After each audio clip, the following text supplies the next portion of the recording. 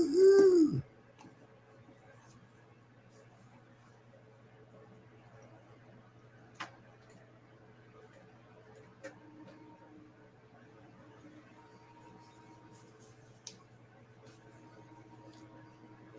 Oh yeah.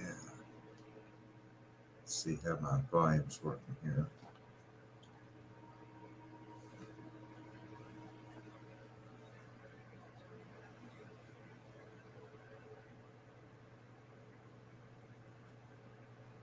Huh.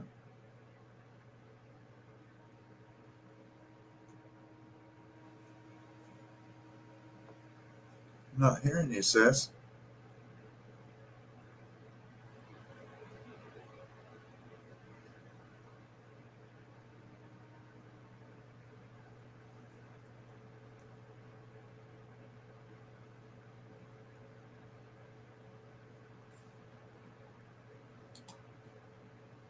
Can you guys hear me now?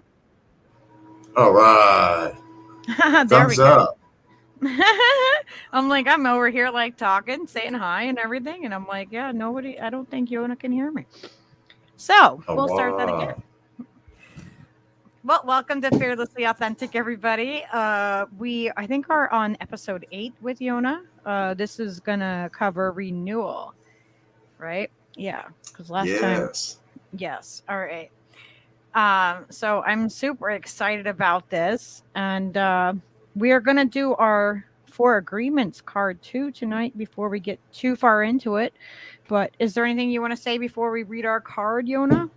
Well, it's only fitting that we're going to talk about renewal on the very occasion every year when we celebrate our annual renewal. This is the what we call the Anskiga, or the snow moon, and particularly this is the snow moon when we have the the Sonoyi Kanoheluski,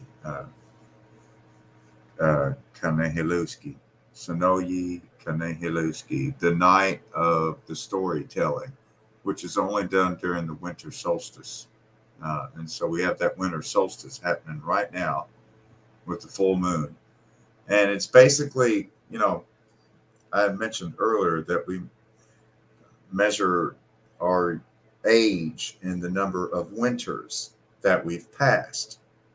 And so the winter solstice moon is basically, technically, it would be the birthday moon. If you make it to this ceremony, boom, you just broke the tape, crossed the finish line, made it to a whole nother year. So it's basically like birthday night. We have a Right. huge, huge feast, and then we have the great storytelling. And the great storytelling is basically like you start out with like Adam and Eve, and then you work your way all the way to you, pretty much. And it's like the clan mothers, and they all just like take over, and all the clan mothers tell their lines of this of relation all through their mother's blood and through their mother's line. So I mean, it would kind of be like genealogy, but like I haven't worked with other genealogists. Of course, within a patriarchy, it's very patriarchy dominated, so it's much more difficult to go back through mother lines because of the name changes and going to different maiden names. Whereas with Cherokee matriarchal genealogy, you have the same issue trying to follow back on men's names. So it's kind of funny whenever I have genealogists look at Cherokee genealogies through the names, because then it really makes them pull their hair out, That's because it awesome. flips the script on the whole concept of your name before marriage, right? Because in patriarchy, your name changes if you're the woman, right? Mm-hmm. Same with the children. All the children will take the name of the male, but I mean, you know, of course, then again, there's Maury Povich and shows like that. So anyhow, the matriarchy way is you take the name of your mother, and your mother is taking the name of her mother, and I mean, I've never seen a woman go on Maury Povich to find out who gave birth to her child because she knows. Anyways, it makes sense, right? Like, It does. It does. oh, cool. Yeah, so I took a picture of the cards that I'm doing because it makes it, just easier instead of trying to show it up on the screen. So here we are, and it says, "Don't take anything personally. Transform your life." And then the second one, let's see. I have to go. Is it that one? Yes. She's getting good at this tech stuff. Wow. There we go. And Somebody's then got to this be one- good at it. I'm just good at making smoke. I just pick things up and put them down. I Yeah. just play guitar. I pick things up, I put them down. Yeah, he takes orders he says, "I pick things up, I put them out." So I take direction well, sometimes. mostly, sometimes. So the back of the card says, "When you refuse to take things personally, you avoid many upsets in your life. Your feelings of anger, jealousy, and even your sadness will simply disappear if you don't take things personally." And so that's awesome. And these are cards that are from the 4 agreements. I don't know if everybody. I can take this off the big screen. Put us there. There we go. Really cool cards, and I just pick one out randomly out of this whole deck of cards, and I just randomly pick one out. I don't even I try not to really even look at it or read it, and I put it up on the screen. I take a picture of it so I can put it up on screen. Nice. And that is an awesome deck of cards, and they also have a book too. Or he has a book, at least one. What is his name? That's all you got to do is write Miguel. one book. That's what they say. You just write one and you're good. And you win. What? I don't know. I'm just interjecting, savagely dry wit that nobody understands. This Is is awesome. Now, you may notice, just to review for our lucky listeners out there, Lucky, a.k.a. Adasana, right? In Cherokee, it would be Adasana, meaning the lucky one. Right? And then for Stever, we really had to dig deep into the old medicine bag there for his name. And it's Kanogistiha, which means the musician, the music man, right? Like the movie, The Music Man, right? What a great movie. Yeah. Yes. Selling those instruments. Yeah. Horny Unicorn's nickname is really kind of androgynous. You don't really know if it's a Mrs. Horny Unicorn or a Mr. Yeah. It's kind of in the middle. So I was like, we may never know. And he's like, I'm post-sex. Or she was, I'm post-sex. And So look yeah. what we have. I'm perfectly cool with that. That's excellent. Nice. Good answer. Osio Leo. She was No, there we go. Ostigation. All right, you want to go on my shoulder? He's What? like backing up, like he likes to sit, like he sits up here, like Mom, no hands, like he sits on my shoulder like that. Ostigina. Nego hila. You hear Yona? You want to talk? Nego hila. You got a stinky breath. Oh my god. Hey, wahoo. Oh, we got to do the friendship song for Leo. Yeah. Definitely. I mean, if we're going to start it off right, I sent all these different links. But Everybody should have a wrench too. If you guys don't have a wrench, let me know. You have all the links over there. In my let's see. I have your links. In my tweeters. So Kanogistiha, Stever, you'll notice from Kanogistiha when I speak about the friendship song, Di kano gida ali'i. Di kano gida, right? Or kano gistiha, right? You hear some similarities going on Yeah, there, right? Right, that's cool. right. Di kano gida means song, right? A tune, a song. Di kano gida. Di kano gida. And so the root of it is kanogi. Whoa. Kanogi. Yes. That's the root. Kanogi. And so kanogi stiha. That means you're making the music. I'm the guy who makes You're- the song. Yeah. Yeah. It's Steve Cutler live, folks. It's the music man, the musician man. He who maketh the music. Yeah, I like that. That's a nice Kanogi. Kanogi stiha. nice Kanogi kind of thing stiha. to it. Yeah. See that is a truly authentic Cherokee name right there, my friend. Kanogi. That's stiha. beautiful. I only got one one name like that before, and it was when I went on Rainbow. And it was ironic because we were in Kentucky. We were in Cumberland Falls, Oh, Beaver very Creek. sacred place. Beautiful. Oh my God, that forest was gorgeous. And they called me Smoke. Mostly, I think because I had a big can of Top and another can of Bugler that I was walking around with, and people would bum cigarettes off me. You're like, that guy over there is Smoke. And like, I was there for a few days, and then that was my name for the whole time. I'm Smoke. So, like the new which name tribe better. were they with there? Down there in Cumberland Falls. Was that the Laurel Mountaintop Band or?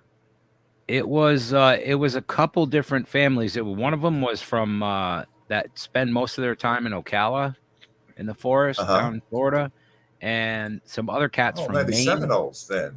Yeah, they were Seminole, and there was a couple people in that kitchen that were like the grandchildren or something of like elders from out of the Seminoles, and a couple of other tribes that forgive me, I can't remember exactly what they were called, but they were from that area in Florida and the panhandle of Florida as well, like Alabama area, right on Yeah. the edge there. I'm not sure That's all what that Seminole tribe is. country there. And well, you got Seminole and also Creek, Muskogee.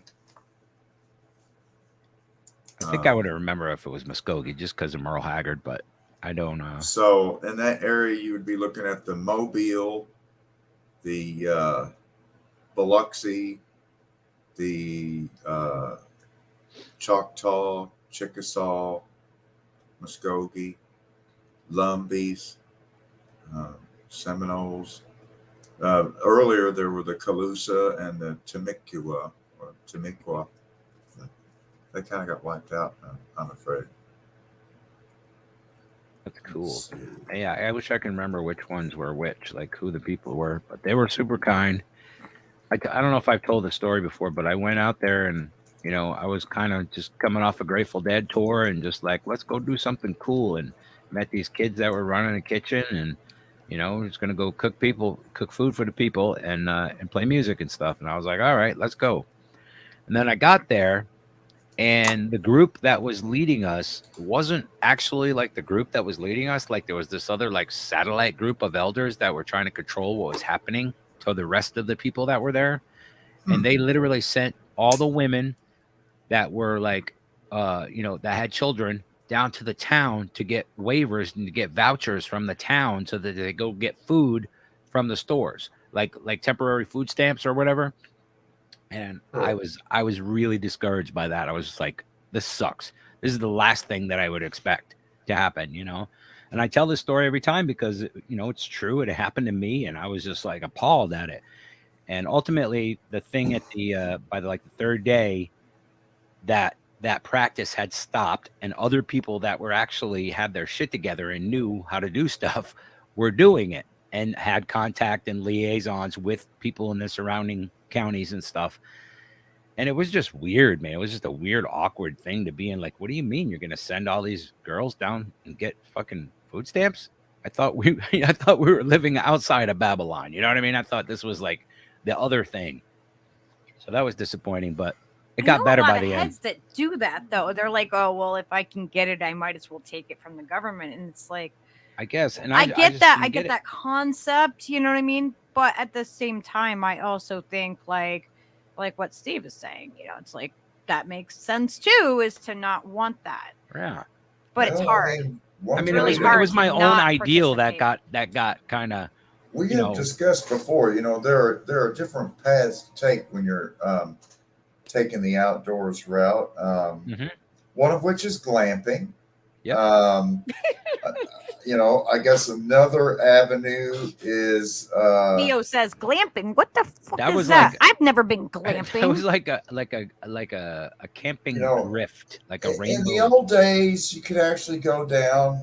I remember I've done it before myself in the old town of Lebanon, Kentucky, gone into the USDA office and actually gotten food stamp coupon booklet, with 1s and 5s and 10s and 20s. I mean, That's what this was, the same kind of thing that was this still would happening. back blow then. people's minds, because J.P. Morgan Chase Bank has kind of taken over food stamps nationwide, and now, I mean, every single state, it's all done with EBT, electronic benefits transfer card.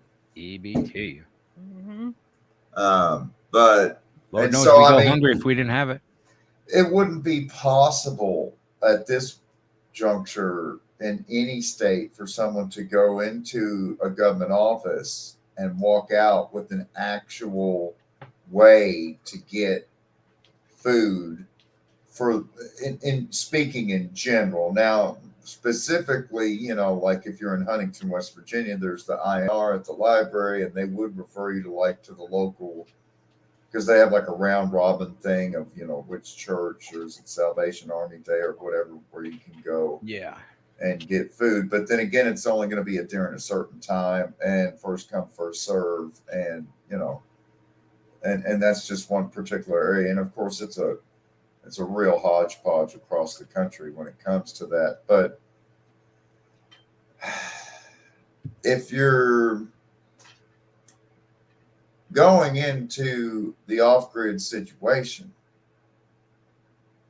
then to me, if you're, as soon as you get off-grid, immediately dispatching people back to town to basically drag, figurative extension cords into the woods, then it's just kind of a low-grade form of glamping, in my opinion. It kind of But is. I'm just throwing it out. I'm just throwing it out there, man.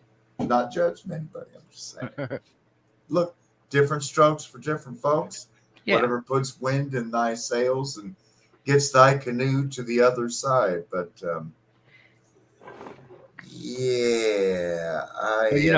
sometimes it just it rubs you wrong, the actions that people take in the name of other people. You know what I mean? Like you want to be invited back here. You guys are going to go inundate this little county that probably has 400 people living in it. You know what I mean? Like it was crazy to say. I do not know of any Cherokee ceremonial stomping grounds that have an ATM. Yeah, probably not. I mean, there are posts where you enter into the ceremonial ground. We'll call it the B and the S post, right? And in order to pass through the B and the S post to get into the ceremonial ground, you have to leave your BS behind. So, yeah. All there should be definitely the those BS posts to the side. All the like again, what your card just said when we started it off here. Just put it all to the side. Mm-hmm. Take a deep breath. Walk through it. We've made it all the way around, a full revolution here. That's why I went ahead and unbinded my hair and let my hair all the way down. It's that time of year. It's all the way down. Did mine, you see mine too. Did you see the question, Steve? Yes, Steve's hair is too. You can. Pensacola Mobile area. It's all the way down in the front. They were saying that he looks like Cornel West if you put him upside down. Did you see the question though? I asked you. They were asking if it was Pensacola, Mobile area, like when you were talking about stuff. Oh, there was kids that were from different. They were like grandchildren of elders of a couple of different. Like, I think it was like 3 different distinct tribes that were traveling together that like met at some other gathering. Another. You're talking about Rainbow Gathering. No, the gathering that those guys met at was like some kind of gathering of the tribes that happens every year or whatever, and they met up there, and then they traveled. Like to what? Kentucky What from tribe there. are you talking about? Indigenous tribes? Yeah, they were indigenous. Okay. was Well, 3 you different didn't ones. specify was all of it, so one of them I'm. was Seminole, and I don't know what the other ones were. Mikasaki? That could be. I know it had like That's a multiple band of some- syllables. If Was I heard it it, Muskogee? it wasn't Muskogee because I would have remembered that because Chickasaw? of Merle. Chickasaw? Yeah. Not How many years They ago? might have been. They may have been tribes from somewhere else too, and I might have had it wrong, like where those kids lived. You know, Oh.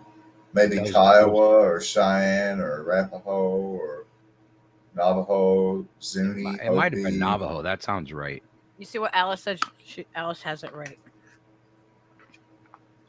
Yeah. See, Alice is smart. Be like Alice. I mean, if you have to bring like your phone or something with you, then that doesn't mean you have to have it on. You know, you can have it off. You can have it in a. I put like when we go out to nature, I bring my phone, but the only reason I use it is for pictures, and otherwise it is in a waterproof box where I can't even like hear it. You know what I mean? Technically, Like, that's a camera. It's not with me for the purpose of using it as a phone. I'm always like, honey, does this grid go with my sleeping bag? Oh my god. Well, I guess, if you're just generally going into the outdoors, again, I guess I understand the impulse to take a cell phone and, to have pictures and stuff, or, to be able to, I guess, call somebody on the cell phone and if you're needing help, I guess. But Yeah, that's the only that's my intention. Yeah, safety reasons. and are valid. in the hyper digital connected world we live in today, with some people, if you just step away from your online digital presence for an extended period of time, they start like freaking out. They start sending troops into the forest to They find have you. they have withdrawals. Like, are you okay? Are you all right? Like, oh, sorry. Like, When you I see me finally- online, it should be a bigger thing. Like if I I'm finally on had Twitter, it put, should be like, like, oh that out look, on my Lucky's on Facebook. Twitter. It was a long time ago. I had to explain to people on Facebook, like, I work and then I like have habitat time where, I go back under the canopy in the forest and collect my herbs and medicines and, so, in wintertime, I'm online a lot more just because the weather's nasty and I'm older and slower to get around. But here, particularly in the last few weeks and months, I've really been felt compelled to try to reach out and try to bring people together and help with this banding together process, because we're going to have to band together to make our own parallel societies, Like it or not, I mean, I guess, there's basically 2 coins to take, when you look at the current pillars of the society and empire. And on the one hand, if you love the master and the master's house on the plantation, did I say plantation? It's a corporation now. Terms have changed. Semantics. Corporation, think corporation, but like, Kunta Kinte in a suit, but his name is Toby Waller. So, I got that image. Thank you. As it collapses, on the one hand, you can still be enthralled by it and think, if we just use more MMNT, or if we just vote harder, or if we just get, if we get better, if we can get a third party going, Nick Brana in the Superman tights with cod piece, he's going to do that, man. People's party, just all this. It's hopium, man. You're smoking Opium, you're smoking hopium, man. You're on that hyssop, bro. On the Put hyssop, pipe down. bro. And no matter how much you hope, it's still going to collapse. Oh, my It's soda. still going to collapse. I mean, it's doomed. All right. On the other side, you can take the, approach of, we got to bring this system down. It's already teeter-tottering. Let's just accelerate the process. And, at this point, it's like a large tree that's already snapped in half at the base, at the bottom of the trunk. It's a long. Think of like a redwood or a sequoia. Okay, this thing is done snapped at the base, but it's still, it's only got like a 10-degree lean. And when the wind blows, every time the wind blows, you hear it go pop, pop, pop, pop, pop, pop, and it leans a little bit more, but it kind of leans back, And it straight goes back. up. And so, again, that's where we're at with the Empire right now. Just kind of start making look at how tall it is and kind of measure that out, like how far that thing can fall, depending on which direction it goes. Make like a circle in your mind and get out of the immediate path of where that thing's going to fall, because you don't know precisely when it's going to collapse. But if your tree house was in that tree, bro, it's a fucking straight up Widowmaker. It's a Widowmaker. You can try putting chains around the base to keep it from falling over. You can put brace boards on the side. Yep. Bro, this big sequoia tree is coming down. And no matter what you do, it's going to fall down. So I think it's going to bounce back in a second. Look how green the bottom. We're going to have to make our own parallel structures. I mean, whether or not we want to. I mean, we could probably make a pretty nice lean-to out of that log. The broken pieces. We could probably build something nice off to the side of that. Snaps and falls all the way to the ground. Then we can pimp it like a team of Ewoks on the planet Endor. You know what I'm saying? But in the meantime, until that burst of splinters, that magical moment happens when this big Widowmaker 40-foot tall tree that's 20 feet wide falls down. I don't know how many tons of hard organic matter that is. As the whole U.S. as the metaphor, it's got to be billions. Going to be a lot of powdered cellulose in the air. Yeah, quite a bit of cellulose. Powdered cellulose or sawdust. We can make rolling papers out of the cellulose. Fun fact: there are a number of foods available at your local grocery store. If you look closely in the ingredients, it will say powdered cellulose. If you are ever wondering what powdered cellulose, the anti-caking agent additive commonly found in your favorite, shredded and powdered cheeses, like Parmesan cheese, Romano cheese, any type of blended cheese that's got powdered cellulose, that's sawdust. Yummy sawdust. Isn't that fiber? Delicious sawdust. The more sawdust you put in it, the less cheese it's got, but it's still the same price. Hey, remember those American we just increased slices profits. of cheese? We just increased the profit. The Kraft singles, like cheese things that come in wrapper. Ugh. Oh, those are so bad. I grew up eating that crap. Like, it was like, you're going to have a cheese sandwich and a cup of Kool-Aid. And it's like, oh my God. Like, I remember how did we survive growing up on that shit? I remember one time. And really the nastiest thing of all that would be the white enriched slices of bread. Oh, yeah. You don't want to know what's in that, Lucky. Dude, there's Talk about some hairy shit. That cheese, that fake Kraft single stuff That's what I was just talking on a about. slice of Wonder Bread. Oh, yeah. If you Yeah. leave it outside and it's not in direct rainfall, that son of a bitch will last a decade. It will just be there. The insects don't want it. Nothing. They're just like, nah. Same thing with the McDonald's burgers made out of the same stuff.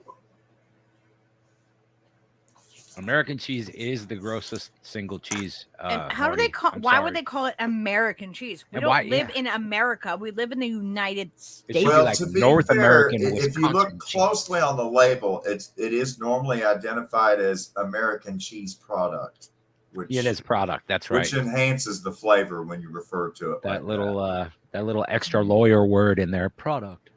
Oh, that smell Omar. is that cheese product smell? That's new cheese product smell, isn't it? New Fresh cheese out of product. the cellophane. Remember that cheese Yeah. product smell from the Chef Boyardee SpaghettiOs? What about like the Velveeta Oh. or the canned freaking cheese whiz shit? I thought they figured out how to synthesize baby vomit and put that in with the noodles Humor. because that's the exact same smell. Like if your child pukes on you and you're like, oh, that's so nasty. And then you open a can of Chef Boyardee SpaghettiOs, it's the same smell. Very same thing. I never liked. I don't know how many babies were injured in making SpaghettiOs, but damn it. These people must be stopped. Or like when you got the really, really cheap generic mac and cheese mix box. Like it's literally a white box and it just says in black letters mac and cheese. And it's got the old powdered pouch, it's got a paper pouch inside the pasta in the box that you rip open. And it's got the delicious looking orange sawdust, that you mix with your butter and milk. I like the old sawdust, the kind from the 80s. That was when the sawdust was good. It kind of looks like the orange sawdust that the school bus driver would sprinkle on vomit in the school bus. Yes, very similar. Let's not like again back to the baby puke. All right, let's see this. I'm frustrated about the state of advancement regarding movement on this matter to no end. Why does it feel like no one is prepared to understand that? If nothing changes, we keep engaging policy actions like failed politicians repeatedly falling, but we don't change our strategies or improve OPSEC. It is true. Operational security. Yeah, operational security. And we are fundamentally at least talking about those kind of strategies and any sort of strategies that people have. This show is a venue to discuss those things. Well, absolutely, but I think that what they're let me know range control, but I think like what is also being said here is like people are focusing on they're not focusing on the larger picture of things, right? Like they're kind of like just ignoring what could actually make a change for us. What are you looking for? What? That underneath that black thing right there is an envelope. Well, we were lamenting this just a minute ago, Lucky, when we were talking about, basically lampooning this idea of just vote harder, what did they say about Biden? We can push him left, I know, and I'm pissed. I'm like, how the fuck are we gonna do that? We can't even get the left to move fucking left. Are you goddamn kidding me? Like they're not even left. The faux left is not even left. It's like, are you kidding me? This is so stupid. Nothing sandwich. I mean, when you're done spinning your wheels and the great debate of what's better or what's the lesser of two evils, poopy pants or Cheeto dick, when you're done spinning your wheels between that, the giant douche or the turd sandwich. Yeah. Eventually, you're going to realize that you're just an animal like all these other animals, birds, fish, plants, everything else living on this planet. You're just like it. It's the same life force. You just happen to be on two legs, walking upright, and you eat and then you drop turds behind you. And I mean, that's pretty much it, just kind of strip it down real simple. And, so much ego gets in the way, so much human centric. I mean, you have to peel away all these layers of ego, and it's particularly so with the Aniwodi, with the American, because as Lucky and I have pointed out before, of this whole false narrative that's constructed pertaining first world, second world, third world, fourth world, and until you've gotten a passport and actually traveled outside of the United States. I don't want to hear you talk about how America's a first world country, not like these third world shithole countries. And it's like, let me tell you something. Go travel in about 4 or 5 other countries for at least a week in each country. Then come back to the United States. Let me know what your opinion is then about the whole shithole country thing. Could you stop using those, please? I'm just gonna warn you right now before you do that. It's gonna be like a gut punch. It's gonna be very humiliating. It will blow your fucking mind how far in the fucking Stone Age the United States of America is compared to everywhere else. Everywhere else got 4-lane freeways. Everywhere else got trains. Everywhere else got hospitals.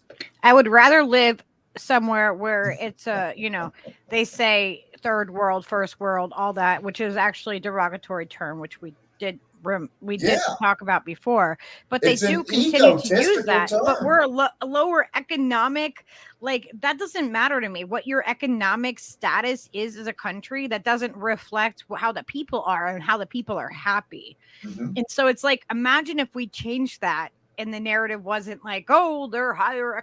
Like, why is a country based on economics? Why aren't they based on the happiness of the people and the thriving of the people? You know what I mean? Like it's all integrated to go back to how much you make. And Cherokee and Jalak-Gawan-Histi,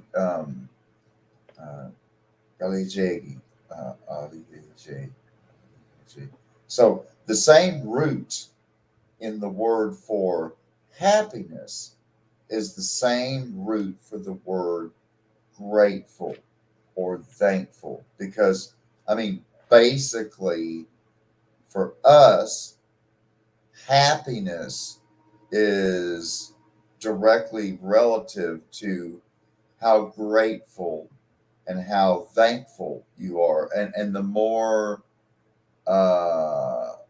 appreciative you are of the people in your life, of the relationships in your life, the more you take stock of what you truly have to be thankful for. I mean, that's what truly brings happiness in terms of the Cherokee perspective. And I mean, really, if you think about it, for people that are just constantly wanting for more, trying to keep up with the Joneses, man, they've already had 4 shots and I've only had 1. I got to catch up, Mm-hmm.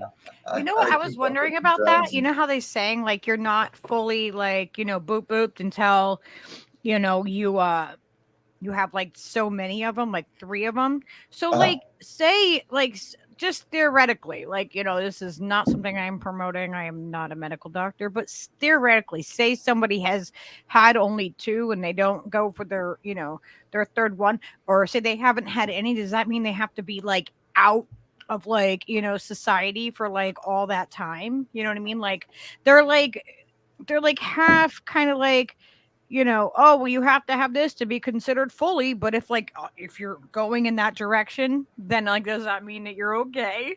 It doesn't, like, it's not even a question of like whether you should or shouldn't, because you know how I stand on that. But like, how are you even gonna like, how does that logically make any sense to anybody? So like, say you're gonna go and you're gonna start getting them, and then you have to spend like the next 2 months like away from everybody else. You can't, Yeah, because you need fucking 2 weeks, 4 weeks in between. Yeah, because of all the Yeah. in between time. It's like you can't just go get 3 at once and be okay. So where you been, Bob? Well, I took 90 days and made sure I didn't have COVID. Oh, what happened to you yesterday? Oh, I got COVID. Did you see up here what Steve, you're shaking the whole table. Did you see what range control set up here? No. I can't see when I have the keyboard on this. The show cannot be a fundamental show me. portion of the communication strategy. Bottom of the Okay, screen. that's one of two. Yep, and then here's the second. There. Oh man, we're getting to use all my Scrabble words tonight, especially as it directly opposes OPSEC as communication is being implemented directly onto their agency sponge network. So careful with your messages. Message. Charlie Brown. All right. Yeah. So, in other words, bringing up the issue of the bandwidth of the platform. And, here's the thing about it. I was just talking about this analogy about the great redwood or sequoia tree that has already, if you've ever been in the forest, you've maybe on occasion seen a tree that's hollow at the trunk, at the bottom. It's hollowed out at the bottom. I have a picture of my daughter and I standing in one. And eventually a strong wind will come and maybe snap it from, the top of the tree is intact, but then about halfway down, you see a split coming down, and then you get all the way down to where the hollow part is, and it may be 3 or 4 feet wide, where it just kind of just rocks back and forth until finally the next big windstorm knocks it completely and splits it all the way over, and then it'll leave half the tree stump sticking into the air, sometimes 30, 40 feet high, just like a knife's edge, and so in that regard, it's inevitable. What's going to happen is going to happen. In that same regard, the creation of our parallel structures is going to happen. So, I'm talking about it more in a generalized sense of what's taking place as we speak. In terms of the particular communication that's needed in terms of, operational security, in that regard, we would still have to engage with some type of form of messaging, and I guess in that regard, you get into, cryptography and things like, that's, one of the reasons why I volunteered for the U.S. Army wasn't so much what I could be taught to do, but more what I could learn while there. And so I went in specifically to learn more about how they do cryptography and counter cryptography, and then interrogation. And of course, I also got to learn languages and singing in the Russian choir with Marina at the Weckerling Center there at DLI, and got to learn Cyrillic. But my main language was the letters, the language, the culture of Arabic, Syrian dialect. And so, after that, because I had been at the seminary studying theology, and it was very clear to me that we were on the brink of, where we're at now. I could see it then. And so, I thought, clearly, we're being studied. But the thing about it is, there's all kinds of people like me out here that have already been all the way up inside the little machine with security clearances and all that shit. And just tens of thousands of us out there. It's all been inside your machine like fucking termites and fire ants and shit. Fucking everywhere, man. Just keep taking notes. Keep recording. We're everywhere. I mean, I'm not scared. But by God, they are. They should, because they know they're going to lose. There's nothing they can do. They're pulling out all the stops. But, you know, and it works with some. Not all. I mean, you know, some are hard to kill, like Cherokee, for example. Right. Aniwodi. You know who's resilient, you know, like you know what you know who like are the resilient people, or the people that have survived the freaking imperialism. That's what I always say. Like, everybody's always like shitting on these countries of these people that are fucking impoverished because of capitalism and because of the way things are.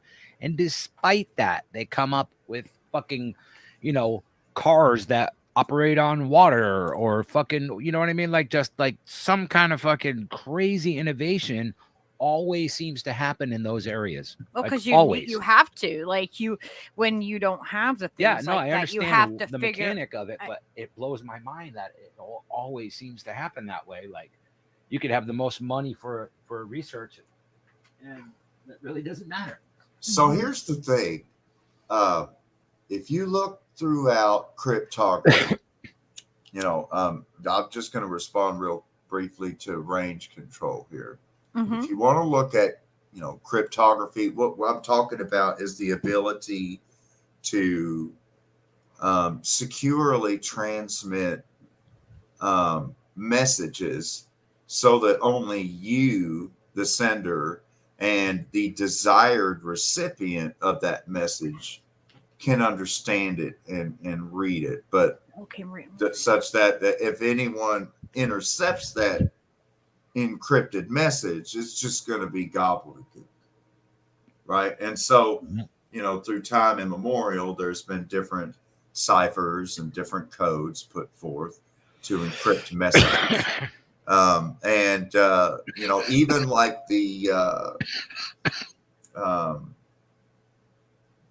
in World War II, there were the Enigma ciphers, for example, used by the Third Reich.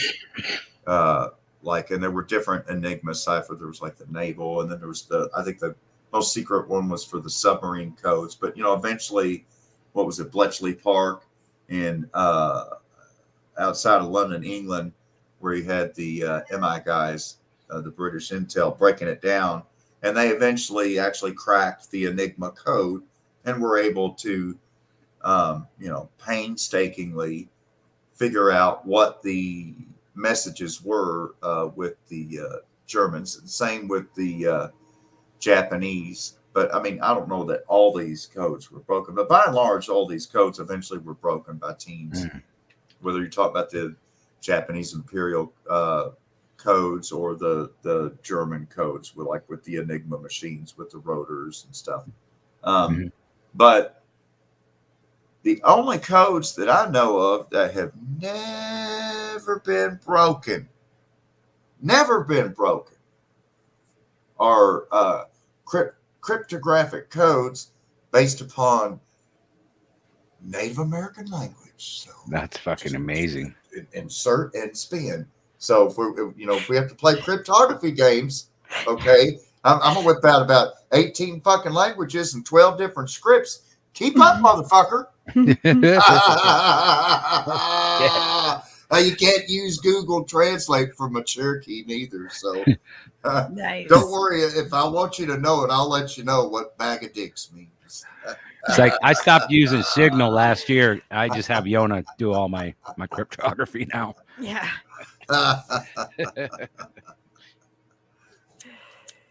See, here's the thing about it.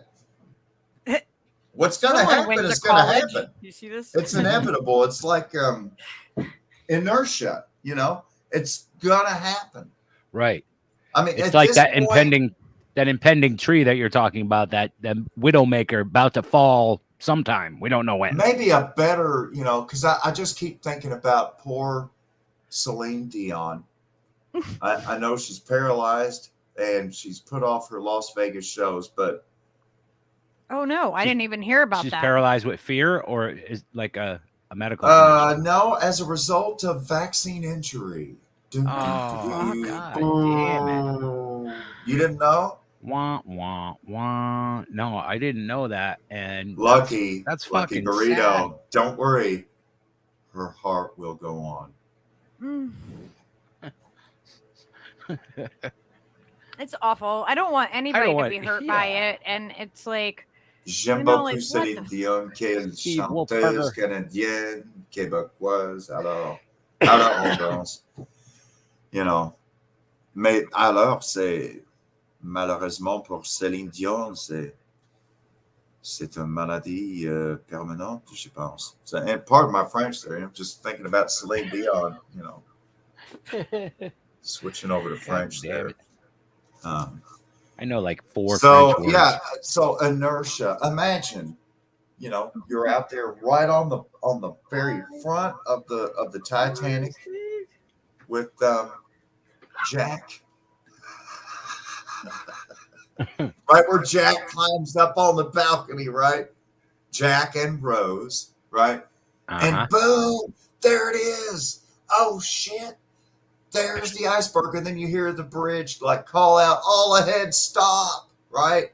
Yeah. And they cut the engines and they're like, throwing the rudder and everything.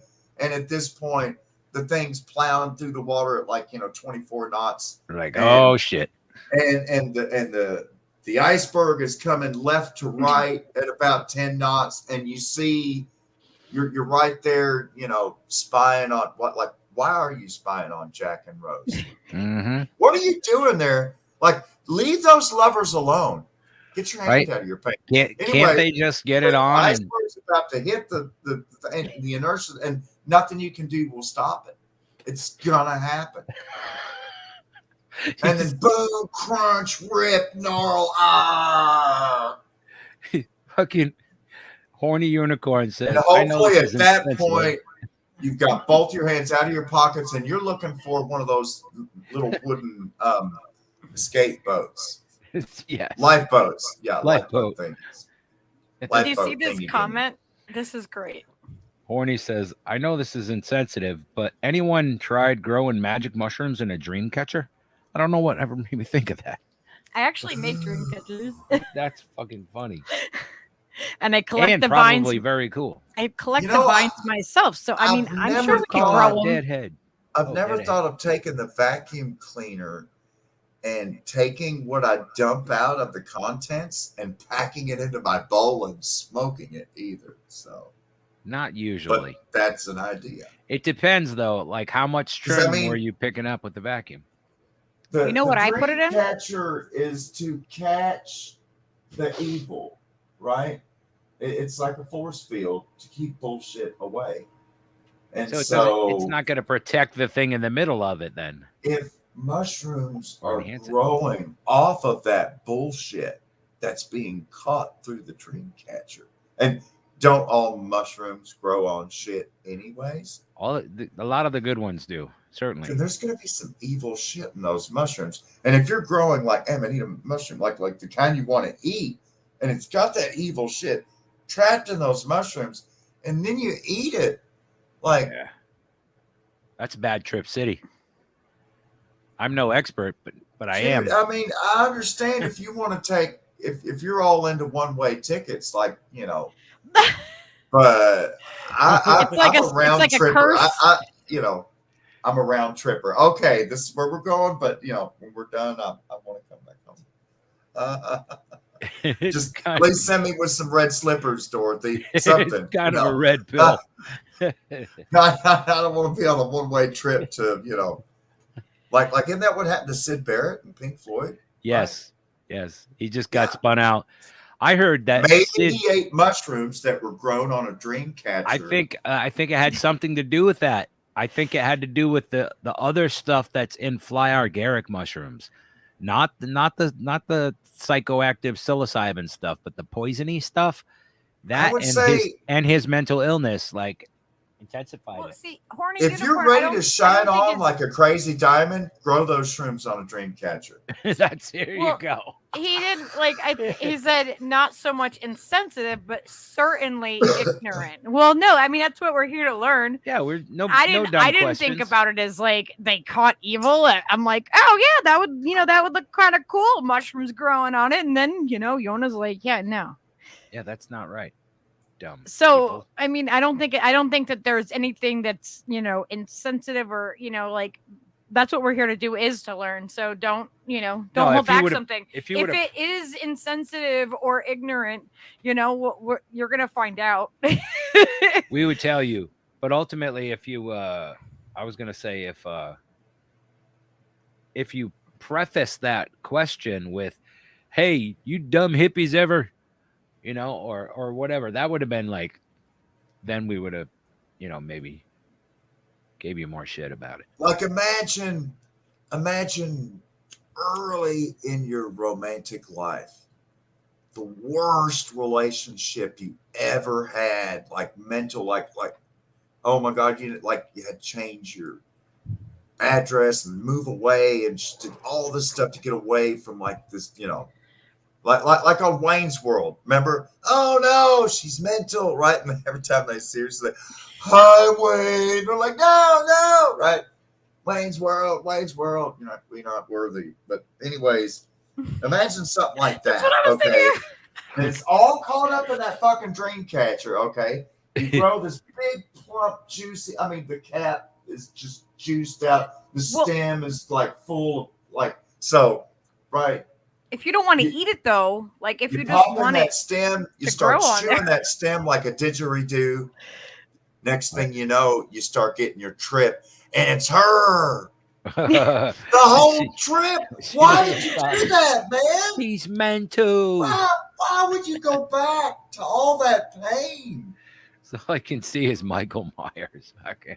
Oh God! Like, man, I want to take this mushroom and relive the shittiest fucking time of my life. Yeah. No, It might encapsulate like the entire 40s in it, in one mushroom if it was grown that way. But I missed the whole point that I was thinking the dream catcher is like a protected area, right? Like, so I missed that. Like, that's a fucking force field, not a thing to put things in to make them positive or safe. Dream catcher's like one of those purple lights that you hang out on your front porch. That when the bugs fly into it, it goes bzzz, and it zaps the bugs. Right. Like you know what I'm talking about, like a purple bug zapping light. Bug zapper. That you hang on the porch, right?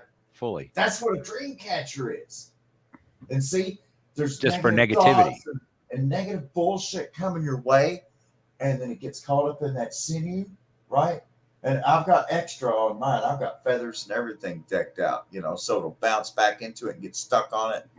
It's like or like fly paper, or anyways. Yeah, the feathers are like fly paper for evil. That's awesome. Yeah, I actually make my own dream catchers. I think most of them are put away right now, but I have ones that are like 2 feet, like 2 feet wide, and I actually collect all the vines and things myself. And a lot of the feathers that I use and stuff, or ones that I found out in nature, or wings that I processed. So yeah, I mean, I get though what like where. Like Alice said, like they grow off of shit. So maybe that was the point, because the shit gathers there. So that totally makes sense to me. That's kind of where I went at first too. And then Honest also said though, is that you don't harvest them near the road because they're a bioaccumulator.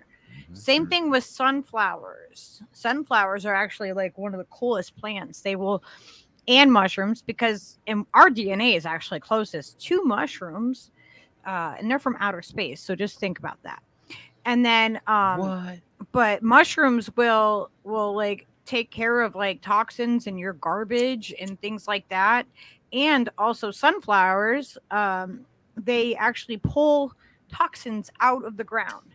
So like they could be using those at like oh my god, all the toxic places. Yeah, Fukushima and all this. Yeah, that's what. And they could be literally pulling it out because they absorb it and they take it, they process it out of there. So, and like it's insane to me that we have these natural things that will do what we need, but they're not being utilized. It's pretty amazing. When there was a big oil spill in the Gulf of Mexico, the like islands off the coast of Florida and Alabama, I think, or maybe it was Texas. But those islands right there, they fucking inoculated them with mycelium, ones that were like covered in black fucking crude oil. And then they come back like a month later and the whole thing's growing grass and there's fucking birds and all the things are back to normal. Like it literally ate up the oil and just brought it back into itself. And now what's you know cool what I mean? is The oil came from the earth, so with that cleanup, amazing. BP was responsible for the Macondo leak there at the Deepwater Horizon in the Macondo oil field there. Yeah, actually, within the state of Louisiana is where it happened. Oh, and it was the islands there in Louisiana and Alabama as well, but particularly Louisiana. And when it came to paying fines to the EPA, they're required to boom, which is where they basically surround a floating boom around a floating oil slick that's riding above the surface of the water. Yeah. And they're required by law to boom up, to suck up all the oil that's floating on the top. And then they have to pay a fine for all of the oil that they sucked in, which they want to recover anyways, because that's still revenue floating on the water. Absolutely.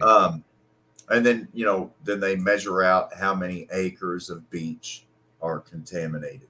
So there was so much in the water that just kept floating and bobbing up to the surface that they ended up using what they called a dispersant called, literally brand name, Corexit. Oh my God.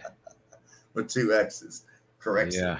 And they sprayed it everywhere. They sent up planes, and wherever they see oil slicks and stuff starting to bob up to the surface, they would douse that whole part of the water with the Corexit, which would then cause the crude to instantly coagulate and clump and clot together. So it would then sink make down. Cleanup a lot easier. No. That's to hide it all.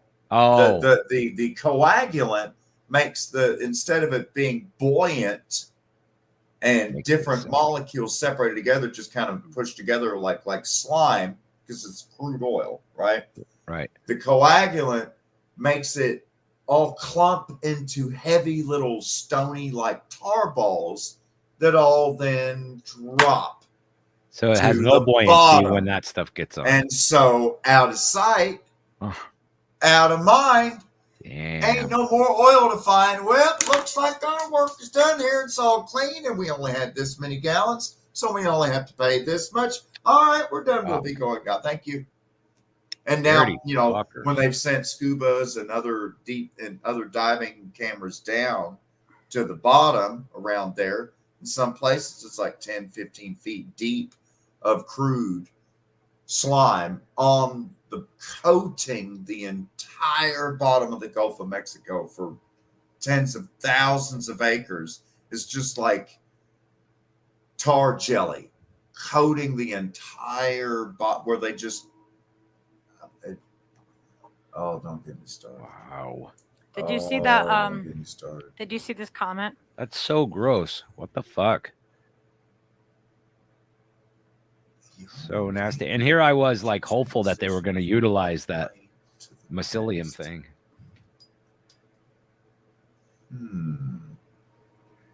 I would say dream catchers are like edible urinal cakes of energy transition.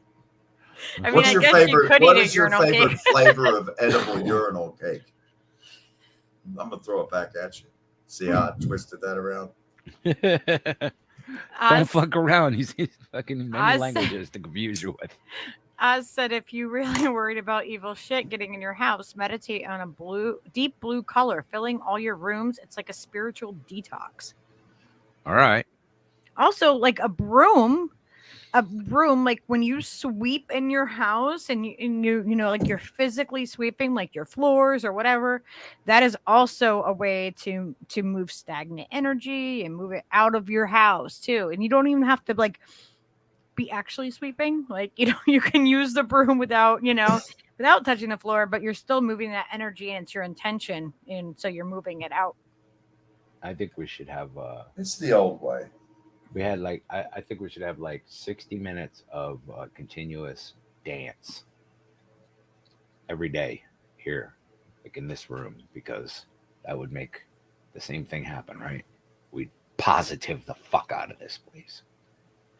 People will be like in good moods next door and stuff, coming over giving you sugar or whatever. They're like, hey, you need some milk. That's why we that does happen. What are you I know, talking but I about? want to dance. Then dance. No one's right. stopping you from dancing. I'm just trying to be helpful. Okay. All right. He wants to dance. I already dedicated it to Leo, the friendship dance song, the friendship song, the Kanogida Ali. So, yeah, did you find that? Was that queued up? The friendship dance. Let me see. I sent that in. Are you On the kidding me? There it is. Hey ayo, hey ayo, hey ayo, hey ayo, haweya, hawahiyane, hoyane, haweya, hawahiyane, hoyane, we ha, aho kanwa. Hoyane, Yahoo Kanewa, Hoyane, Yahoo Kanewa, Hoyane, Yahoo Kanewa, Hoyane, Weha, Heyano Hawe. This is happy. Hey, I know how it. Hey, I know how it. Hey, I know how it. I know how it. Hey, yo, ho. Hey, I know how it. Hey, I know how it. I know how it. Hey, yo, What? ho.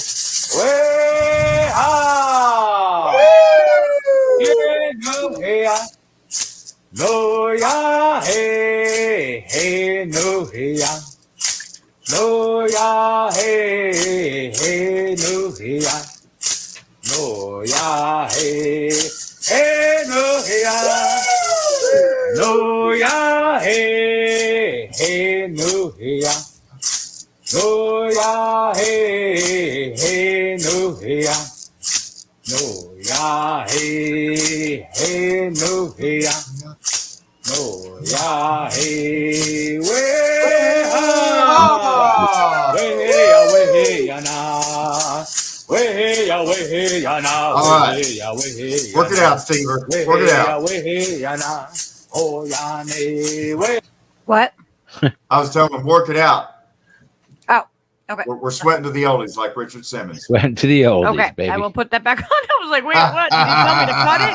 These paintings are amazing looking. Yeah, the only thing that makes me sad about it is seeing the guns. No. Guns are a very real part of life. Yeah, Well, Well, it makes me sad to see them in native, indigenous, like,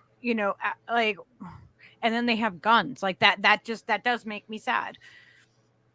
well, I gotta say Yep, sorry. that just in response to the guns, it was a very, very positive development when we got our hands on guns. It led to victories for us, you see, because when they showed up with guns and we had rocks tied to sticks, it wasn't really a fair fight. You know what I'm saying?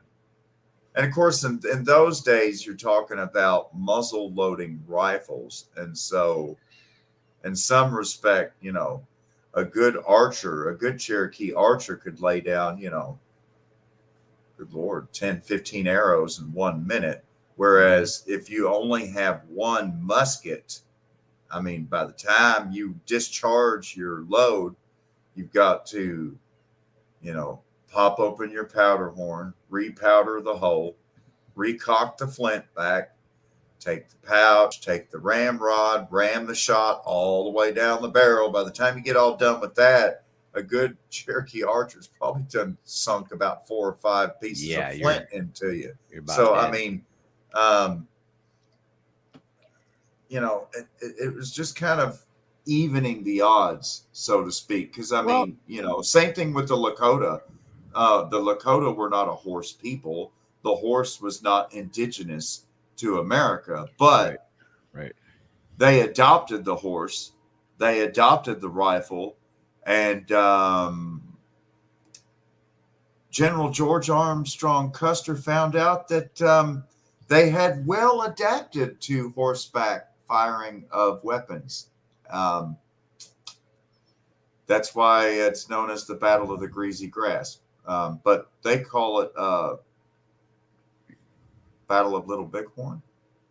Right? Well, the reason that it makes me sad is that it just is a reflection of the colonizers. That's what I see it as sad. You know what I mean? It's like, I understand that it made it more even playing field, but it's the evil that came along that brought it there. You know what I mean? If you think about it, that exchange of war technology, I mean, we consider it from our perspective that, what most Americans would consider the Great War or the First World War, they consider that to be in the 20th century, after what was it, the Archduke Franz Ferdinand is killed in Sarajevo, or then there was also the sinking of the Lusitania, which led to, anyways, that's considered World War One, and then Hitler and Tojo and Hirohito, that's considered World War II, fighting the Japanese and Germans and the Italians, who are this way, that way, every war. So, but for us, the First World War is with European contact and their lust to take all of our land and kill all of our people.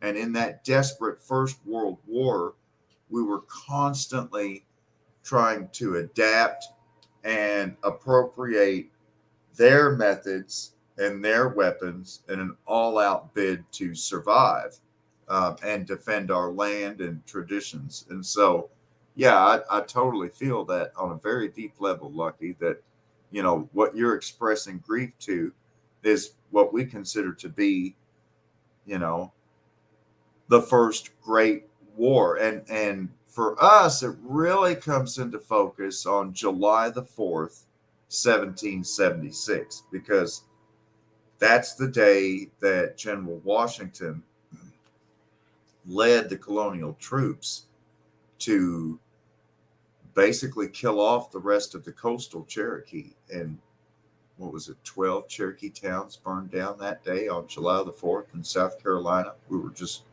basically completely evicted entirely from the state of South Carolina.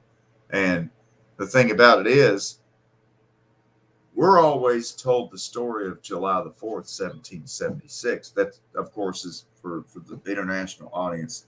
That's the day that the Declaration of Independence was signed.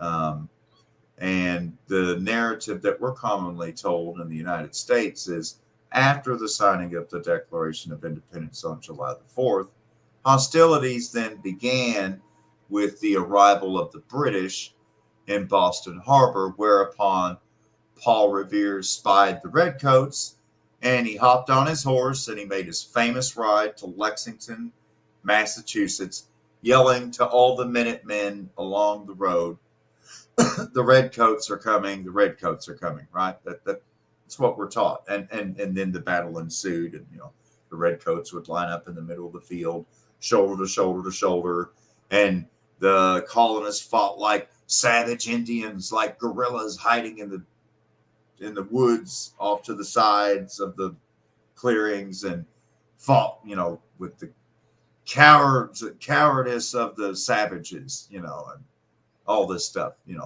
but that's how it's pitched.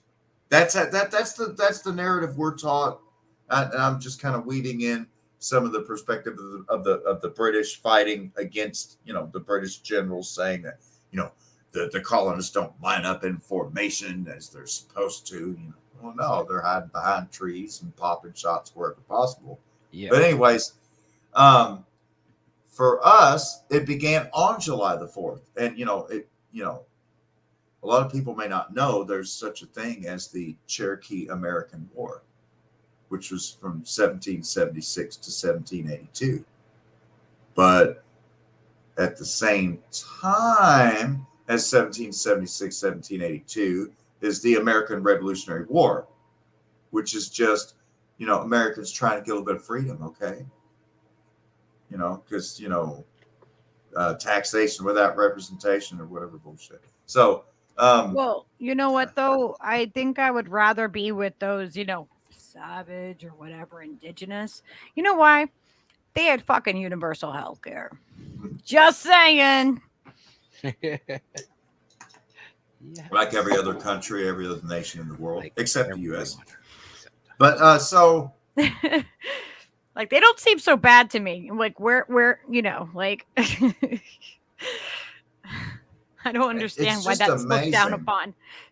It's really amazing how the Cherokee War is just so completely overshadowed by the American Revolutionary War. But the truth is, they are one and the same. They're one and the same. I mean, after Washington burned all the Cherokee villages to the ground, he then went after the Tuscarora and burned their villages down. They were in North Carolina. So the Tuscarora went up north and took refuge in the Finger Lake region of upstate New York with the other nations of the Confederacy of the Iroquois. And they formally joined the Iroquois Confederacy. They're still one of the member nations to this day. The Tuscarora, along with the Onondaga and the Mohawk and the Mohegan and the Cayuga and the Seneca, the 6 nations. Because there were 5 nations and then the Tuscarora became the 6th. Again, 1776, right? And the Mohegans right close to you guys, Mohegan Sun. So, and we are on Mohegan land, like currently. We are on like Mohegan Pequot land, like that. We live on their land. And so the Tuscarora in 1770s flee up to the Finger Lake region as their lands are destroyed in North Carolina. Their villages are burned to the ground. And so then Washington then goes, what is it, just after Valley Forge, I guess as a morale boost, after losing to the British a couple times. This is before crossing the Delaware and going into Trenton. They go up into upstate New York and then start destroying Iroquois villages to the ground. And so before Washington ever got to Iroquois country, the Cherokee and the Tuscarora and other tribes had already, the word had already gotten out. And they already had a name for Washington, Conotacarius, meaning town destroyer. Town destroyer, right? Because Jesus goes to every single town, pulls all the crops out, burns every single building. They take all the women as prostitutes. They kill all the children. They kill all the men. And they just go from town to town to town. The colonists, led by General Washington, with his fake teeth, his dentures made of the teeth extracted from the children of his slaves on Mount Vernon. They were not made of wood. They were made of the extracted teeth of his slave children. Wait, say that again. That's fucked. George Washington's fake teeth, his dentures. We were taught in school that he chopped down a cherry tree and that his teeth were made of wood. That is a complete and total lie. His teeth, in fact, were made of human teeth extracted from the children of his slaves on Mount Vernon. Number of his slaves on Mount Vernon actually escaped and fled the plantation. And awkwardly enough, while George Washington was president, he was constantly putting out newspaper ads begging people for tips and to help him track down and find his slaves and bring them back to his plantation. Like Ona Judge, like Billy Jefferson. Anyways, I digress. There are receipts. It's all documented history. Sorry if I'm ruining Washington for you, but no, I think that is so important for us to know the actual real truth, and that's why we keep repeating it. It's because it's been whitewashed, and it's like, oh yeah, no, we're the good ones. But when we did the stream that is traditionally on, what everyone celebrates is Thanksgiving. I do not celebrate that holiday. The fact is that after the 1900s, they erased anything after that of Native American, indigenous history, and it became American, United States history, and they just took it all away. How the fuck how is this just acceptable? I mean, I know how it happened and all that, but it's just it's really this it blows simple. my mind. People have heard of the Mason-Dixon line, right? That kind of defines the North versus the South, all right? But really the most significant line in terms of colonization by the European onto the back of the Amagasli-Dogsy, the Sacred Turtle Island, that's the King's Proclamation line of 1763. Excuse me. It basically follows the Appalachian Trail. We're talking about the Eastern Continental Divide. Yep. That separates the waters that flow into the Atlantic from the waters that flow into either the St. Lawrence Seaway or the Ohio Valley watershed. Yep. And so that defined the western border of all the colonies from New Hampshire and Massachusetts and Connecticut and New York, all the way down to Virginia, North Carolina, South Carolina, and Georgia.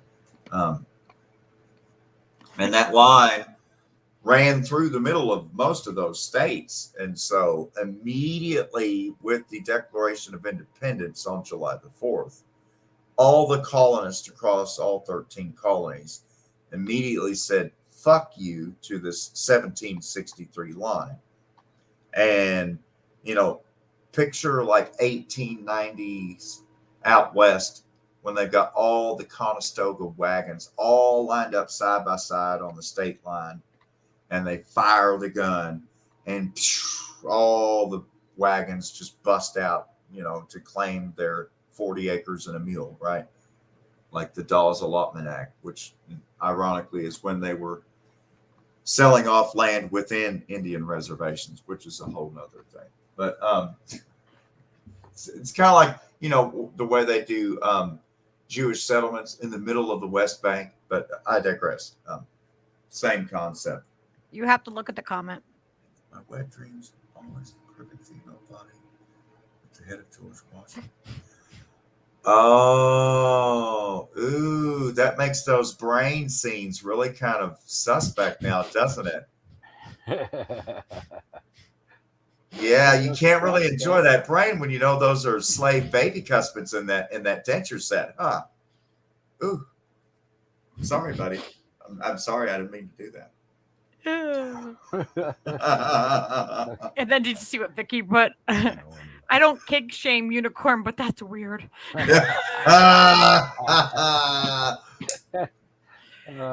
And this is why I love doing this, because we can talk about the most horrid things, but we have funny fucking ways to, best to comments deal ever. with it, We have the Alright. best audience I'm ever. putting a Oh link my God. in the room and or a thing in the chat that you got to highlight, because this is like my favorite indigenous language thing, like word of a thing that's near us. Let's see. Did it go? Okay. No.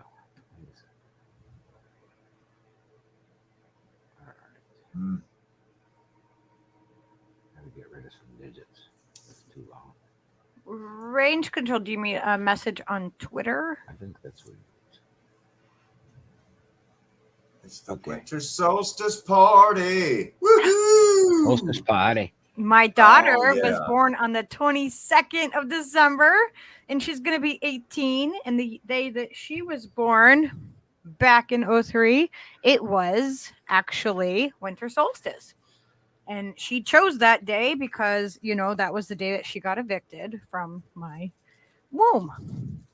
So I feel like, she was like, no, I'm not going to be born before then. Did We've you have come the full sheriff come circle. in? We've come full The circle. sheriff did Full not circle. evict her. They did put Pitocin. They had to kick her out with Pitocin. Okay. The old Pitocin strip. Yep. It's like, what is this? Did you pull this out of a fortune cookie? Oh, you're going to think fortune cookie. Yeah. I was like, wow, that literally looks like, it's like, is there anything written on that, Doc? No, it's just a Pitocin strip. Wait, what is? You didn't all break this? that out of a fortune cookie now, just did you? And I think it took like 3 hours. Then boom, my first one was here. This Dolly one, Ski Steve. Ski. Like, what are we talking about here? I was trying to point out the name of the Webster Lake. I put it up there. I'm asking you to explain it to everybody. It's the name of Webster Lake, apparently in the indigenous language, which I'm not sure who the people were that lived there. That is way freaking hard. I wouldn't even. That's really long. Is that real? It is. Yona, can you verify this? It's real. It's as real as written on the sign. That's Wampanoag. That's Wampanoag with all those G's in it. Wampanoag? Yeah, Wampanoag. I used to live in Wampanoag, Rhode Island. It's Wampanoag right there.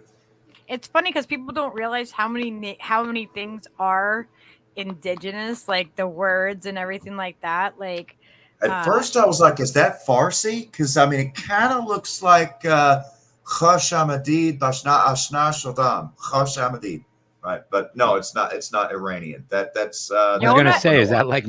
Were you just speaking like some sort of Muslim? I was going to say that Yona doesn't make this up. He actually knows this stuff. No, that's Persian. He's not fucking with us. That's Persian Farsi, like they would speak in Tehran. So, if I hadn't set enough red flags off tonight on this YouTube stream, one more time. Can you just say Iran one more time, please? One more time with the Iranian Persian Farsi. Khoshamadid. And of course, we're all for that. There must be whatever the imperialist protocol is. We must have it. I don't know. All right, like let's see. It's I can't think. I'm not quite sure what the name of the current leader of Iran was, but it was Ahmadinejad. Ahmadinejad, but now it's Omar, somebody else. But namaste. I anyways, hope you come back and watch the rest later. sorry to my Wampanoag friends, about the pronunciation there. That's Yeah, a when we lived there, I used to go to that. I lived in West Warwick, which was like right on the side of Wampanoag, and everybody called it Wampanoag. yeah. It wasn't, they didn't. I'm just going to nobody call that pronounced water anything. body Lake Webster because it's Yeah, easier. well, that's what everybody does. I just figured I'd show you and be like, do you know how to say this fucking word? Wow. It's crazy. It almost looks like one of those really long, like Welsh Gaelic, Like the ones that are songs.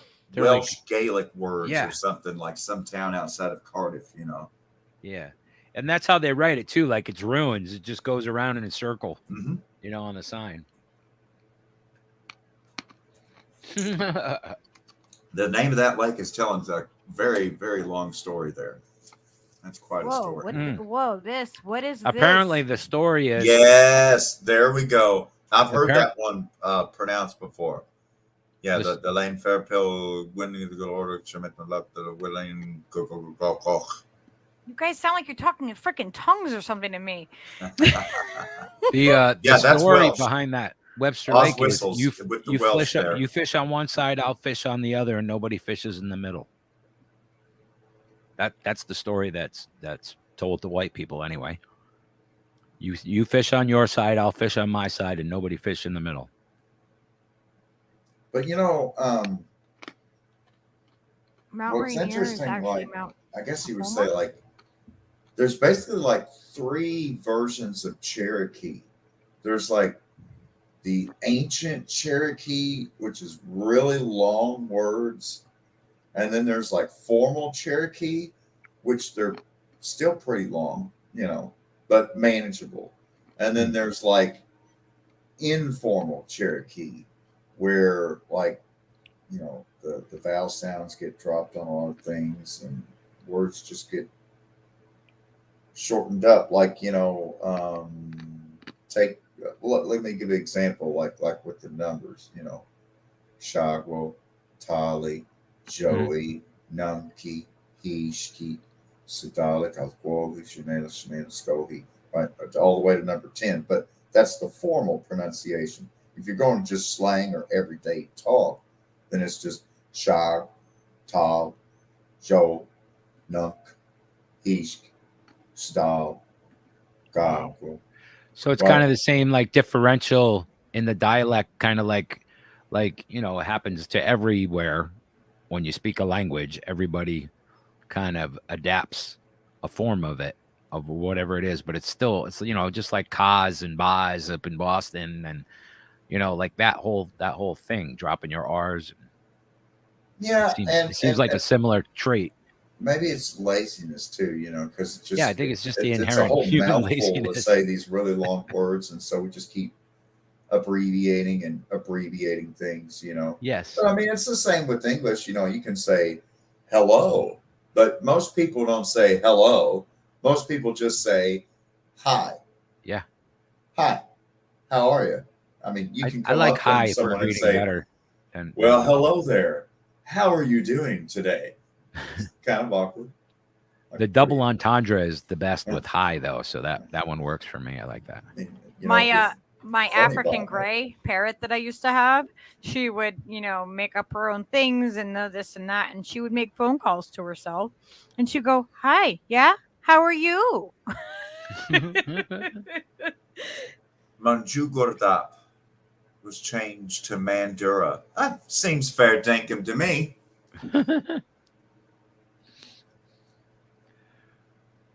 Yes, Raisi. Thank you, Aram. Yeah, Ibrahim Raisi. Yeah, because I follow, there is a university professor who I've followed for a number of years. Professor Saeed Mohammed Morandi, and he actually answered a question that I asked of him through an interview he was doing with Richard Medhurst. Sweet. That was so cool. Oh my god! I gotta. Yeah, I think you told us about that. Like, Yeah. maybe, in the first episode or second episode or something like that. And I I recall totally have failed. I was gonna reach out to Richard Medhurst, and I didn't. I need to, since I want to get Oh, I ain't worried you about guys on a that. stream together. that. It'll happen when it happens, and It it'll will. probably happen. We gonna manifest that shit. Okay, so this is Welsh pronunciation is almost entirely foreign to English. Mm-hmm. And then Horny Unicorn said Native Americans learned everything they know about a place's names from the Welsh.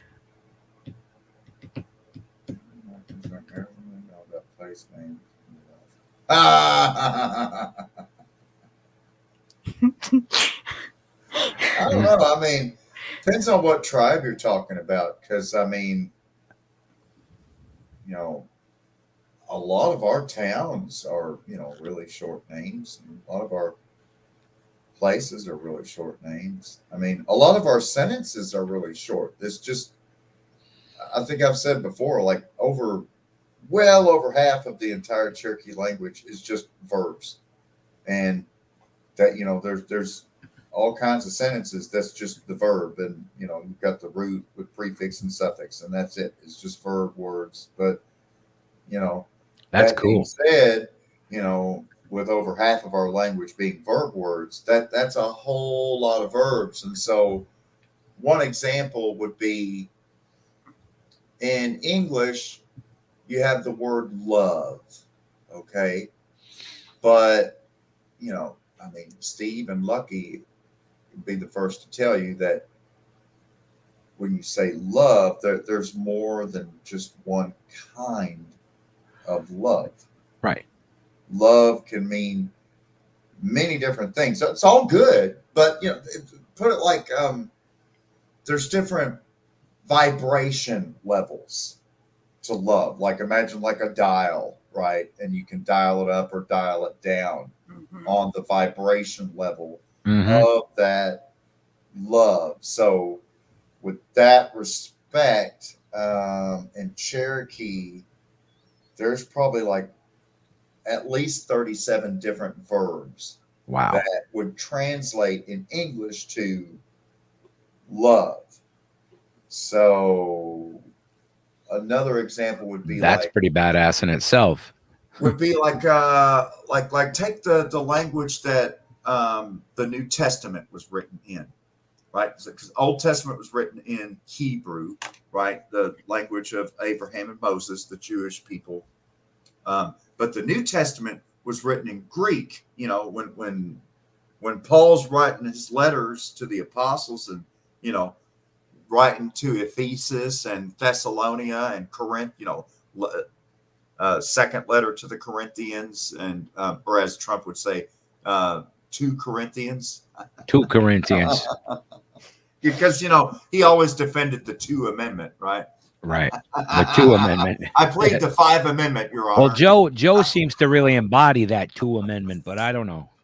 That's a whole nother too. You are freaking hilarious. So I got sidetracked. So we're talking about 2 Amendment. What was that? Oh, the New Testament written in Greek. And in Greek, for example, when the Moravian missionaries were living with the Cherokee in the late 1700s, just before I was talking about the Revolutionary War and the Cherokee War at the same time, when they came racing across the Appalachian Mountains to claim all this land. George Washington being the number one claimant of lands west of the Proclamation line. You see, Washington was the general of the Continental Army, and he became the first president of the United States. Now, between 1763 and 1776, all during that time, he kept coming into the Ohio Valley, marking trees, planting cornerstones, claiming land. By the time he signed that Declaration of Independence, along with John Hancock and many others, once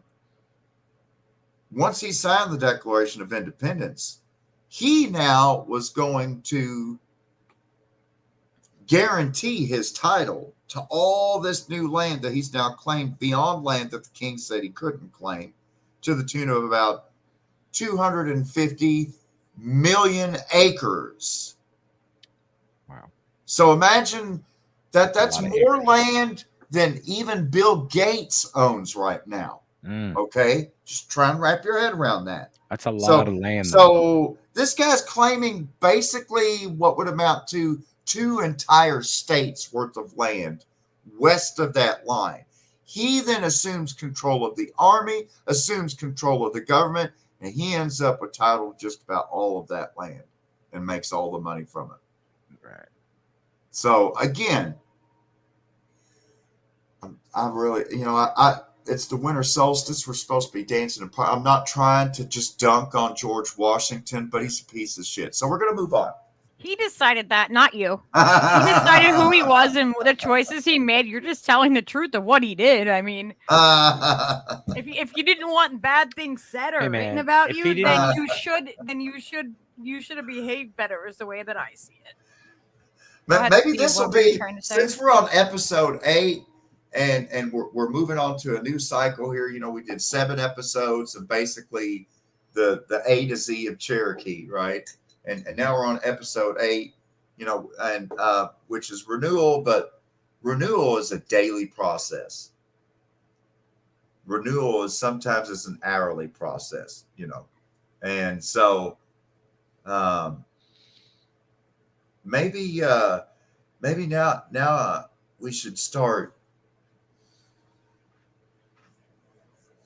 taking people down. It's like Yona's celebrity death match. As I take on historical figures and fucking ruin them for you. You're welcome.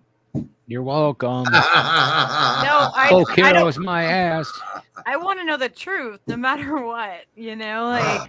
That's it. Hey, I want fucking truth. Hey, asshole, over there in Monticello, up in Charlottesville, up above the tiki torches there. Yeah, Tommy boy. Tommy. Downstairs in the special room, using the special staircase to Sally Hemings' room. Old TJ, Thomas Jefferson, I got my eye on you. Not yet. Just sweat for now. Coming for you, buddy. We gotta stop letting the evil ones be the ones that write the history. Like, screw that. Yeah, that's the thing. Absolutely. That was what I think. That's what I was going to say, was the idea that all these people behaving badly are the ones that get to write the fucking story because they made all the money, and that's the only reason you know their name in the first place. And here's my opinion on statues, okay? Because I know that's got to be in some people's mind. There's been a lot of statues taken down. And when it comes to particularly, since I've already mentioned them by name, but we're not going to go pile driving on Monticello today. I don't have enough tiki fuel oil to keep all my tiki torches burning. Virginia in the springtime. Apparently, the young Democrats of Virginia had bought all these tiki torches to go around and pretend like they were Republicans. And the first time they tried it, it was a terrible publicity fail. It didn't help Terry McAuliffe get reelected as governor. So they gave all these tiki torches to me, you see. But they're all out of fluid, and I don't have tiki torch fluid. So we'll roast TJ on another night. But I think it gives tiki torches a bad name, man. Like, I think those are that pretty. Should be the name of the episode. I think they're pretty cool.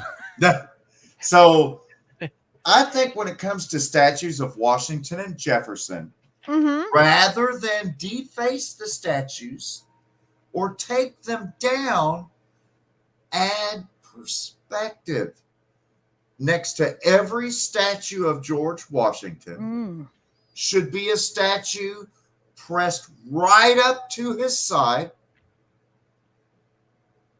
of Ona Judge. O-N-A, or sometimes spelled O-N-E-Y. That was her, pet name. Judge, like Oni Judge. Staines, because she then married when she was up north. Staines. Ona Judge Staines. Anyways, she needs to be pressed to his side, just like Sally Hemings should. Literally, every statue of Jefferson they should put the other statue where the arms are literally clasped around Thomas Jefferson, because they actually did DNA testing of Caucasian descendants of Thomas Jefferson and African American descendant of slaves with the last name Jefferson, who had always, the name, and they would have been told that they were descendants of Thomas Jefferson, and they did the DNA test, and yep, that's right. Maury came out with the envelope and said, "You are the dad." Maury Povich came out. He pulled the results from the envelope. Thomas Jefferson, when it comes to the paternity, you are. I'm sorry. Ye are thy father. Okay, we're gonna I actually have notes on like something like along that lines of exactly this that we're gonna have to cover on its own, because I definitely think that is something that we need to go in more depth with. I had the notes written down of like, honoring the people, the past and the present, and no matter of the horrors. We as a society need to decide what is right and wrong.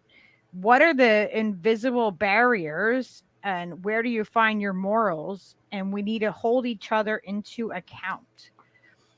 So, That's basically what you're saying, you know what I mean, is to hold who they are into account and not let it be washed away. It's kind of the same, the same mindset of my notes from I want to cover just something. taking all the slave owning statues and memory holding them in a closet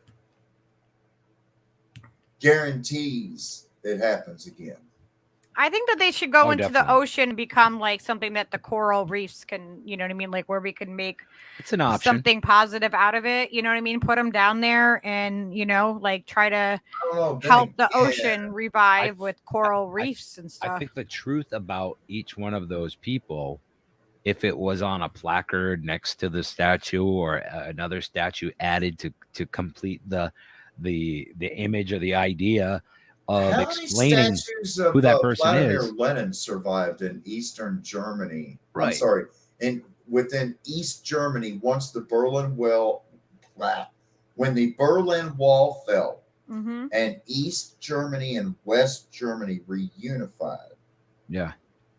I wonder today how many Soviet era shrines to Vladimir Lenin and Lenin statues across East Germany are still up today. I'm going to say 9 or 0. 9. Yet. I'm going to say nichts, none. Do we ever wonder why they don't want to talk about like critical race theory? Like, I don't know. I don't get it. That would like blow all of their statues and all their fucking hate out of the freaking window. Like and they would have to like re-examine like, oh yeah, no shit. You know? I think if it was just like game theory, like a race theory, you know what I mean? You could have that smug kid like, it's just a theory. You know? Yona, I'll just put a question up for you.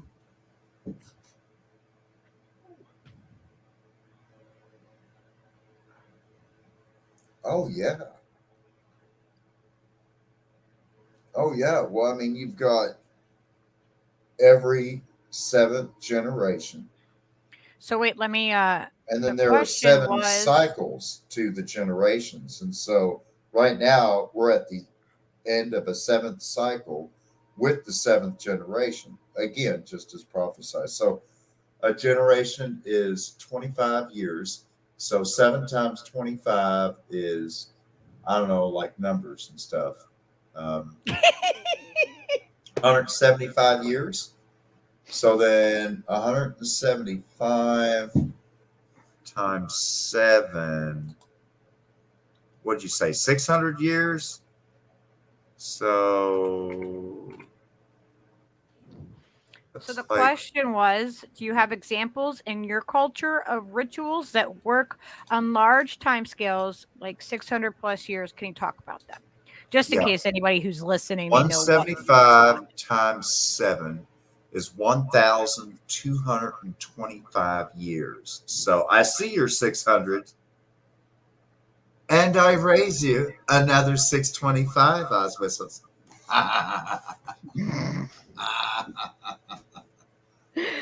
Oh. The current time scale we're in right now is year 1224 of 1225. 2022 is year 1225 Cherokee time scale. But it would be actually next year would be, I think, the year 8575, if I'm calculating correctly. 8575 Cherokee Standard Time. But it's right now, it's the year 8574. So there you go.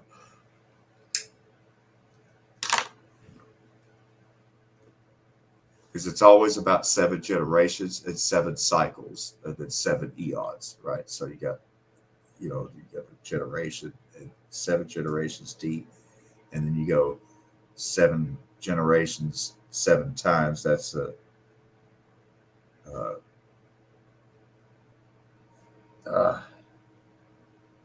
the cycle, and then you got 7 cycles, and that makes a whole eon.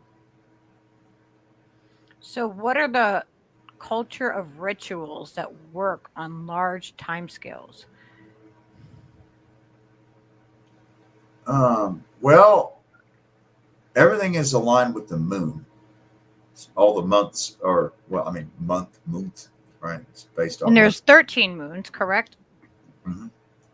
And then, um, we have our solstice ceremonies. Particularly, the most enduring ritual is tonight's ritual. Sano yi sooth no yi kane he luski. That it's the telling of our story. Like, let me give an example.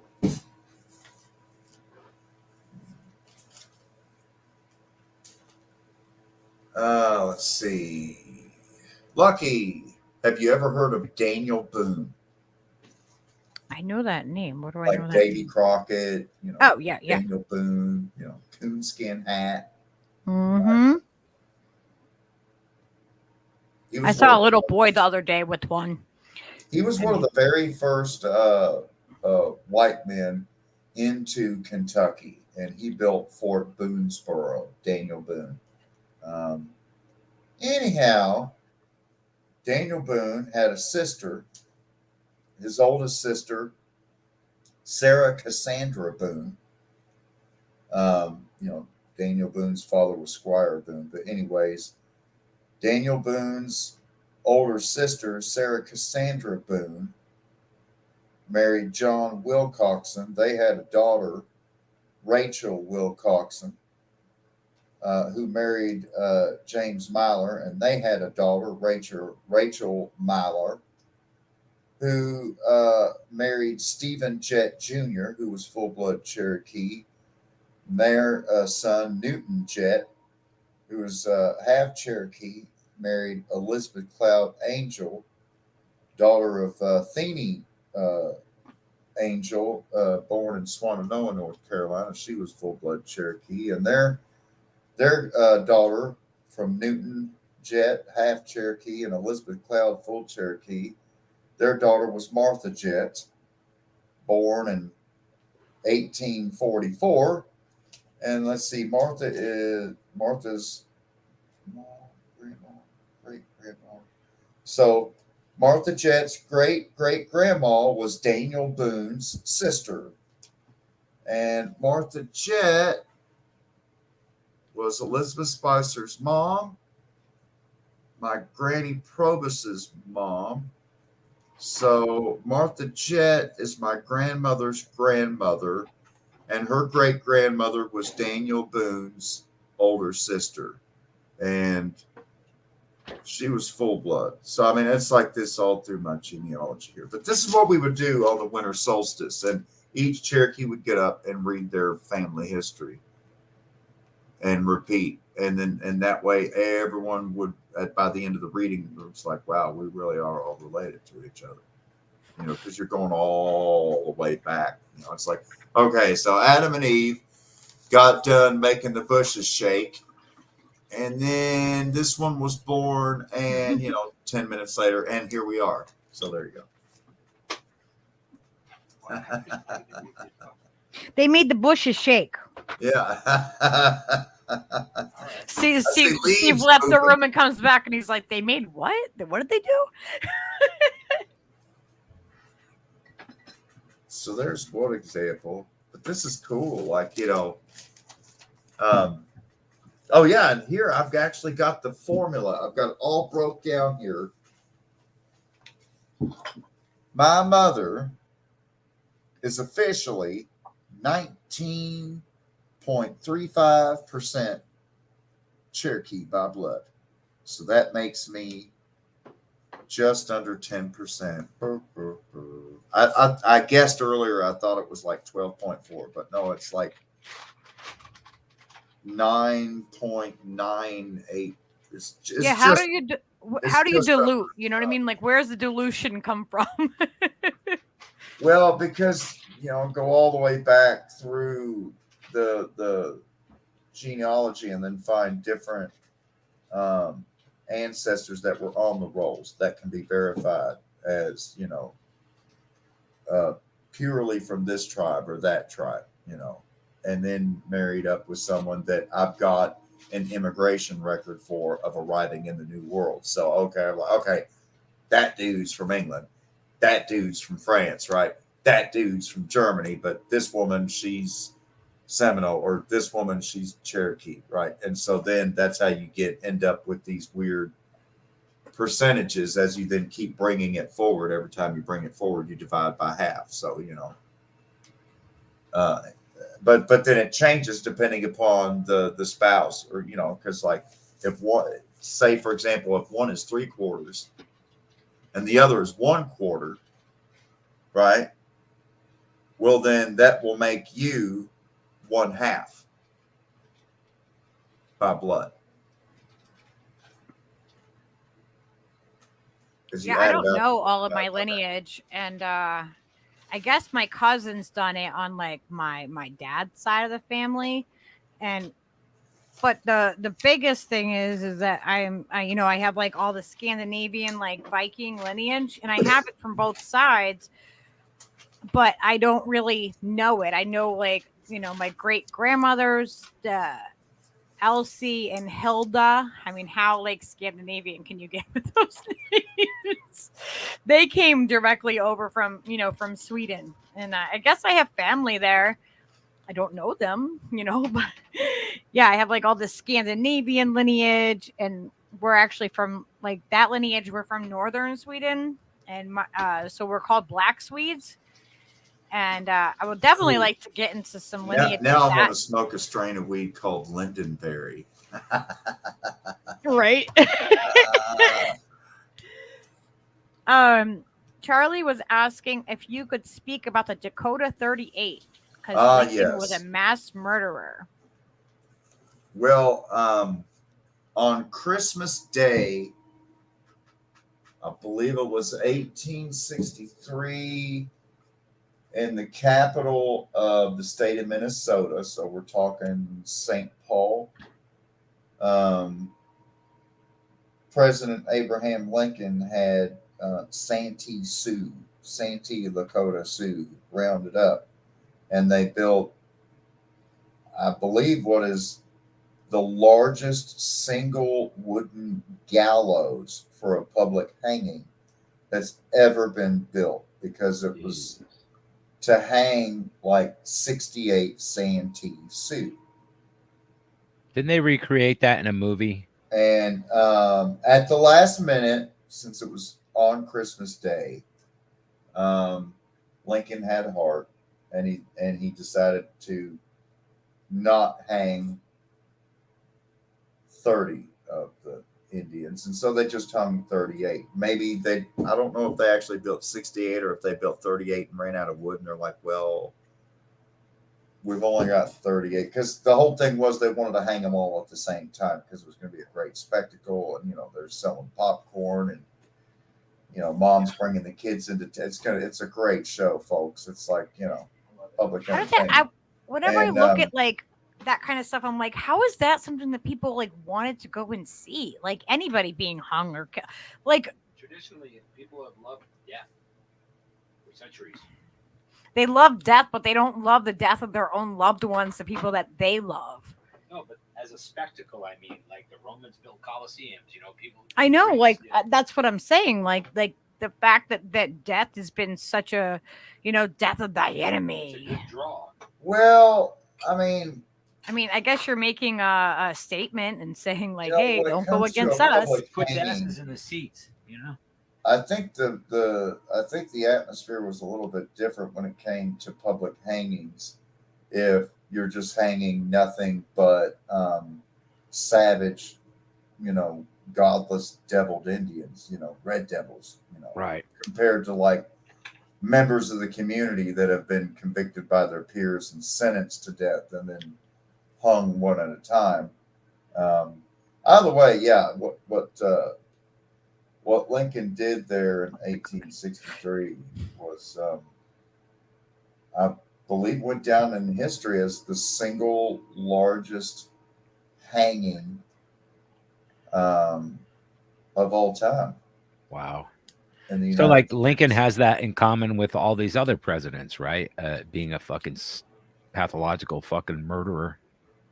Well, I mean, it was on Christmas Day. So at least he did it for Jesus. He had the Christmas spirit, At least he did it for Jesus. Hanging for Jesus. Man.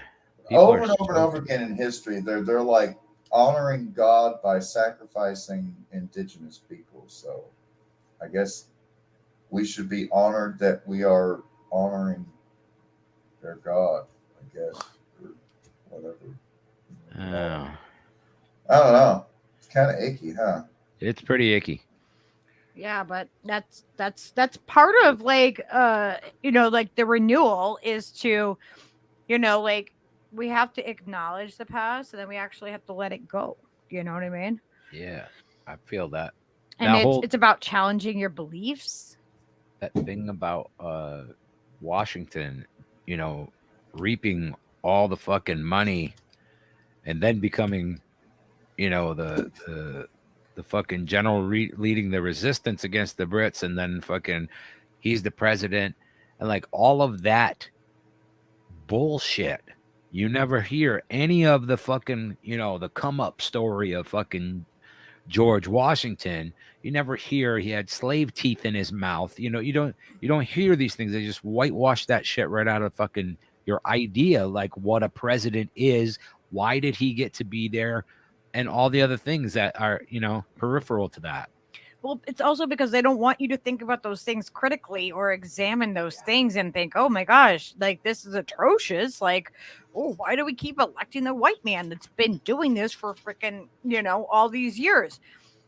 They don't want people to think critically. That's why they wash it all out and make it like, oh no, we're just so great here in America. When it's not even America, we're the United States. We don't live on the fucking, we don't own the fucking continent. Like it like washes out everyone else in America, like the Americas, because it's not just like I'm not saying this in defense of Washington. I'm just giving some perspective that in the 18th century, for those that were wealthy enough that they could afford to buy a set of false teeth, of dentures. In those days, the dentures weren't made of false teeth, but real teeth.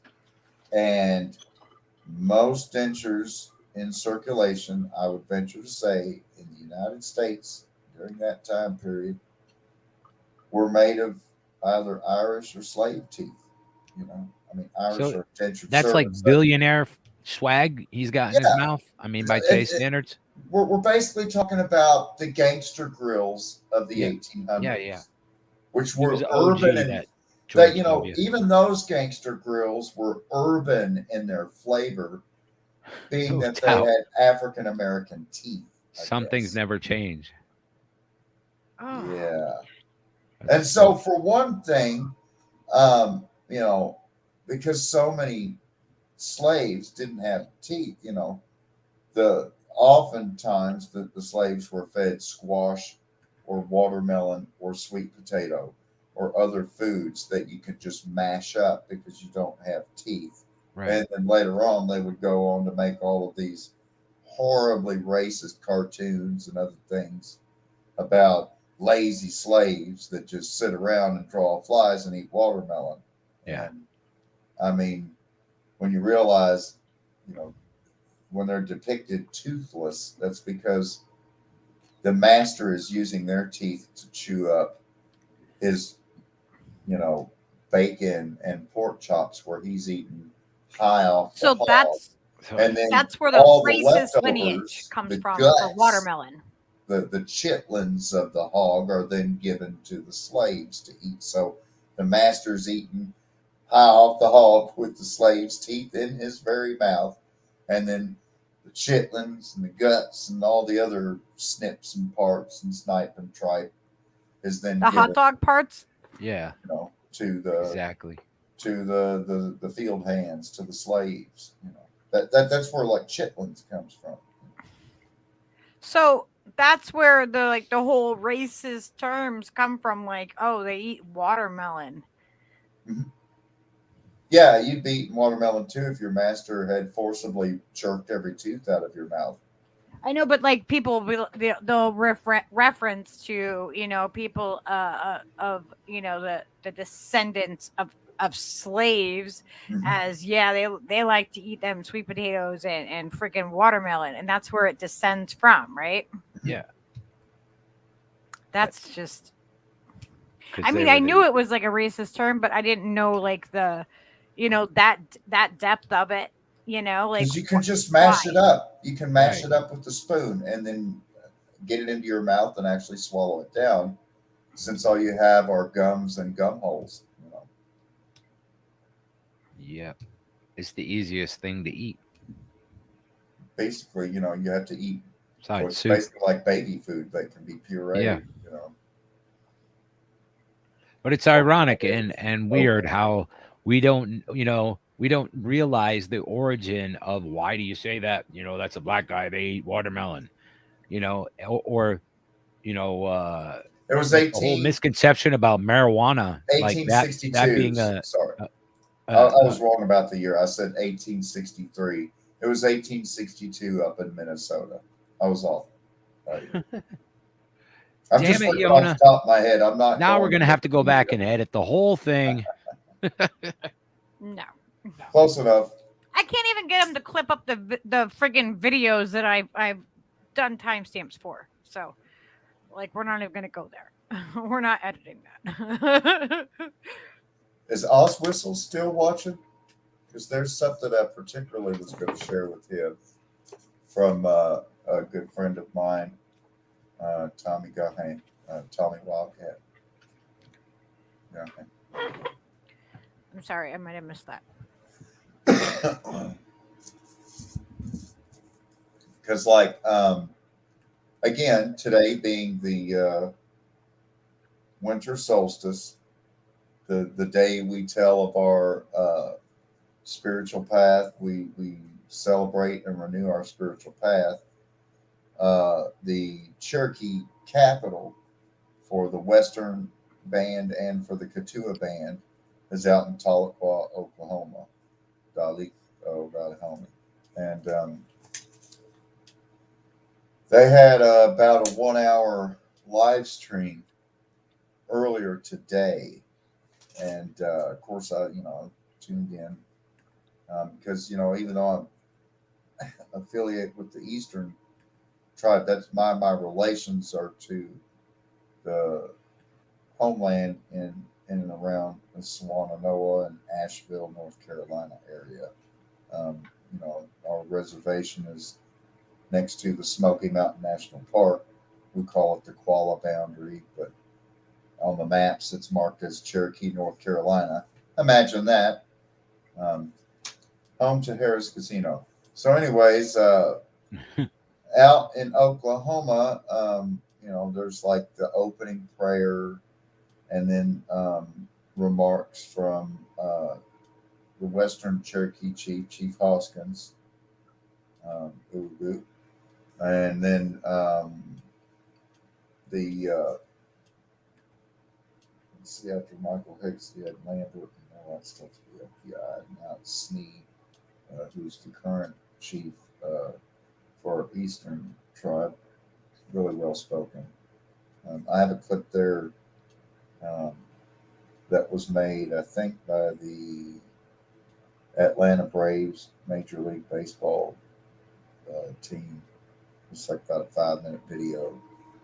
It's the most recent thing that I could possibly find on YouTube featuring our chief in his own words. Is this the one that you sent over, the Cherokee Nation River? Is that what you're saying? Is it a video? Yeah, let me see. Go over here where I sent it to Steve. I can tell you. Yeah, I have 2 more here that I didn't do. It's all the way. It's the very last one. It's called "We're Still Here." Okay, yeah, I see Which, that one. In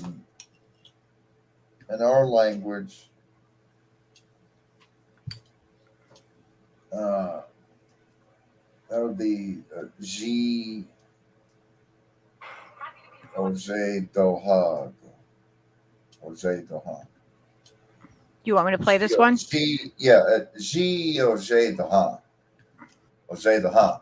That just means we're still here. We are still here. We didn't go anywhere. We're still here. Because that's kind of like what distinguishes the Eastern Band of Cherokee from the Western Band. For those that aren't aware, or maybe just a quick refresher, our native homeland is better part of 7 states: North Carolina, South Carolina, Virginia, West Virginia, Kentucky, Tennessee, Georgia, and northern part of Alabama, a little piece of Mississippi at the northeastern point of Mississippi, all part of Cherokee land. And then eventually our land was taken bit by bit until we were concentrated into northern Georgia between Elberton and Chattanooga. Most people have heard of Chattanooga, Tennessee, Lookout Mountain. Elberton, Georgia is probably most famous for the Georgia Guidestones. It's like a mini Stonehenge. Yep. That's a whole other topic there. We'll get back to that Georgia Guidestones.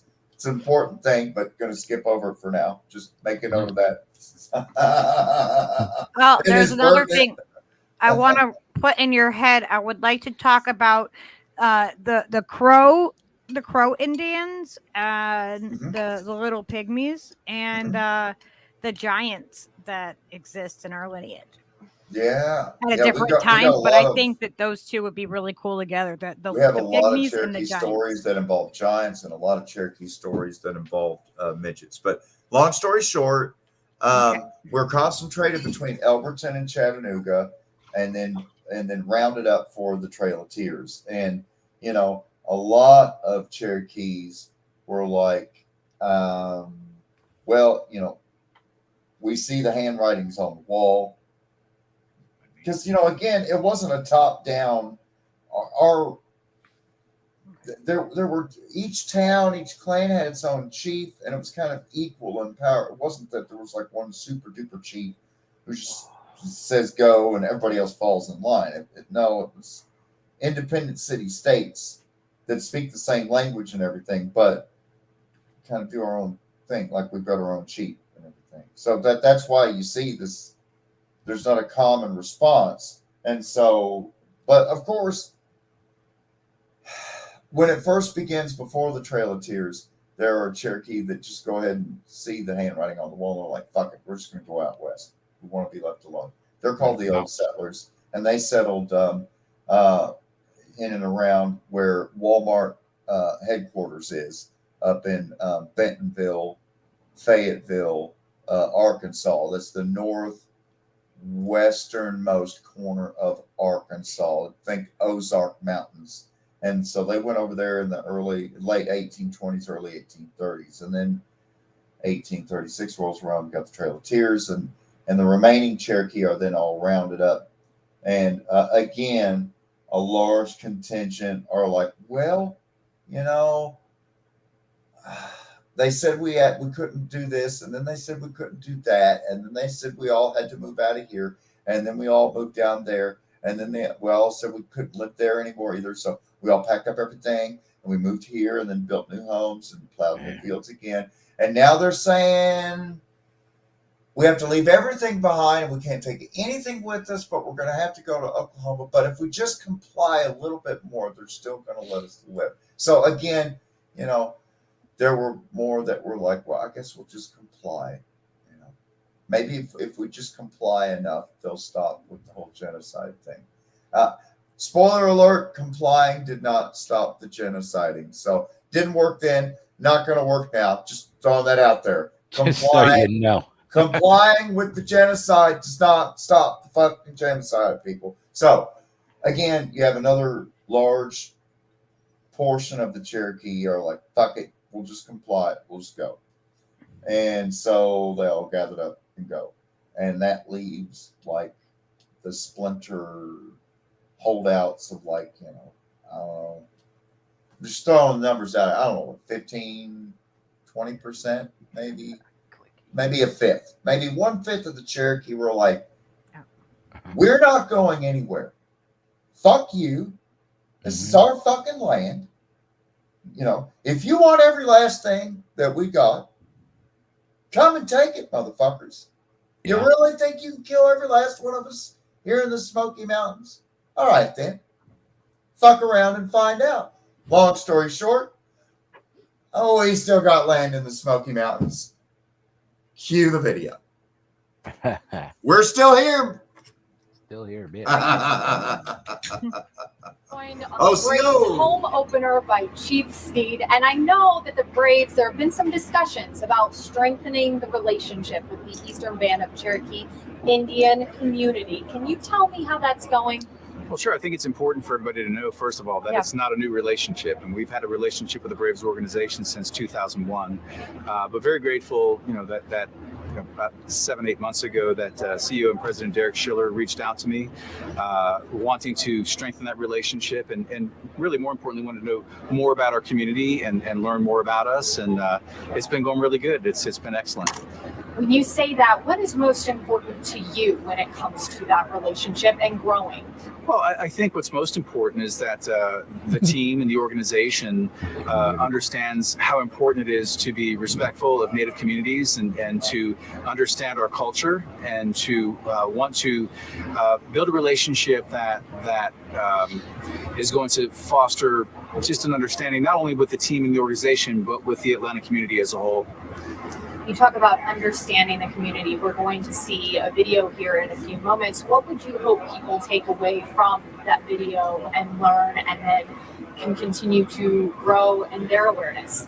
Well, my hope would be that people would understand that there are close to 600 federally recognized tribes in the United States of America, that there's an entire other subculture known as Indian country, and that we've been here for 10,000 years, and that we're strong, we're resilient, and we're still here. We're still here. Chief Sneed, thank you so much for your time. And that is the video that we are about to see right now. Very powerful.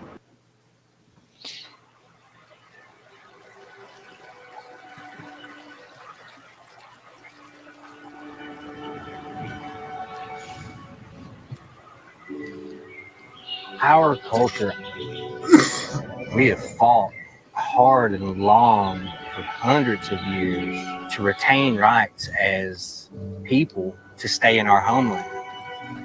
The Kadua home place, this place right here, we didn't discover it in 1492.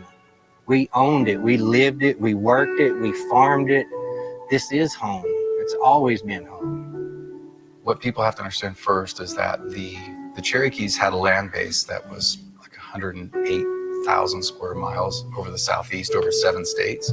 Cherokees were in North Carolina, South Carolina, Georgia, Kentucky, Alabama. We were a superpower on this continent. We are the Eastern Band of Cherokee Indians. What that means is we are the ones who remained here in the Western North Carolina area after the Trail of Tears. The people who stayed behind, who resisted, that's where we come from. We take a lot of pride in that, in being so strong and being able to stay here in our homeland. We also have the duty to make sure that we still practice our culture. We hold our language very sacred, mainly because it's slipping away. It is what makes us uniquely Cherokee. It is the key identifying mark of who we are as a people. She. And that literally means we are still here. These things we hold true, and it feels good to say them because we know that everybody said it the same way for thousands of years. So we're survivors, we're fighters, we're just strong people. If we lose even a small piece of that, we're losing who we are as Cherokee people. Anito is called the little brother of war. Historically, stickball was a way to settle disputes. One tribe went to battle with another tribe over land disputes, territory. We would use this in lieu of going to war. This goes back hundreds of years of us playing Indian ball. Your teams would come from miles apart. There'll be a single person who does the call up front. The rest of the team will answer. Iwushtigwo means anyone. When you step out there, you are down to take on anyone. It's letting them know, here we come. This is us. It's who we are. We are still here. And we will always be here. I want us to be viewed as a strong people because we are. The fact that we are here demonstrates our strength. It demonstrates our tenacity and our courage and our ability to overcome adversity. Maintaining that is something that has to be fought for. There's only one way, and that is to stand and to fight. From here evermore, that is on us to ensure that that is continued and followed and cherished and loved and passed on. She. We are strong. We are not victims, but we are victors. We are here. We are still here. We are here. We're still here. We're still here. We're still here. We, as the Cherokee, are still here.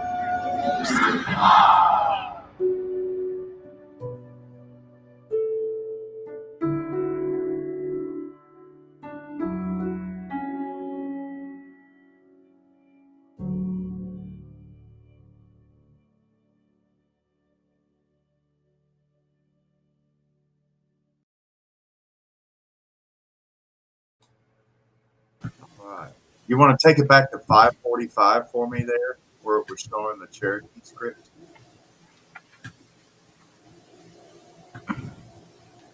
Or maybe 543? Hey, I'll pause it. There it is. Yeah. C O Sli Do Ha Wu. So, C O Sli. Wow, and it's got the V. Yeah, that's right, Nicodua style. I'm used to writing it Western style. see.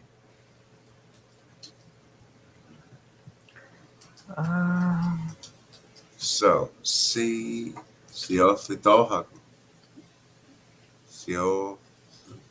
Siositohaku. We're still here. Anyways. Yeah.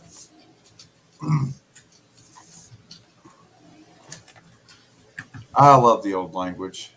I use it as much as I can. I share it with all the people I can.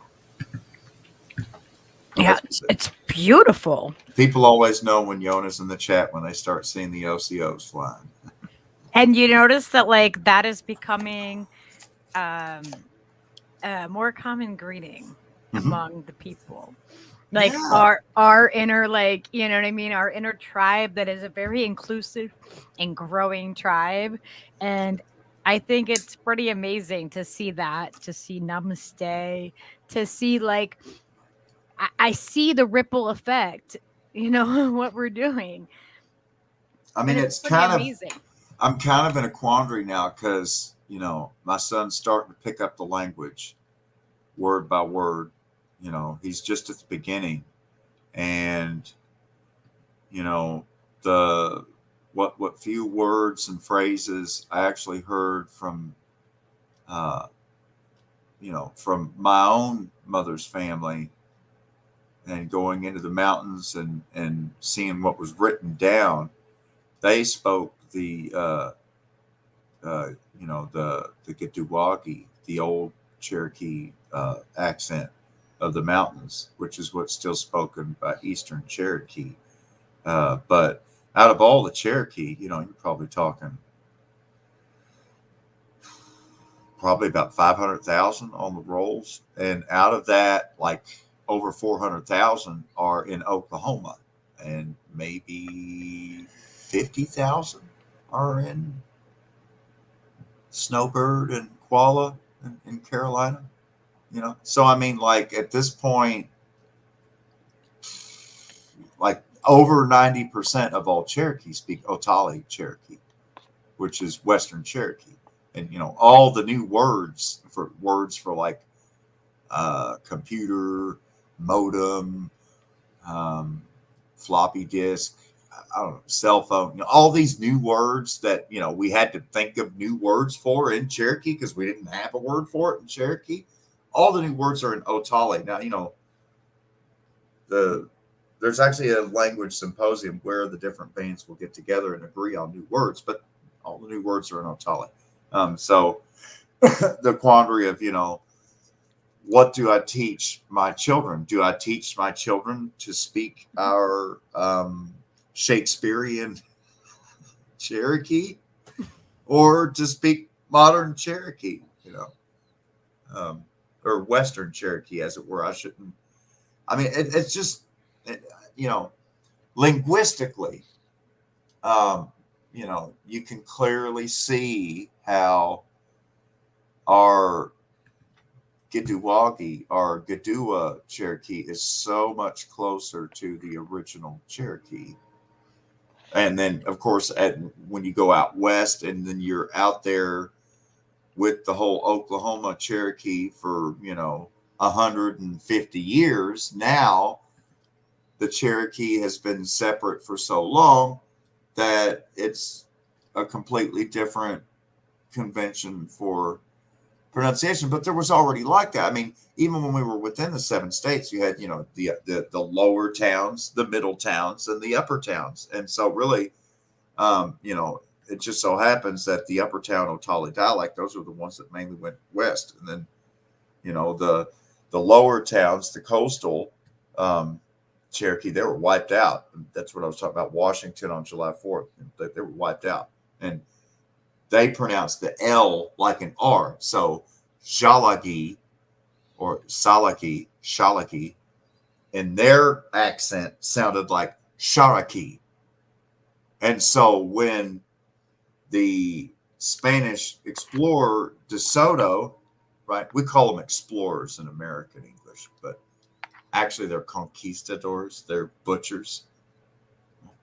They're not explorers, they're butchers, they're pirates with guns and knives. So they encounter De Soto's party in 1542 encounters the coastal Cherokee from the lower towns, and they speak this form of Cherokee, and so they're called the Shalake or the Charake, and that's how you get Cherokee.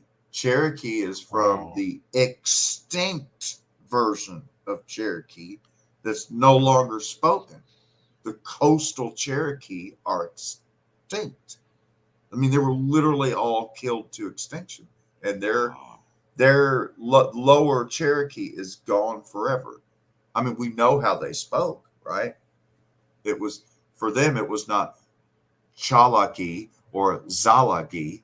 It was Cherokee, Cherokee, and Cherokee became Cherokee because it was an R instead of a. They all their L sounds sound like a R, right? And that's gone.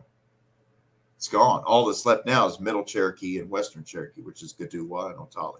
And of all that's left of the Gaduwa is like I said, maybe 8%, 10% of speakers of Cherokee. Well, it's probably even less, actually, come to think of it, because there are more speakers of Cherokee in Western Cherokee than there are speakers of Gaduwa Cherokee in Gaduwa Cherokee land, if that makes any sense. Wait, right? Say that again? Like there seems to be more actual speakers of Cherokee in Oklahoma than speakers of Cherokee who still speak Cherokee in North Carolina. Holy shit. Wow. But I mean, you're talking like a community of 50,000 in North Carolina compared to a community of over 500,000 in Oklahoma, where you also have the Kituwa band. And the Kituwa band is the most traditional band.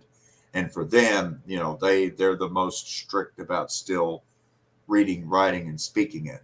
So, I mean, that has a big thing to do with it, because if you're still keeping the sacred fire and practicing the ceremonies, or you work at Delikwa or one of the other like recreated traditional villages where, you know, tourists can go and see what it was like in 1750s Cherokee life, or whatever. And so for that, but you know, to be fair, since the mid 70s, there's been the language revitalization program, and now you have the bachelor's in Cherokee available both at Northeastern State University in Tulsa, Oklahoma, as well as Western Carolina University in North Carolina in Cullowhee. So, and then we also have the Gaduwa Academy on Qualla Boundary, which now has kindergarten through 12th grade teaching Cherokee kids all subjects in Cherokee, as well as English courses every day. But I mean, that's really cool. It's taken a long time, like over 150 years, to finally regain control of our schools and our hospitals, so that our women are no longer put under anesthesia and subjected to tubal ligation or hysterectomy without consent, you know, sterilized.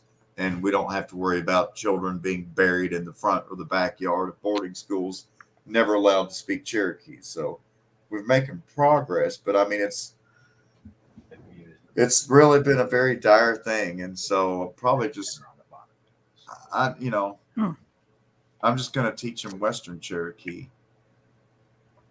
I mean, I'll obviously teach them the accent later, but it seems to me more important to speak the Cherokee that's going to be understood by most Cherokee. Right. You know, and so it's kind of a bittersweet type thing, because, you know, I find myself, you know, as I'm educating other people online, I always say OCO, and rather than saying SHIU. And, you know, I would normally say SHIU or, you know, OSHU or Shibujan instead of OCWO, you know. But, and it's like you have to use the one that's the most common to reach the most people.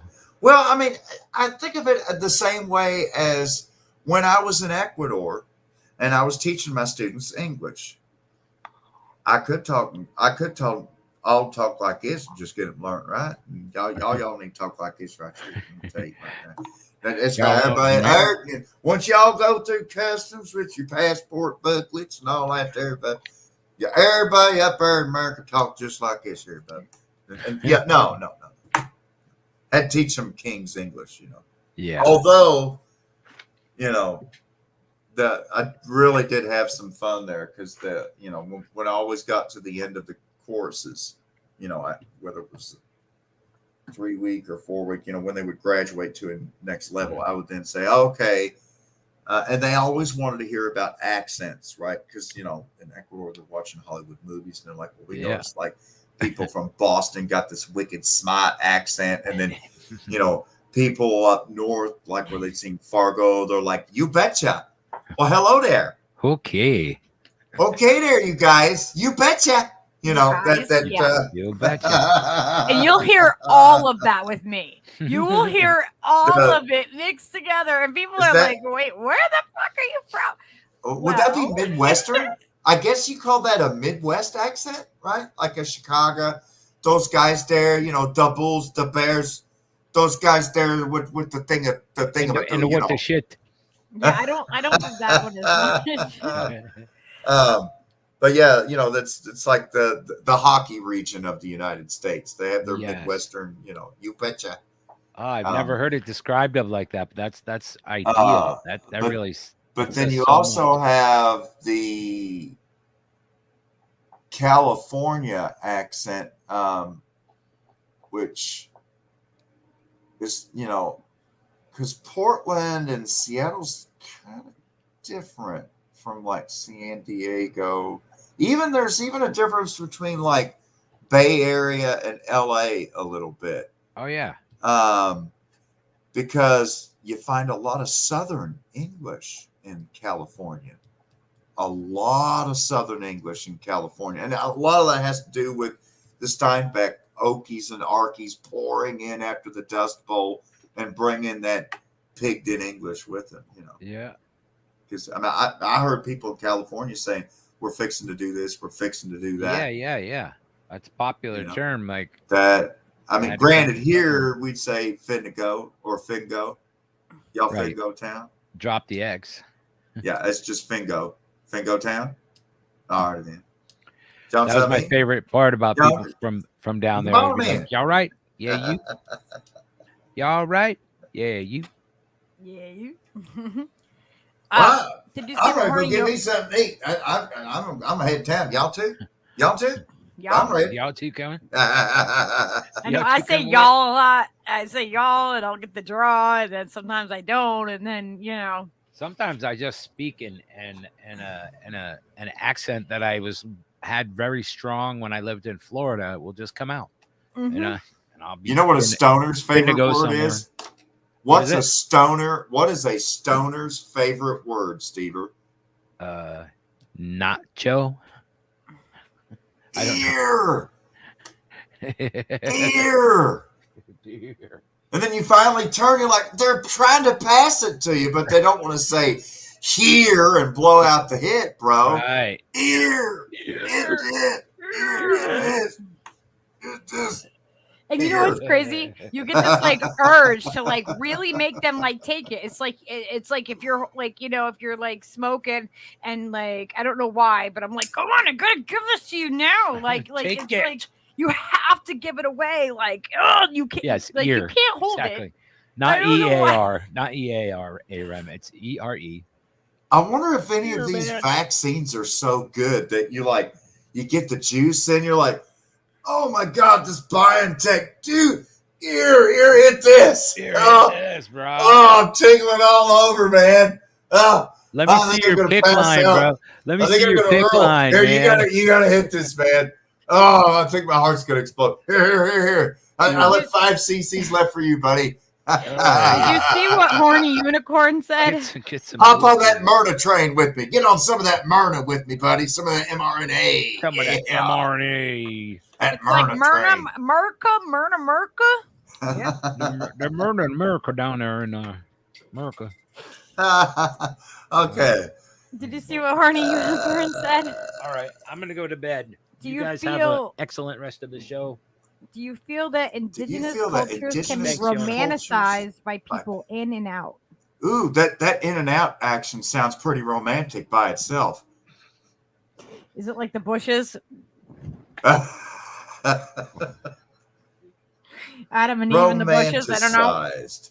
Well, yeah, definitely so. I mean, I think I spoke to that romanticizing in one of our earlier iterations, as I like to call it, iterations of the Yeah, when you meta-universe. talked about the fact that they were slave owners too, you know, And also, like, whenever like you it's not all hear a pretty. romantic name like Shining Golden Eagle Feather or something, who's the direct son of a Cherokee princess from a blue blood line of royalty, that's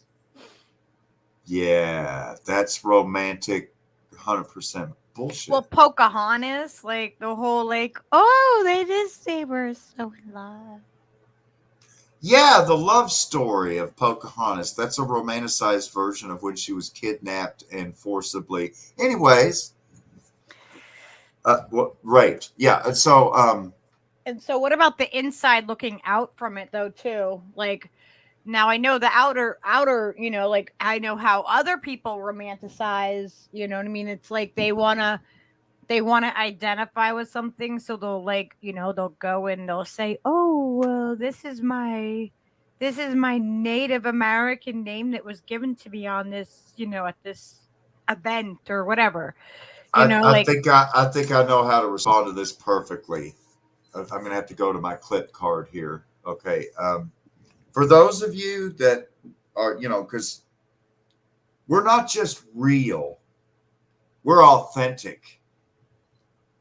Not just authentic, fearlessly authentic.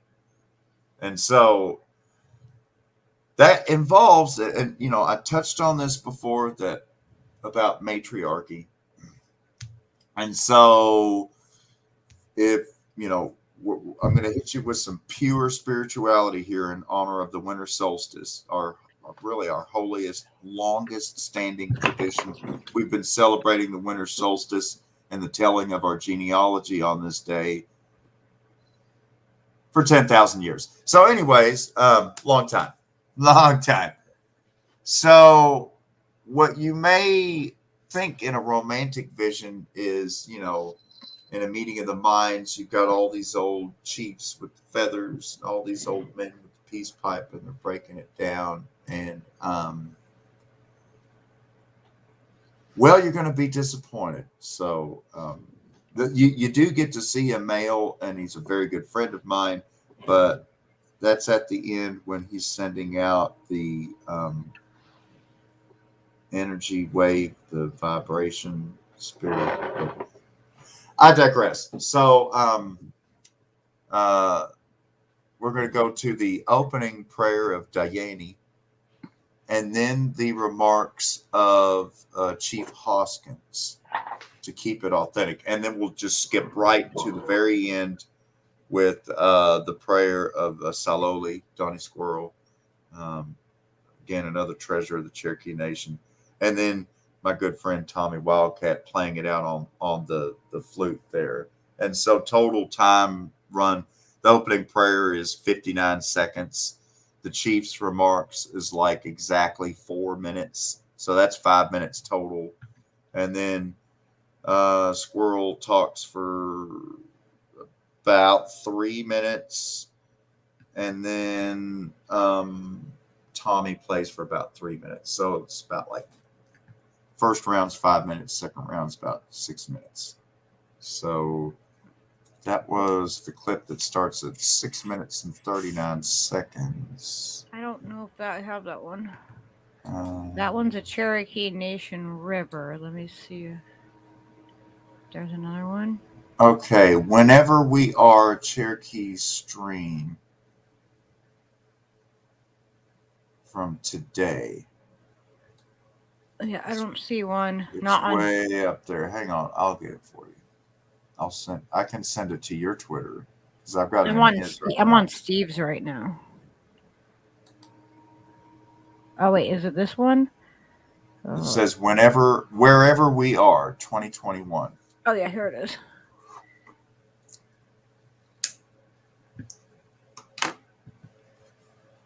And do I have a start? You're going to want to queue it up to 6 minutes and 39 seconds into the program. At 6:39. And then it plays to 11:50 at the end of the remarks by the chief.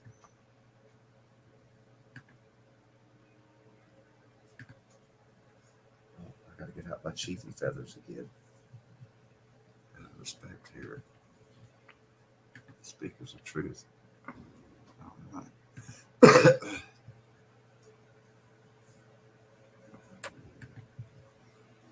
Yay! Language teacher. Although Jennifer, I giornali ci si. Ita dado liste. Skianetene, to go you. Iskistelis ci si giornali ci skohi skias. Han siu tohi des skiatinog. Han dodgeloske kohi. Haleskin hu deja johis. Ni hu hadanteske ni gatsti skest. Ni go hila han elon naskia galala ti jin gatsti. Hale he nanu ni go yusadeg si dan kloske hale dan uktanido ha. Ni go hus jaleg aye halesku jaleg ni jaleg unat stel tosku. Siu de histela hito hestu de he ho haskestu. Halesku ni go hila wi jaleg go di hest. Iskianetene chiste de toste chitiohi. Whisky stel ni go Jogadage you gesesti. Alone chiste de toste skistelis. Amen. Wadokora. And now we will hear from Principal Chief of the Cherokee Nation, Chuck Hoskin Jr.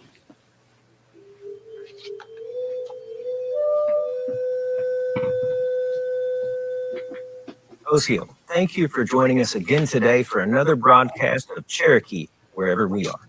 Our team is committed to providing the content and exploring the topics that so many of our fellow Cherokees have requested. Today, we're focused on spirituality and how Cherokees can gain more insight into our spiritual traditions. Since time immemorial, the Cherokee people have been very religious and spiritually attuned people. Before European contact, we knew we had a creator and believed the world should have balance, harmony, cooperation, and respect. People and communities live together in balance with our natural world. The idea of religion and spirituality meant everything to our ancestors. Many of our oldest traditions are alive and well today, practiced by Cherokees who hold those ways sacred. Every part of the world maintained an interconnectedness and held meaning. A phrase we use often, "we all come from one fire," is rooted in these reverential beliefs. Because fire is sacred and we cherish and honor the fire. A significant number of Cherokees still observe and practice older traditions, meeting at ceremonial grounds and local communities to hold stomp dances and other ceremonies. With the first European contact came Christianity, and the Cherokee people have been shaped by two dual ideologies ever since. Today, many Cherokees practice some denomination of Christianity. Christian missionaries have a complicated past in Native history. Many atrocities were committed against indigenous peoples in the name of religion. On the other hand, many missionaries, like the Moravian missionaries, helped the Cherokee people advance. In education especially, we utilize the Cherokee syllabary to translate the New Testament, hymns, and scripture lessons. These ideologies, whether in a singular or blended way, helped reinforce the Cherokee identity. There is no right or wrong with each person's spiritual journey. Cherokee values respect, sharing, and gadugi. These are found in both Christian and traditional tenets. They enable harmony within our families and our communities. Spirituality, that unseen but felt power, creates a bond among the Cherokee people. In good times and bad, it is always a source of hope. In the 21st century, the Cherokee people, over 400,000 strong, are diverse in so many ways, including our spiritual beliefs. Respect for those diverse views and beliefs is part of Cherokee law. Like the First Amendment to the United States Constitution, Article 3, Section 4 of the Cherokee Constitution prohibits Cherokee Nation government from infringing on the people's free exercise of religion or freedom of speech.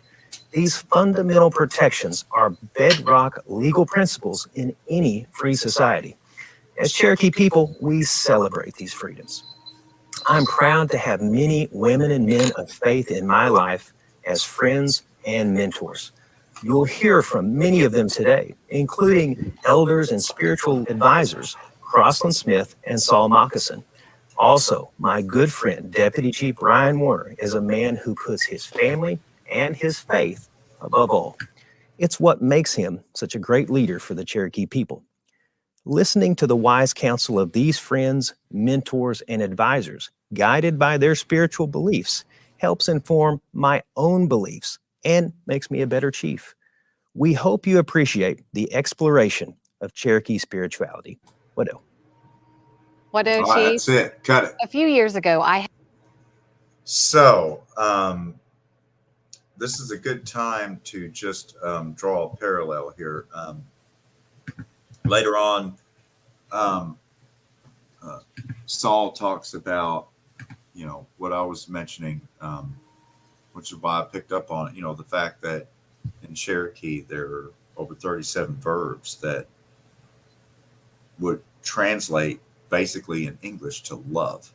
And, we kind of consider English the language of lying, the language of deception is English, because it's so easy to lie. So many words have so many different meanings that without the context of the conversation, it's impossible to actually translate it into Cherokee to know particularly which verb for love you're talking about. So, like, for example, let me see here. When it comes to Greek, right? The New Testament was written in Greek.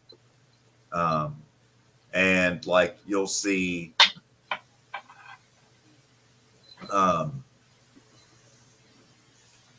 what's it called?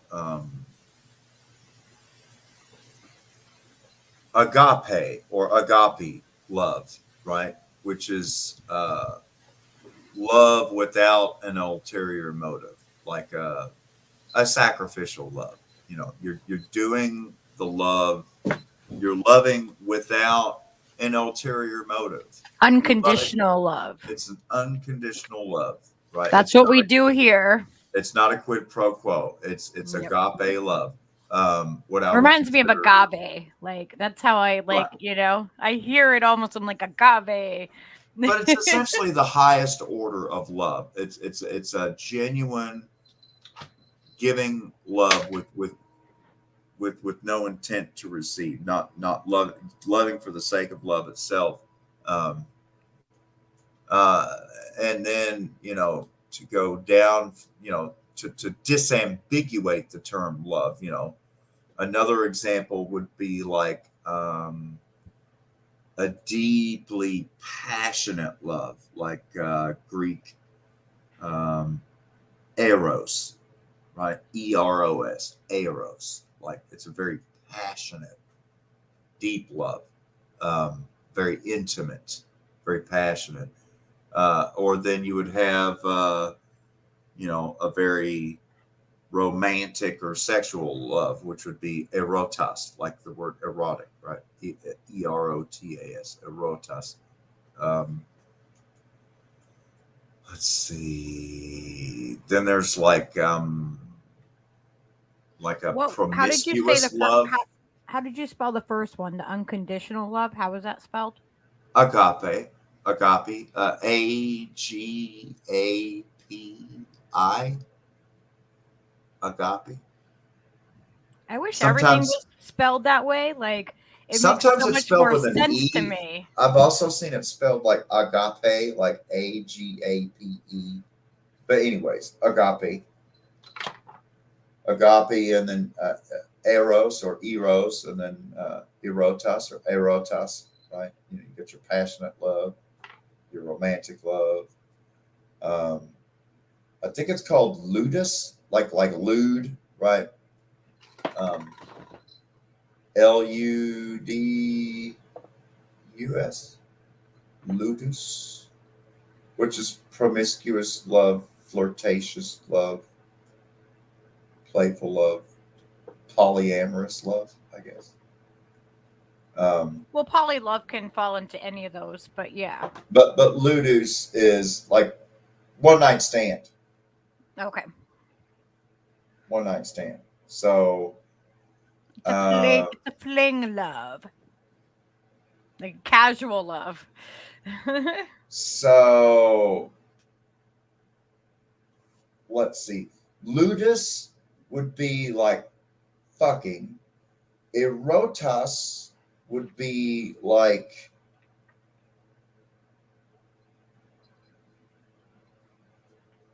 having sex. Or no, erotas would be making love. Eros would be just having sex. Right? Because they all mean the same thing, but it's different levels. Ludus, erotas, eros. Because it's the same thing. All these things are disambiguated. And the differences between them are very real, and we all recognize there are differences between them. Again, not all forms of love are the same. And the agape, that would be like that deep spiritual connection, right? Like I would call it universal love. Okay. Universal love.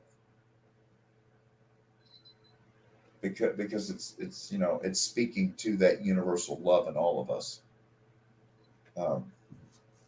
Like the Christian story of Jesus dying on the cross. That's an agape love. Dying for the sins of all, according to the Christian narrative.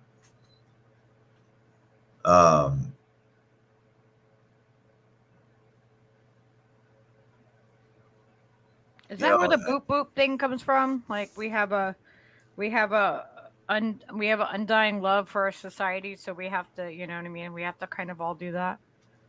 Well, it seems like the same thing, right? Like he died for our sins, and we're supposed to do the same for everyone else's sins. I've got a list now, and now I'm going down it because there's like for example, obsessive love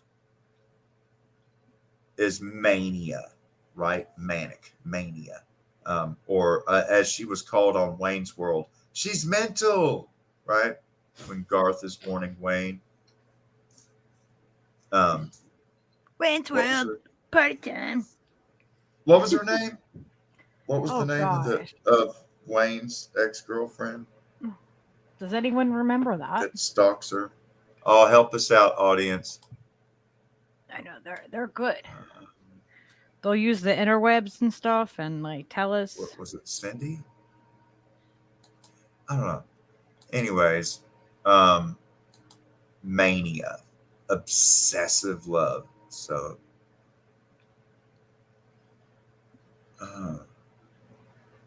it's like an Eros type love gone wrong.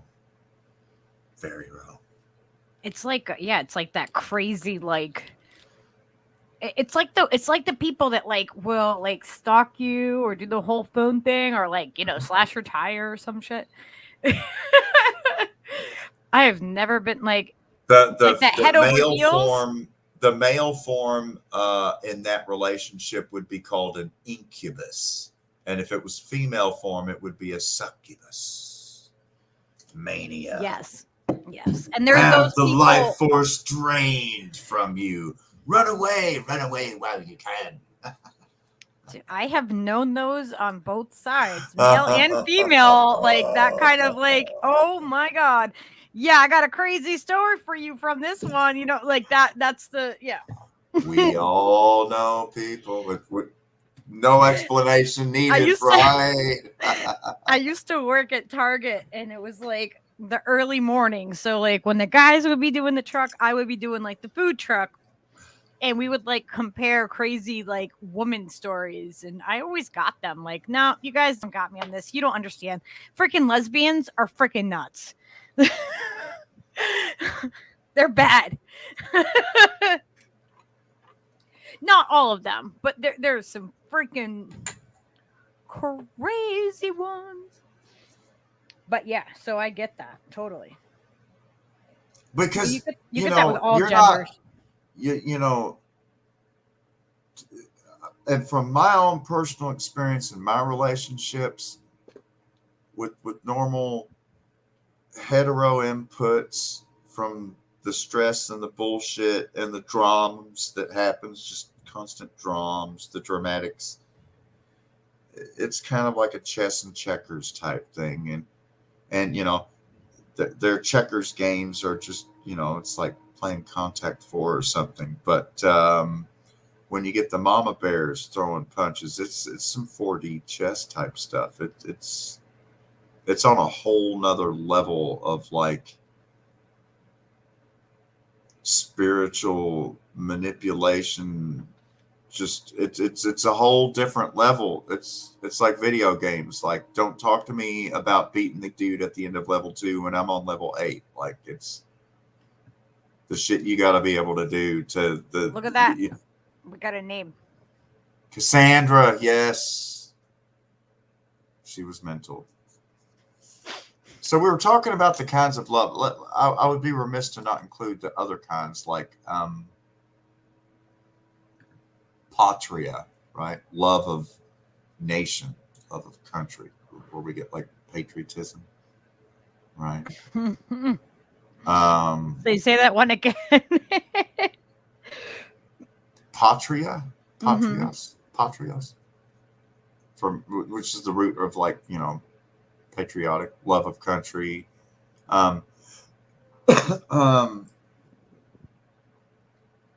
Pragma would be like enduring love. So that's like, you know, pragma love is like silver anniversary type stuff.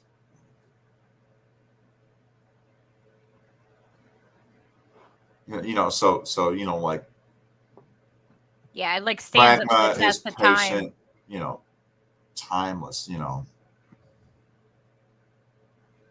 And not all pragma is good, you know, like, you know, the half toothless, double black eyed alcoholic's wife that, you know, well, he said he won't do it again. It's the last time. I don't have any teeth to spit out, but I love him. And at least he works when he's not drunk. Okay. Yeah, it's an abuse. So I mean, that it would- can become abusive too. It can, you know, there's a positive and a negative, you know, balance to each of those. Speaking of Sweden, Stockholm syndrome, anyone? You know, I remember Farrah Fawcett. Watch it, buddy. That bed can catch fire. Just say. You pass out drunk one night, and oh, she's already loaded the station wagon, buddy. It's all over for you. Okay. Hey, at least it wasn't a bobbit. Yeah, she, you know, I think it was classy. It was classy. It was classy. Plus, you know, insurance check.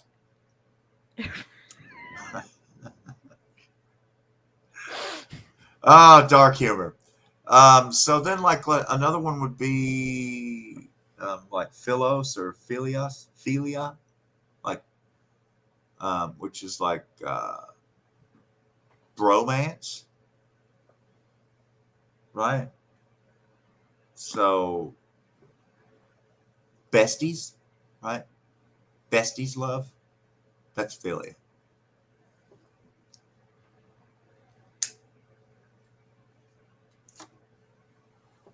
That's my bestie. Like, even close, it's a different type of love than a brother and a sister, because we choose to be we're siblings by choice, not by blood.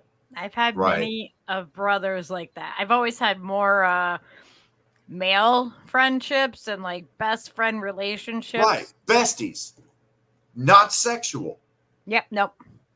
Me and my best friend Chucky and I, we used to sleep in the same bed together like all the time, and he was a perfect, like, you know, gentleman and stuff like that. Like, never anything. We'd wrench on the van all day, and we'd freaking I think it was the smoke winter of out and go freaking 1980. chill out in bed and sleep, and like it was. We had moved into our house from the camper, and we moved into the house, but we still didn't have all the panes of glass for the south wall, because we built a solar house by our own design, and it was actually the first fully solar house ever built in the state of Kentucky. That's right. 1977, we broke ground on our massive solar house in northern LaRue County, Kentucky. And so that winter of 1980, because we moved in, it was freezing cold. So me and both my sisters slept under the same cover, so that we could all literally huddle against each body other heat, man. for body heat. Yeah, it was pretty brutal. I've slept in my van before with my buddy Chucky, and he was like freezing, and I'm like, "Don't worry, I'm a heater. I'll be in there, and we'll get got him right." It was fucking cool though, because we the most expensive thing was the tile that we had shipped in.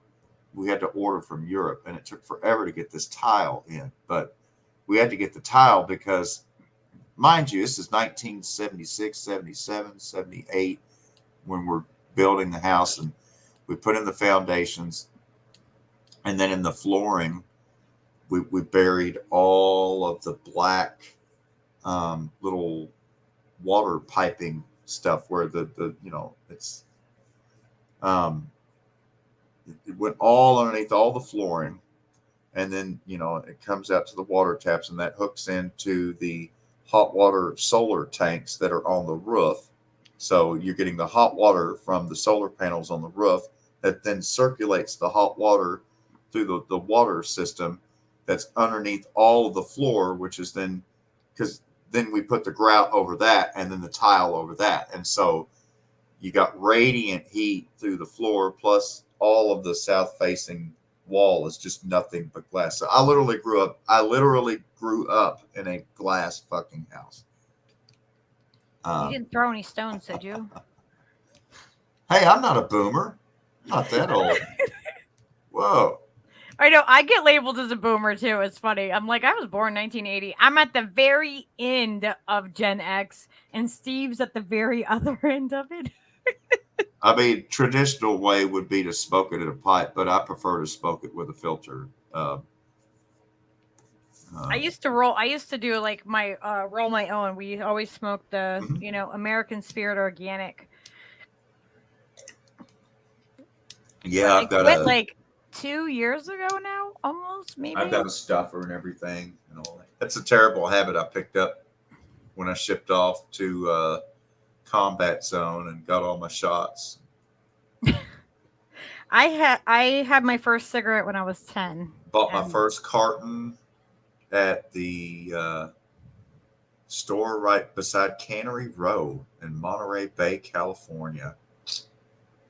Carton of Marlboros cost me $11.75 for a carton of Marlboros. Oh my God. It's like almost $1.18 a pack for Marlboros. God, it was so expensive. And what are they now? I don't even fucking know how much they are now. I know I used to buy pouches, and the pouches were like 2.5 packs, maybe. Oh, damn it.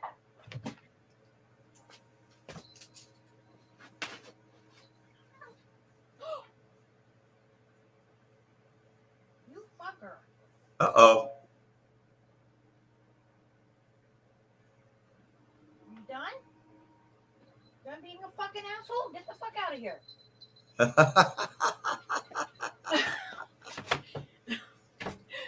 Oh my God. Fucking trying to knock shit over and such a little shit. So bad. He already like knocked over the freaking he grabs freaking cough drops and he steals them out of my daughter's bag. Like he opens it and freaking steals the cough drops. And now he went over and knocking a bunch of shit. Fucking little asshole. They're fur babies. They're just bumbling, toddling little fur babies. Yeah, I love him so much. That's why I deal with his freaking bullshit. So what I love about almost every time I've caught on, live stream Cherokee spirituality from either Eastern or Western band, it's almost always, the elder women who are leading the prayers, saying prayers and stuff. And so that's what I thought might come as maybe a bit of a culture shock, maybe to some. I know particularly those that are like raised like in a Mormon faith or Jehovah's Witness or Roman Catholic or most Protestant religions, they would kind of be a little bit put off by the women leading all the prayers and blessings. It's so weird. We got to do a whole thing on religion because I've been looking into a lot of the way that what we're going through now with everybody, with the society and the separation of everybody like that. When you look back into religion and the cult behavior of it, like I started out kind of like with the Scientology, and then I went deeper, and now I'm like, okay, like the Jehovah's and stuff like that, and I'm like, holy shit. It's not what people just like assume things are, like on a surface level. It's like, oh yeah, they just go around and they knock on your doors and blah blah blah. It's way freaking deeper than that. And like I want to go into that and look into, explore that a little bit. Because I've learned about religions, but not as much of that direction. I've gone more into like the Native American belief system, Buddhism and like the ones that I was more drawn to. But I haven't gone to that way about it yet. Well, you see, Lucky, what we're talking about is a core element of matriarchy. I mean, that's, when you really, when you take that red pill, right? And you go down that rabbit hole, Alice, of matriarchy, there's no priest waiting for you. It's a priestess. I mean, hello, it's matriarchy. My superpower is I can make milk and I can grow a human. Yeah, the power I can grow the human and I can feed the human. The power to purify, and with the moon. No other living species on Earth purifies with the moon. I mean, there are reasons why this happens, and instead of studying it and honoring it and teaching about it, still to this day in American culture, talking about women's purification with the moon, that's menstruation, and that's yucky women stuff and cooties. Well, okay, I have a question. Okay. He's asking about white and black buffaloes. Why are men afraid of freaking tampons and shit? Like, that's what I'm talking about. That's what I'm talking about. I don't get it. It's a piece of fucking cotton. Are you afraid of a cotton ball? Like, really? Is it just because it's shaped like a little fucking bullet, it makes it scary? How many men in the United States are aware of the relationship between the waning and waxing moon and the female purification cycle known as menstruation, mensive to month to moon? I mean,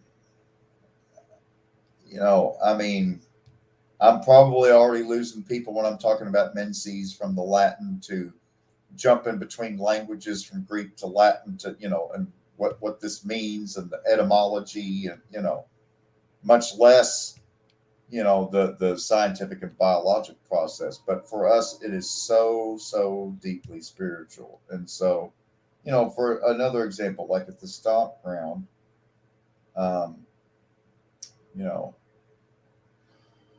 we have powwows, but powwow is like a Plains Indian type tradition of like, Lakota and Kiowa and Cheyenne, others. And what typifies a powwow is the drum, right? You have the big drum and the men sing, and then the women will jump in and sing on the powwow songs as well. You'll have fancy dancers come out. They'll have grand processions, and everyone's just dancing around to the rhythm of the drum and everything. I miss fire dancing. That's powwow. Now, Cherokee ceremonial stomp is different. It's the old way. Because, we have powwows and stuff, and there's Indian country, and there's kind of like a blended Indian country culture, that's kind of come out of the powwows, traveling all across the country, across all the different reservations and different parts of the country. But unique to Cherokee, our stomp dance in the center, in lieu of a drum, is the fire, the sacred fire. And everything is around the sacred fire. And the men, the elders lead the songs.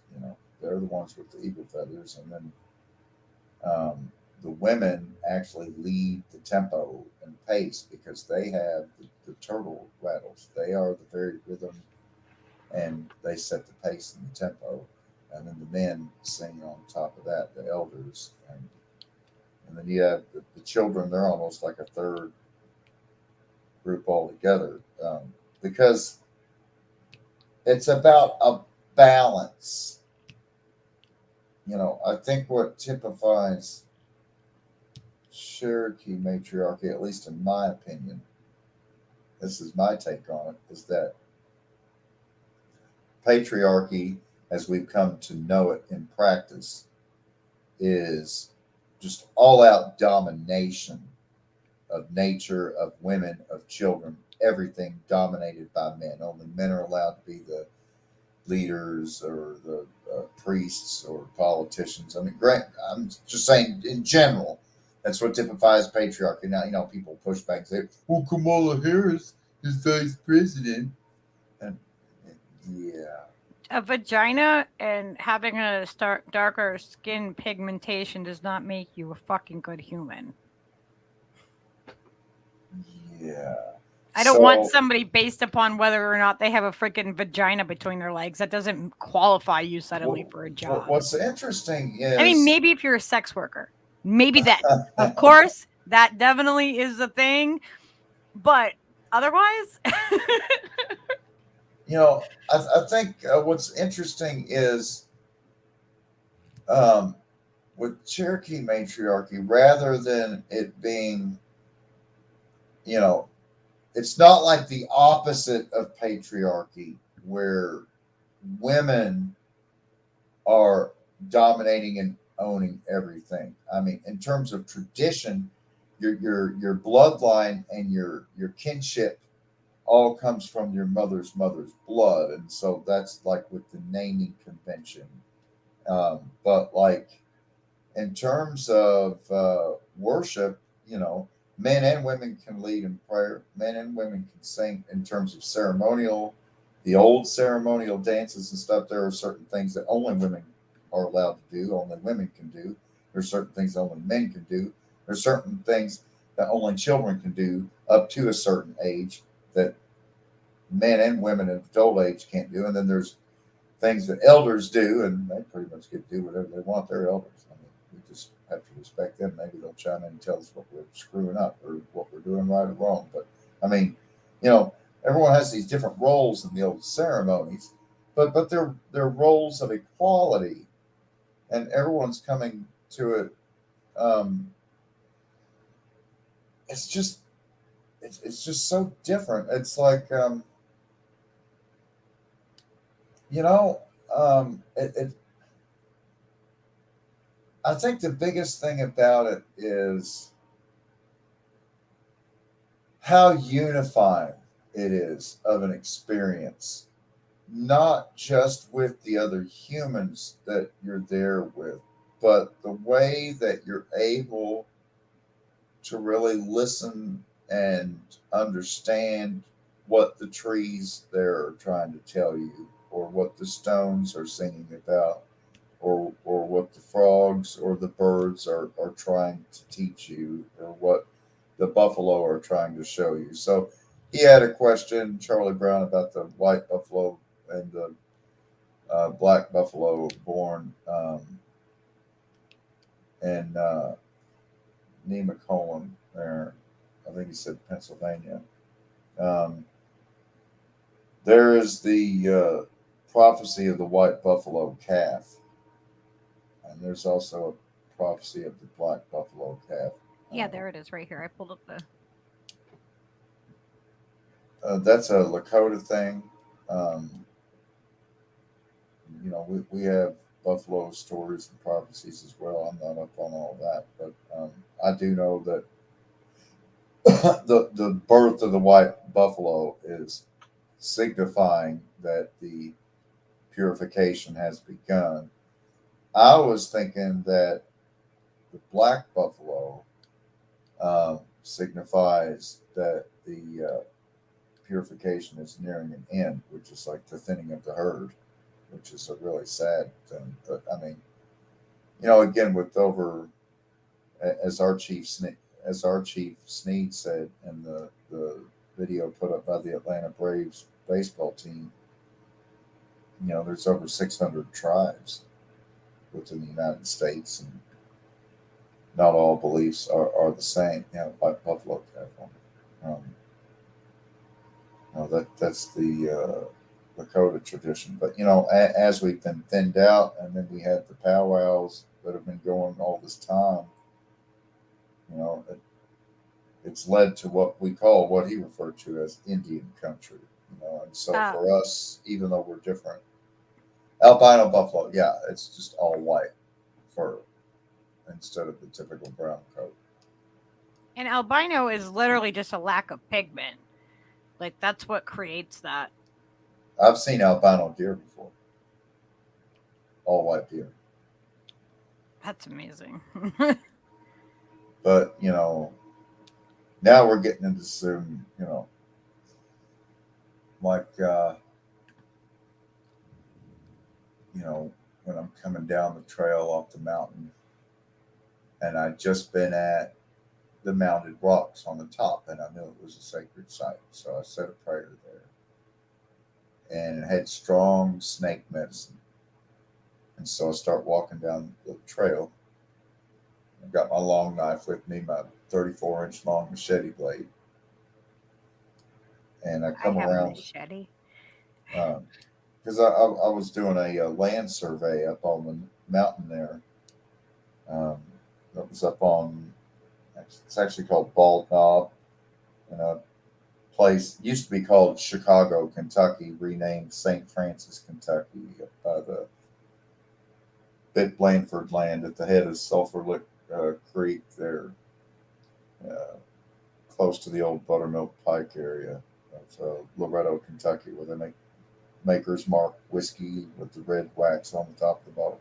Oh my god! Yeah, my ex used to love that shit. So I'm coming down off the mountain on the logger road that they use to extract timber, and you know the mountain's probably 400 to 500 foot high from the ridge line at the top to the base, and a precipitous drop all the way down. So the log road has been carved out of the side of the hill, and it just slowly snakes its way down. Every time there's a ravine, it cuts closer into the mountain and then back around until about a mile along the side of the mountain, it finally reaches the foot of the hill and turns over the Blacktop Road. I'm about halfway down this mountain and coming around a corner, and I've got my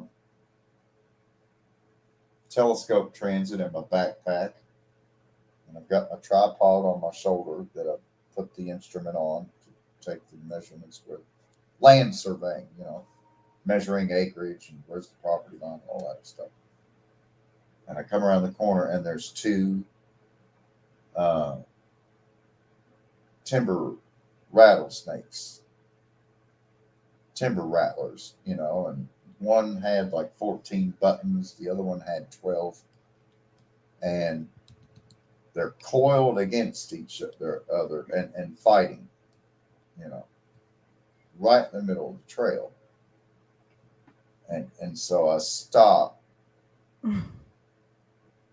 and I set my tripod down and I set my 10-pound sledge down and my stake bag with the rebars and steel rebars and stuff in it.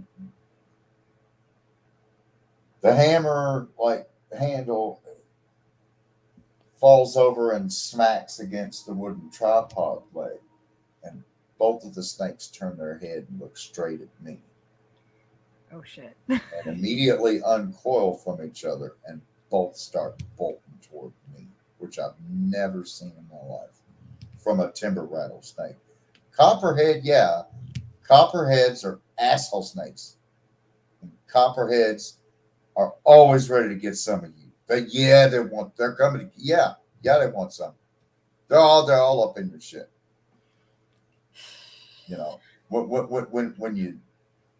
When you got that sickly smell, like someone is literally cutting a fresh cucumber where it's like sweating water off the top of the cucumber slices, they cut it.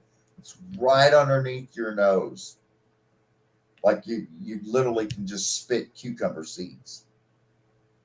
Look between your legs. There's probably a copperhead about to crawl up your fucking leg. Unless you're literally cutting a cucumber. If you're in the middle of the woods and you smell the cut cucumber smell, yeah, you're about to get eat the fuck up by some copperheads. But the rattlesnakes, they normally turn and run the other way. They shake the tail to try and scare you because they're scared shitless. Just leave me the fuck alone, bro. But in this case, they both came at me. And I was like, oh, wow, this is weird. And so I went to cut one and it popped its head under and I ended up catching it by the tail and the blade went right through the middle of its buttons. I was like, oh, man. Oh, I was going to use those buttons on a rattle. And so then second time around, I caught it in the back. And so it was took care of it. But then the other one slid down the bank. So I slide down the lower bank. I don't know why. It's just stupid. But I slide down the bank. And at the foot of the bank, there's like all these dead leaves that are piled up. So it's like getting into a ball pit or something. And like the dead leaves are like all the way up over my knees. And the thing pops up out of the dead leaves. And it's like 2 feet away from me. It goes to strike for my eyes. I just barely catch it with the back side of the machete, the side that's not sharpened, across the back of its neck and break its neck. And then on the backswing, went back and caught it with the cutting part of the blade and almost cut its head off completely, but not all the way. So I've got this cardboard box that all my little rolls of the pink surveyor tape is in that I tie around the trees and the stakes and everything. This ugly fluorescent pink surveyor's tape to mark the boundary lines and stuff. So I just dump all the rolls into the backpack with the transit so that I've got this cardboard box that I can put the 2 snakes in, right?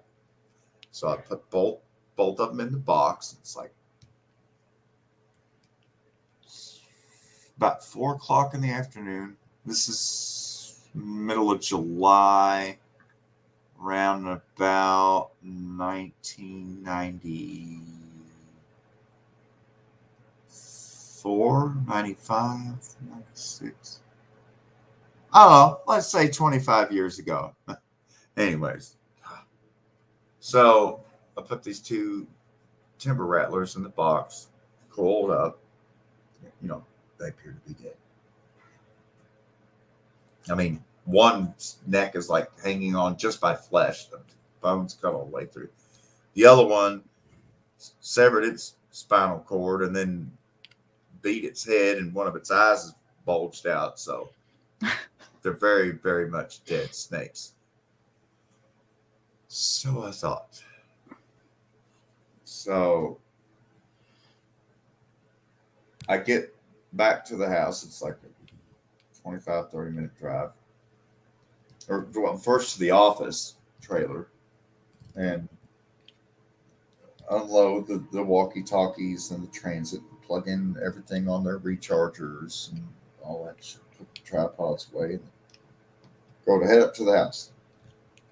Get to the house, and I go around to the back, because, like, you know, I was driving an Isuzu Trooper 2, so, you know, you've got, like, the back itself where all the stuff is, and then you've got the front, the driver's seat, passenger seat, and then there's a bench behind, because it's a 4-door, right? But then there's the big back part where all the stuff is. So I put the box with the snakes on the bench seat, you know, for the 2 rear seats, right? And because I've already completely emptied all the equipment out of the back at the office, and then I go up to the house just above the trailer, the office trailer, and I open up the side door behind the driver's side, and the box is open. And there ain't no snakes in it. And there's like blood slime marks where they both dropped into the floor. And I'm like, what the fuck? And then I see one of them's like hiding underneath like the floor mat thing that, you know. So I grab it by the tail and pull it out and throw it onto the gravel. And then I'm looking for the other one. The other one has actually climbed up and was inside the driver's seat, like right up against the cushioning underneath my ass.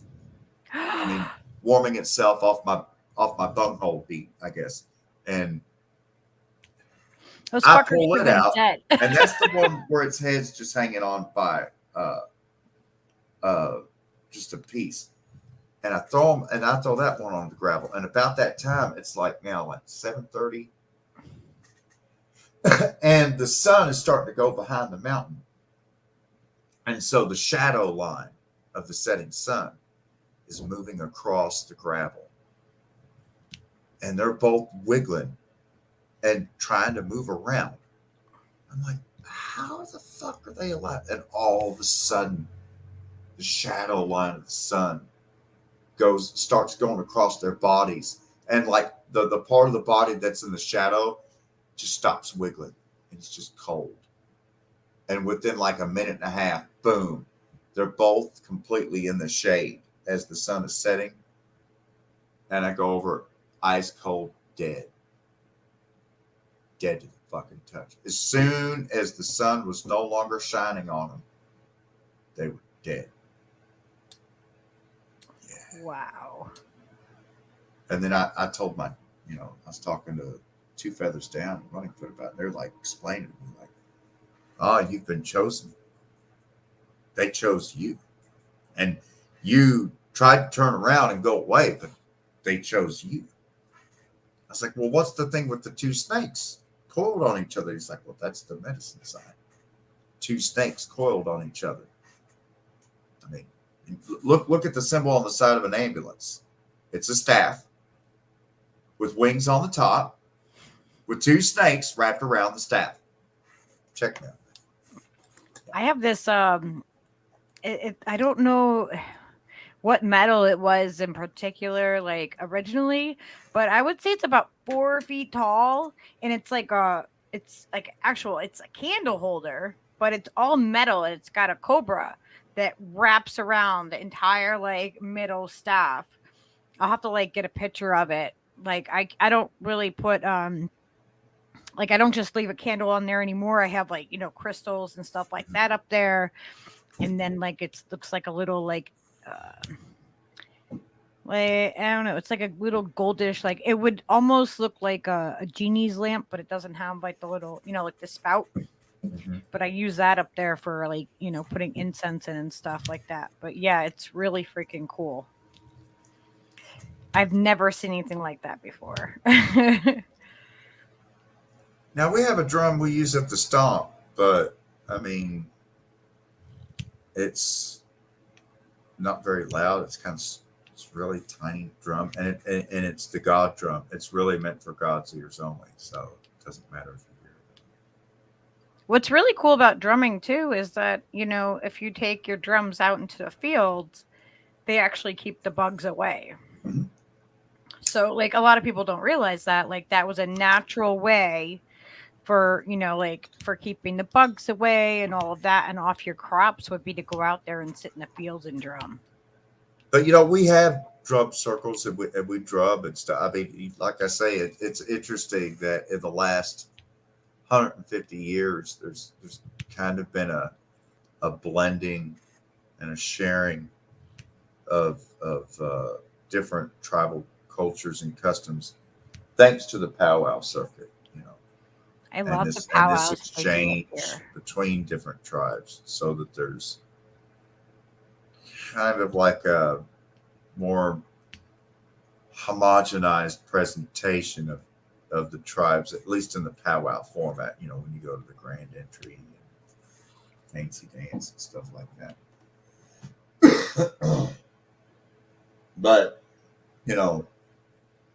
I'm speaking more to some of the very unique and particular customs just to Cherokee. So that's all that is. I think covered about everything. Is Oz Whistle still with us?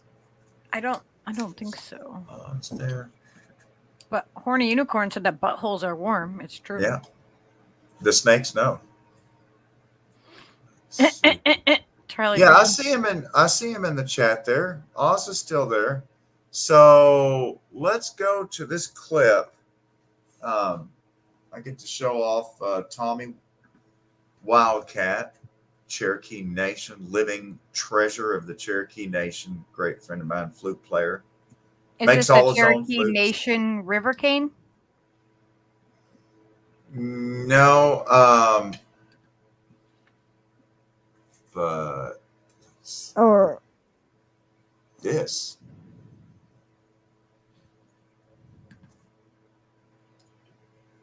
This is River Cane. Oh, that's pretty. And that's a carburetor. Anyways.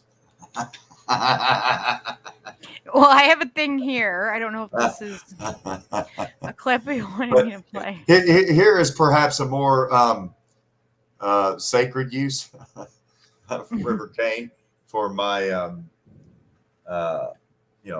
my smudge application device. Is this the one right here?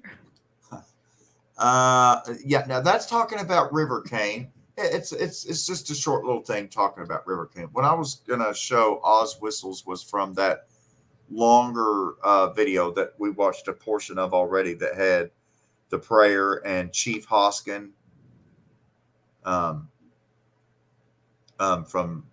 led by the hostess of OCO TV from earlier today, Cherokee, wherever we are. Yes. All right. Where do you want me to? And that picks up with Squirrel at 1 hour, 4 minutes, 57 seconds. Okay. And it just plays to the end. It's about 5.5 minutes. But after the closing prayer, it then just cuts straight to Tommy, to Gunhead.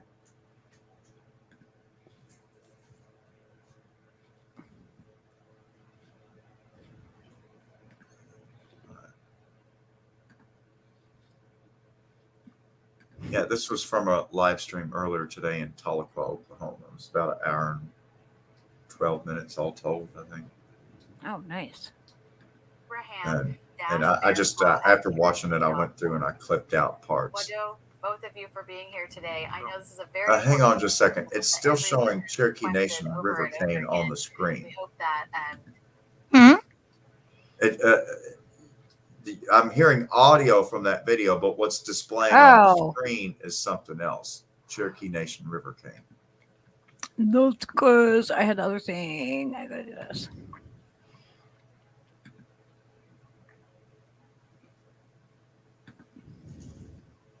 This is where we get the outgoing blessing. Yeah, there we go. And what you're looking for is 1 hour. I got it at 4 minutes, 57 seconds.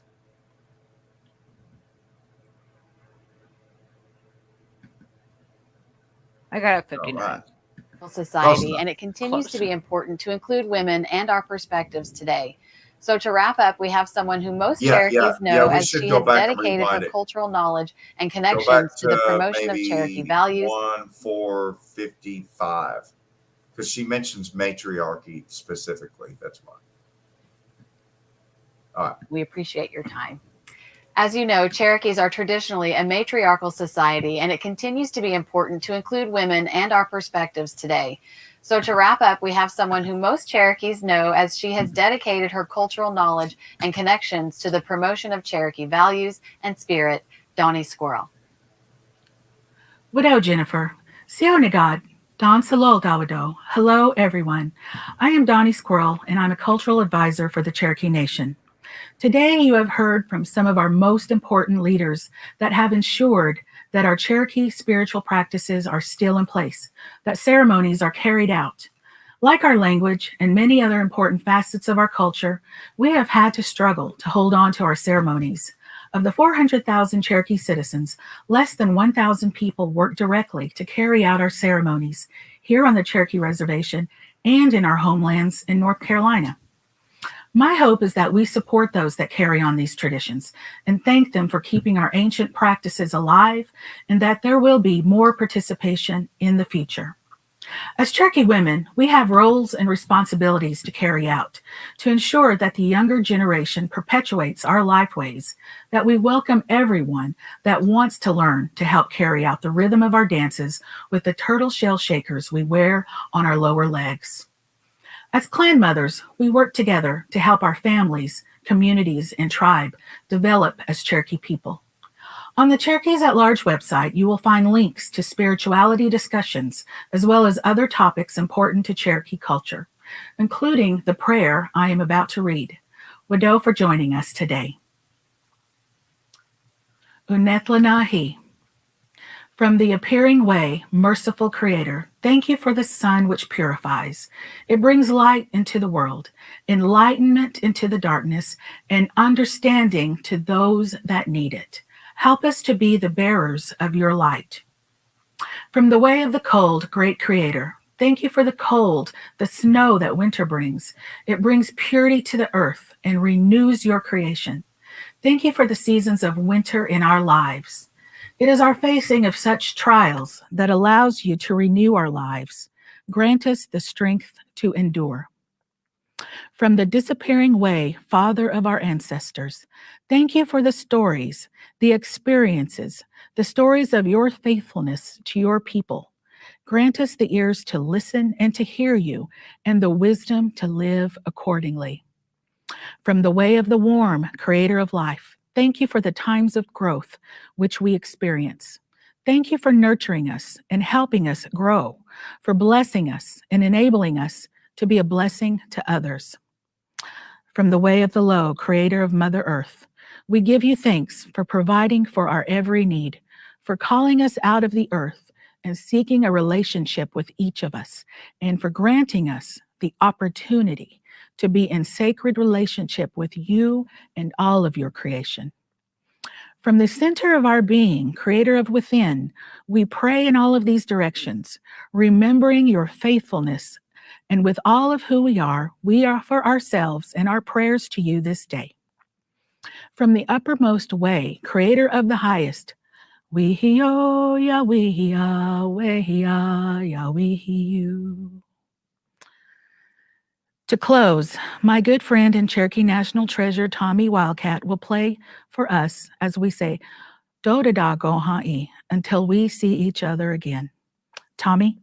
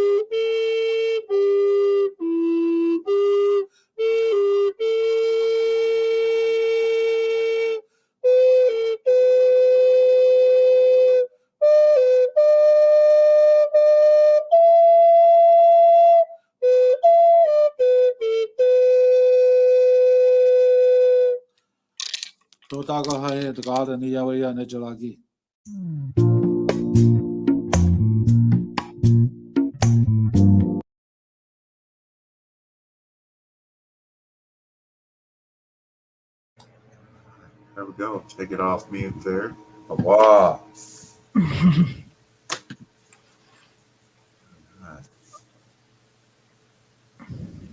Do the ga go hunting. Yeah. Do the ga. Do the ga go hunting. Do da ga. Do the ga go hunting. Or do the go hunt. Water drum? Yeah. Yeah, that's what it's called. Our drum, the little drum, I call it like the God drum. It's a water drum.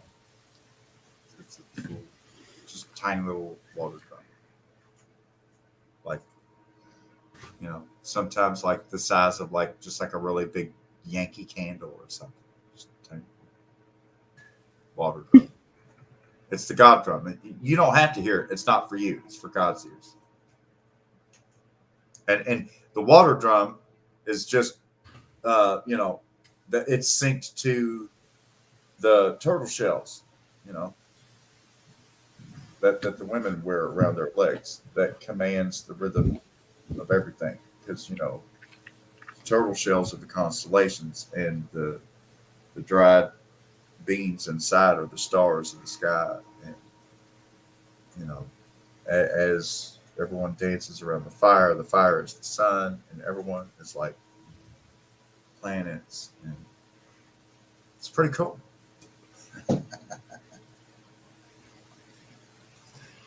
recreating our 10, 12,000, 20,000 year old cosmic dance around the fire as we sing in words that are so many thousands of years old that it's not even Cherokee anymore, but we still know the words from the ceremonies. It's pretty wild. It's freaking beautiful. I think that's why people are so drawn to it. I think that's why people also romanticize it. You know, like Horny Unicorn was saying earlier, I believe. You know, people, you know, asking about the romantic. Like, I think because people are looking for that culture, that tie back to something, they're really drawn to that. Besides the fact that it's like, you know, like there is those traditions in like all the lineages, but people are really, really drawn to, you know, the Native American when they think about indigenous, you know what I mean? I feel like they miss a whole lot. You know, there's a lot. It's ubiquitous too, because for all the Native Americans born today in this country, which is all Americans born in the United States are Native Americans at this point. And, you know, the fact that you're born on the back of Amayethi, you know, the what we call the sacred Turtle Island, you know, that's our term for it. Doxy is the word for turtle. Amayethi is land between waters, right? Which is a land completely between the water is an island, right? Amayethi. How much land is left? What do you mean? How much land is like of the Cherokee Nation? Like what? How much land does the Cherokee have? Because I mean that's hard. Like you're going to need to be a little bit more specific because you know, like there's the former Cherokee lands in Arkansas, of which we have none.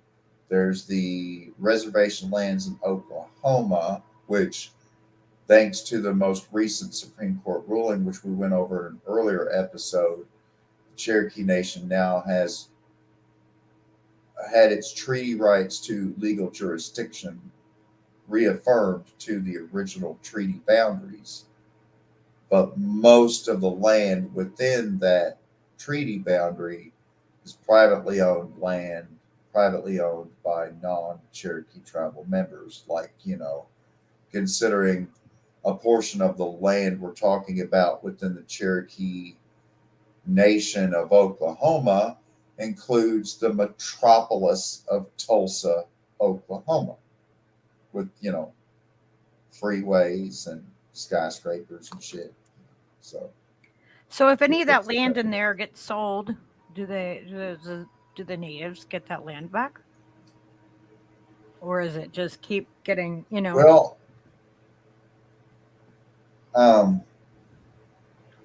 it's like kind of like saying if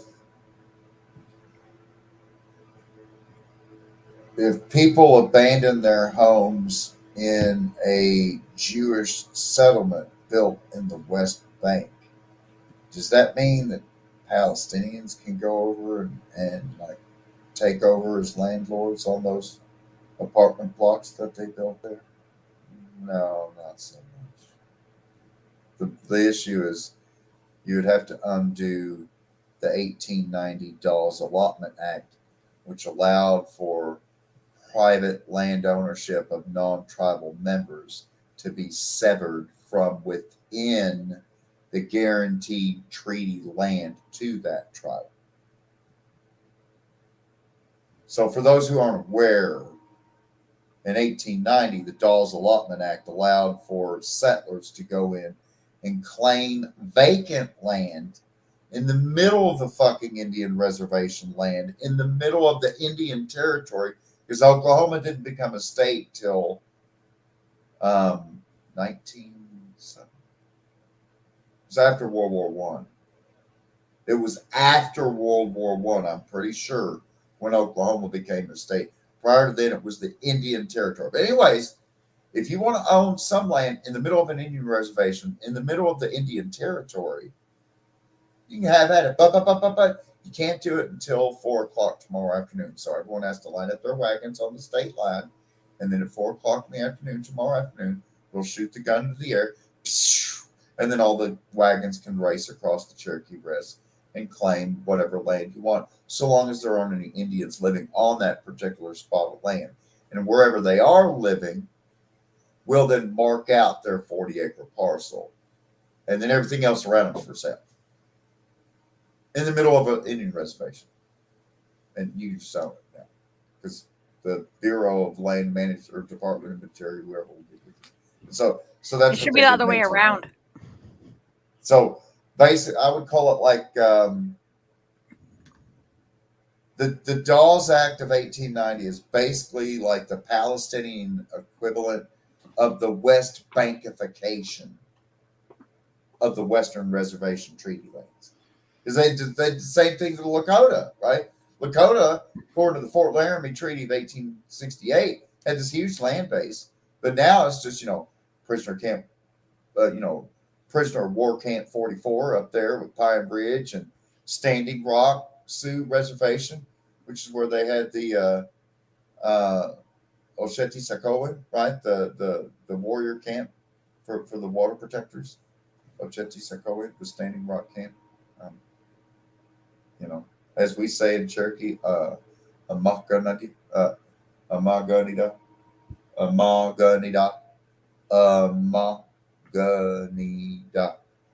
It sounds like a maga.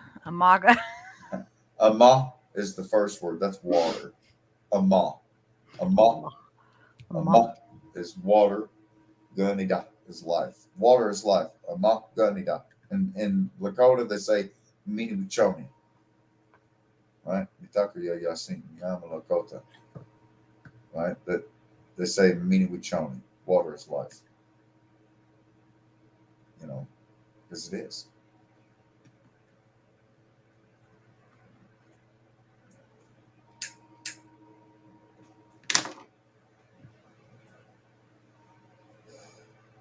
So the good news is we win. No matter what they do, no matter the amount of surveillance, it doesn't matter. I mean, take notes, learn something. I mean, it's just really, it's so recharging, exhilarating, fulfilling to me. I feel so blessed and so grateful to have so much love, to be witness to so much love conquering hate, and to know and to have it reaffirmed every day as I feel the positive vibrations coming off of everyone else, and I'm sure, they're picking up on the Yona vibes. Yeah, it's the Yona vibe, totally, at this point, if you want to pick up a feather and say OCO, you're not appropriating. You're channeling that spirit. You're channeling that energy. I'm here to tell you, we're all Native Americans now. No offense to my relatives with the actual official Bureau of Indian Affairs card and tribal membership and everything. Great, we need that. That plays a vital role. But there's so many natives, indigenous that are not recognized, and it's like, how dare you not recognize tribes? Well, yeah, I mean, with my case, I agonize over, going to at one time it was easy just to go to courthouses and get all the records and then take them down there. But now it's getting harder and harder to get public records out of the courthouses, especially with lockdowns and COVID restrictions. It's become more difficult. But nevertheless, I looked at pursuing it before. I can pursue it.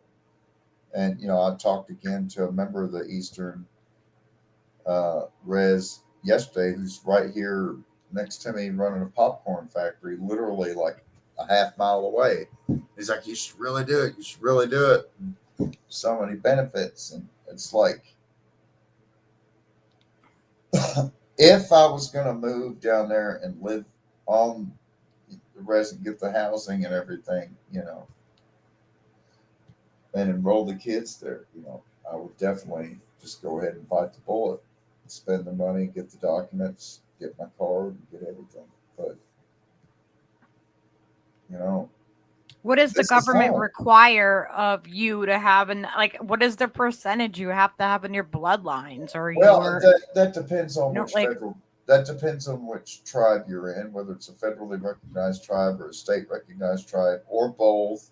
And each tribe has its own requirements for enrollment.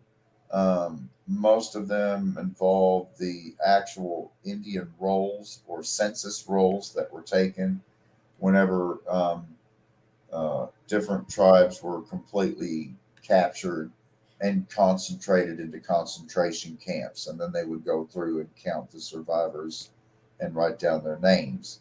And so all the Indians that were captured that weren't killed in captivity then formed the basis for most official tribal enrollment census rolls throughout the country, which is kind of a paradox because there are many, many Native Americans living today who are blood descendants, much like myself, but their ancestors at the given time eluded capture.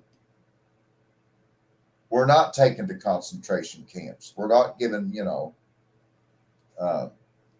brands or, of course, during World War II, they actually gave them IBM tattoos when they went to Auschwitz, right? But, they would brand them with irons or other things, mark them, or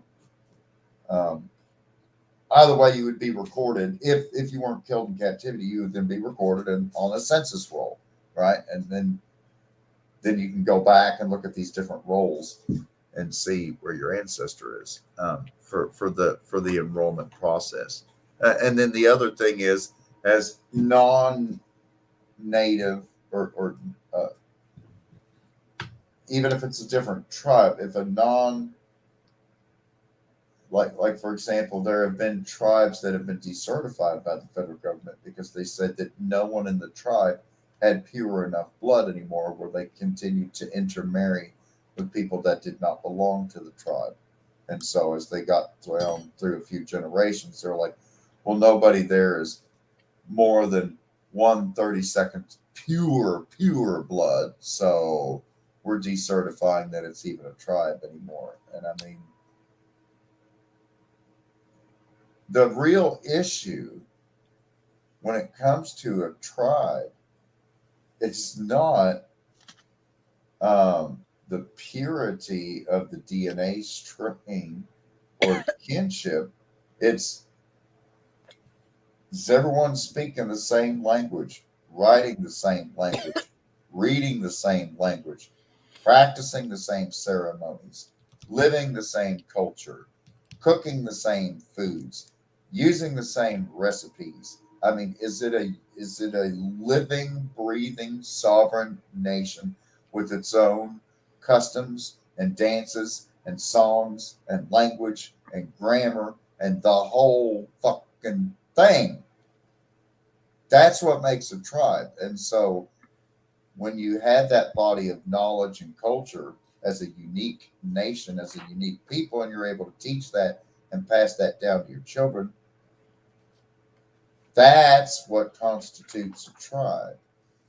Regardless of how many living adult members of that tribe have chosen to have children and marry someone that does not belong to that tribe, and thus their children, and when their children decide to marry out of the tribe, then their grandchildren, their purity of that tribal bloodline is diluted. But if they're still all speaking the language and still all doing the dances and the ceremonies, how in the fuck are they any less of that very same tribe as grandchildren as they were from their parents. They're still reading it and writing it and speaking it and cooking it and living it and teaching it. And I mean, it's a way of life. It's not a DNA coding sequence. Because I mean, you can live on the reservation your whole life and wear nothing but sweatpants and drink and use drugs and never speak more than 3 words of Cherokee your whole life. Well, I got news for you. Every single person in the United States already knows the 2 most basic words in Cherokee and don't even realize it's ubiquitous. It's all around you, my relatives, and you don't even realize it. We should go just tell random strangers that. So, I'm going to show something up here to the screen here. 2 of these. There he is again. George Washington, right? $1, $2. Yes. $2. Or $2. 2 buckskins. Would you sell it for 3 buckskins? Uh-huh. Uh-huh. Uh-huh. Uh-huh. Yes. It's in tonal. It's a tonal. Because you have to go up. And to say no is slow. Uh-huh.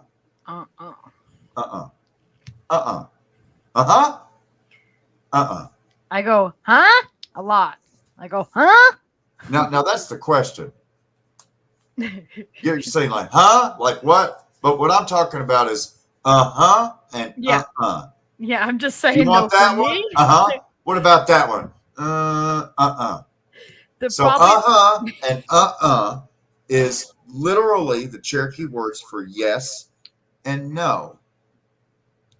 And the very first trade that ever occurred in the Carolinas and in Virginia with the English speakers was trading for buckskin because their clothes just tore to rags.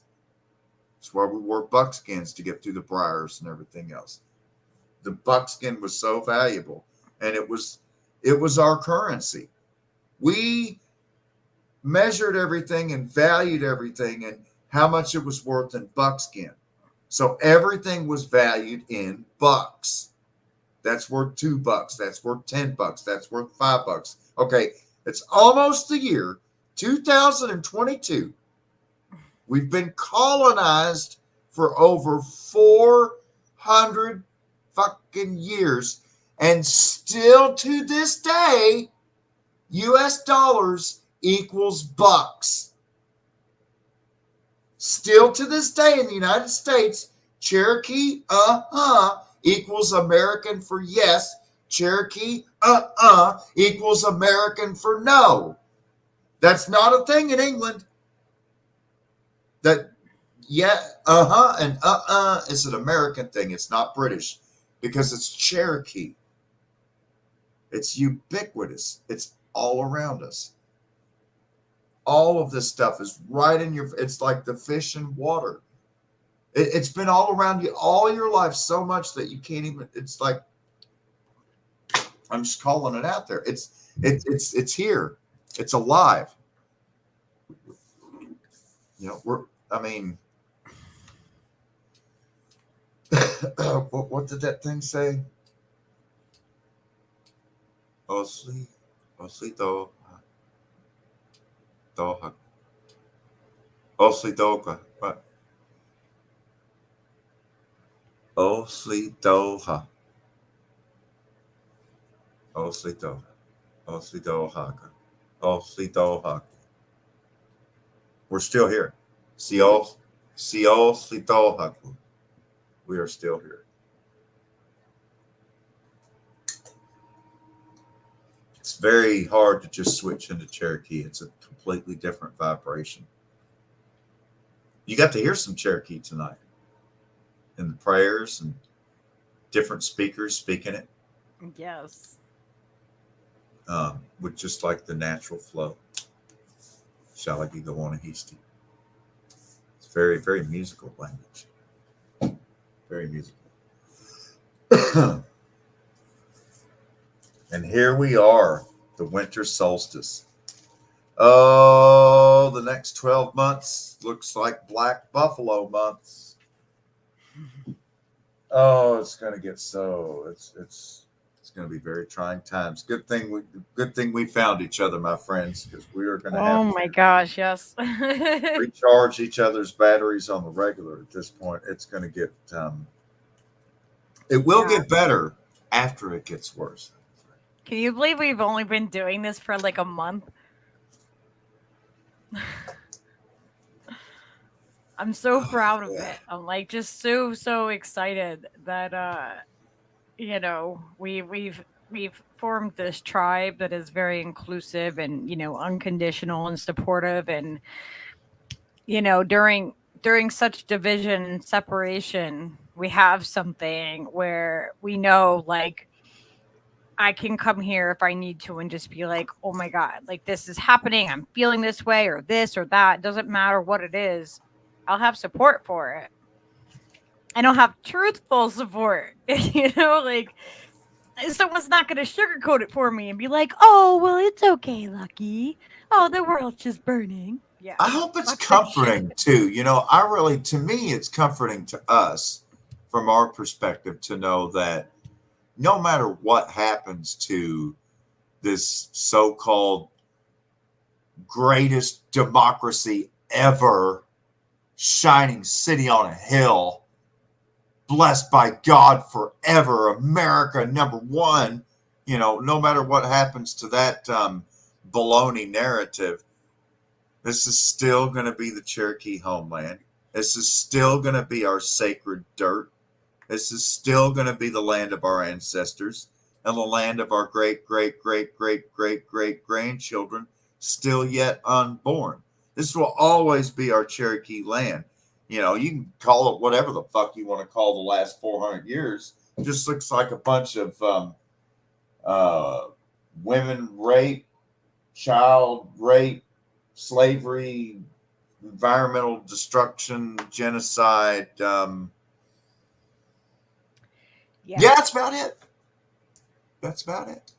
There's a lot of horribles, but you know, there's on the plus side, a lot of beauty too. You know, there is a lot of beauty. On the plus side, there's been a lot of beautiful people, but within the context of the war against the First Nations, and then the war against nature, and the war against animals, and the war against minerals, and the war against water, it's never let up. It's they're trying to lay fucking pipes right now across Canada, and they're not going to take her. I mean, they're not going to win. Mother Earth, like, she will take right, her. but she's I mean, already like, my fuck point you. being, the rape of children, the rape of women, the rape of the land has proceeded and continued for like over 400 years in most of the country. Just constant punishing abuse and exploitation and extraction from nature, and from women and from children. Mm-hmm. What kind of society mines every last piece of land, mines every last woman, mines every last child for money, for pleasure? You know, it's, yeah, there's been good, but I mean, to me, the characteristics that define the United States are not going to be the long-lasting infrastructure that the Americans built that was superior to the Greeks or the Romans, because I got news for you. Most of this shit that the Americans put up unless it was built in the 1930s or earlier, it ain't going to be around another 30, 40 years from now. The shit they built today. I mean, you know, a friend of mine on Twitter, Mr. Robot, he's always putting out these fire videos.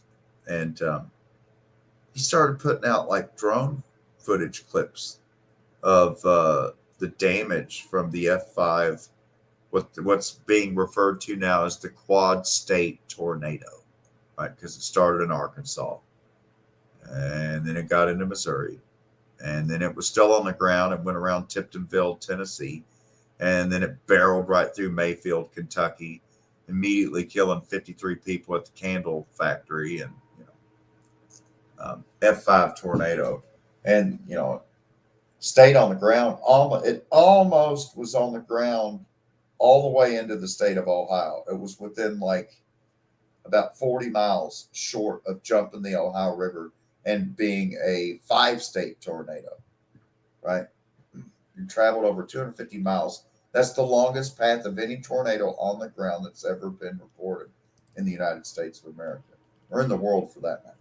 So, major record breaker. So he's posting these Twitter clips of the drone footage, where people are going to all the different communities that have just been leveled. I mean, leveled all the way down to the foundation, everything gone. And he's like lamenting the fact that, if only these people had built their homes like they build them in any other country with concrete and rebar. I mean, all these houses are blown away, but they're all like trailer homes or brick homes, but only one wall is brick. That's the front side. Everything else is just wood and vinyl siding. And everything is square too. Everything's like squared. And that's only for production. More so to the point of everything built in the United States is built with the cheapest materials and the cheapest labor as fast as humanly possible. Even the super duper 4,500 square foot deluxe homes in the gated community off the cul-de-sac, if they get so much as an F1 tornado go through their neighborhood, their roof is fucked. It's the building practices in the United States. Seriously, all across Ecuador, in the poorest of the poorest of the poorest backwaters, where the only road in and out is a 1-lane dirt and muddy potholed road. Every freaking building's made out of reinforced concrete with concrete roofs, even in bumfuck Ecuador. But you come back to the United States, especially around here in West Virginia and Eastern Kentucky, the vast majority of every single structure, whether it's commercial, school building, library, Dollar General store, factory building, or residence, single wide, double wide, it's all just, it's like if we're talking Three Pigs, we're talking straw houses, pretty much. I mean, have you seen what a trailer home's made of? I mean, like, everything's like the walls are like 2 inches thick, it's made of like cardboard and little furring lathing strips and pine lathing strips. I mean, it's the cheapest shit on planet Earth. I mean, most of the United States. It's not about quality. It's not about quality here. It's about like the quantity, how quick we can do it. It's never about actually doing something of quality. And it's like, if people realize you don't have to keep doing it over and over again if you do something quality and right the first time. Usually. Nothing's built to last is the point. And so he was pointing out that, the problem is in the United States, they just need to build with steel and concrete.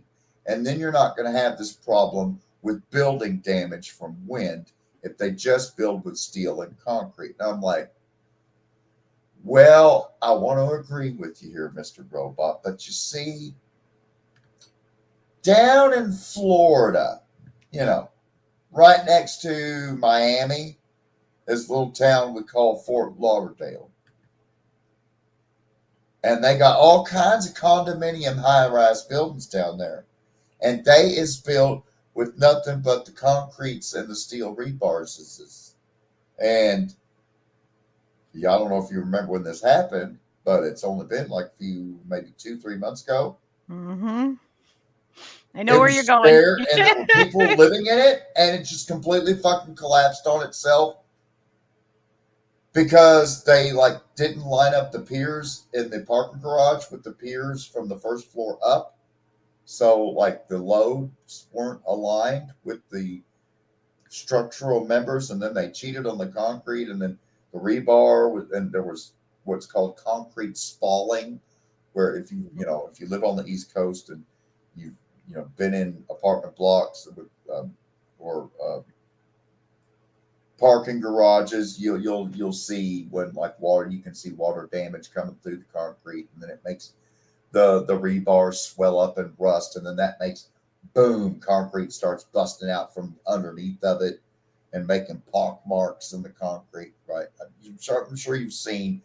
Everyone here in America knows what concrete deterioration looks like. Again, confirming my point, and so my point to Robot was, look, even if they went to building with just concrete and rebar all across the United States, shit's still gonna fucking collapse, man.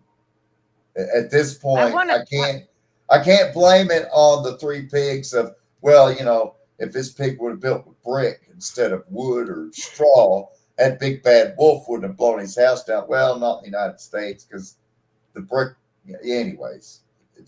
I want to build earthship homes. They use like you face it, like in a certain direction, and you build the whole back wall and and tires, and you pack it with the earth, and they will withstand they'll withstand things, and they're like fire, like they're more likely to be able to, like a fire or any of that stuff. Like they're cooled by the earth. You grow your own stuff in the house. Like it's fully functional. It's sovereign. I don't want a fucking square house. I like to consider earthships as like sovereign domiciles, because you're basically living autonomously with complete and total sovereignty. I told You don't somebody need shit from nobody at that point. I want to respond to Charlie Brown's rebellion here. The Japanese build traditional structures resembling tree houses that can withstand hurricane force winds. Yes, I was going to mention that earlier, that the Japanese build with wood. And I just saw a brand new video that was posted like literally 2 or 3 weeks ago of someone who for the first time had uploaded their own personal footage that they recorded from their own camera on March the 11th, when the Tohoku earthquake happened, and then the ensuing tsunami that hit the northern coastline of Honshu, from Tokyo all the way up through, of course, and including where up to Miyagi, but including the Fukushima Daiichi power plant. And so the tsunami footage, it was the most incredible footage I've yet to see. Here's some houses starts in out, Japan. this guy, oh wow. Yeah, their craftsmanship with wood is just amazing. Amazing. But I always wanted to live at like, Swiss Family Robinson. I always wanted to live like they did when I was a kid. So cool. That's like up in the mountains, like Niigata and stuff like that. So oh my god, like this footage that I was watching, I want to live there. I want to live there. It had the biggest building I've ever seen. Like, it was so sad. It was this huge, like, black wood with like the pagoda style roofs, and it was probably a 4 or 5 story building, about the size of 2 city blocks. Okay. Wow. And this tsunami comes in, and it just keeps pulsing in, and first it raises the water like 5-6 feet, which gets it all the way up to their minor flood defenses. Immediately it's over that and it's flooding the streets. And so this kid who was right at the water's edge is now backpedaling and makes it to the escape stairwell that's literally a finger of the mountain that just goes straight up the mountain. And there's like this harbor is fed by basically two creeks, two valleys that merge right there. And so right in the middle of this town, you've got this strange little ridge of a stairwell that you could run up, and on to either side, the water's rolling in. And it's just climbing up the side of this huge building, like, I don't know, 50 feet tall.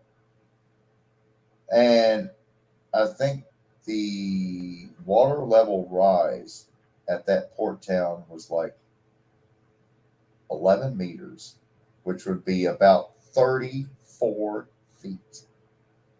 34 feet. My God. I could not imagine what a tsunami wave that actually raises the entire sea level 35 feet higher. What would that do to Connecticut? Oh, jeez. What would that do to the Hamptons and everything on the shoreline of Long Island Sound? Just yeah, it would be because destroyed. You know how it's like all this low lying, like marshy, it's just all flat. I mean, there's hills, but you gotta like get pretty far inland before it really starts getting any type of elevation where it's not just like flat, foggy looking, just like boring shit off the side of the interstate, Whoa. Can we like have this? Can we do this and make our own community? What the fuck? Wow. No, Where's that at? I don't want that. What the fuck? That almost looks like something out of like Manila or something. Yeah, I don't know. Or maybe Venice. I want it. But yeah, I was just lamenting that footage. Oh, it's in anyways, Japan. that tsunami ends up picking up that entire building and then just floating it out to sea. And then as all the other houses of the entire town are just in this big spinning gyre right in the middle of the harbor, and it just grinds it all up into freaking plywood. It's so sad. So sad. And it's just jaw-dropping and stunning to watch the ocean rise like, 30 feet in like 5 minutes. But it's not like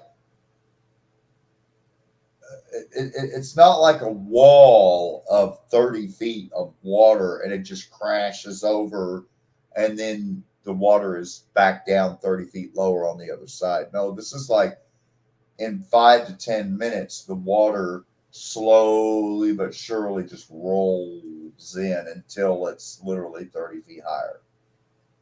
And then it all gets sucked back out to sea. It's crazy. Power of tsunami. Now there's my kind of stuff there. My dream pad has always been like a home built into the very top of like a stone cliff to where you can get to it from the top of the hill by going into the ground. But then your view is looking out from the top of the mountain, like right at the top of a cliff. Yep. Kind of in the ground, kind of like what some of these are showing, Oh, look at this guy. Here we go. Yeah. Yeah, this is like my dream, space is to have something that's integrated into the earth where it is part of it. Look at this. They have fake freaking underground bunkers. That's what this is. And they have like these underground bunkers that look like this, and it looks like it's actually like they make it. Yeah. This I think is part of it too. Yeah. That's all fucking underground like bunker fucking shit. Like fucking shit goes down, you get to pretend like you're like, what the? Oh yeah, here's another picture of it. I've seen this video. All that stuff down there is going to make those powdered eggs from those buckets taste so much better. Oh yeah, it's fucking gross. Ew. I hope you got a good prepper diet ready for that. Oh my god. Oh, these are really cool. They take these things, they come like prefabbed, and you put them together. And I think you you can put that in the earth just like that, and you can cover it up. And that is like how your house is. Now, there were some bunkers. Like, there's a story I saw. Oh yeah, here's part of that underground one. There was a family in Bremen, Kentucky, in Muhlenberg County. Bremen is right on the Green River, about 6 miles downriver from Paradise, Kentucky, in Muhlenberg County, which is the namesake for the song by John Prine that Stevers played many a time. Daddy, won't you take me back to Muhlenberg County, down by the Green River where paradise lay? Well, I'm sorry, my son, but you're too late in asking. Mr. Peabody's coal train done hauled it away. Well, in Bremen, it hit this little community of Bremen, and like every single building, just nothing but piles of sawdust and splinters and boards, all the way down to the foundations. And this guy's dad had the foresight some 10 years ago and spent like $2,400 and said, none of these houses have any basements. And what would they do if there was a storm? So he bought a little miniature storm shelter that would fit 12 people. And he buried it in the backyard. And when the storm reached Madisonville and Hopkins County, the county next to Muhlenberg County, basically about 10 minutes away, grandma, grandpa, brother and sisters, some babies, all told 12 people climbed down in this tiny little thing that looked like basically about maybe 2 or 3 shower stalls put together at the most, and huddled together and survived. And like literally it took 4 people holding on to the lid to keep the lid from being sucked off, because the tornado went directly over them and like scarred up and scratched the top of it and everything. I'm like, wow, that had to be an intense thing. And then they said once the storm was gone, they ended up using that as a shelter for the next 3 to 4 days because all their houses were gone, and it kept piss pouring rain, and that was the only dry spot.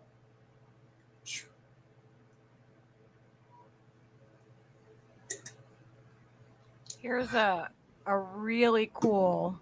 This is like one of my favorite like under the ground homes. I just randomly came across it.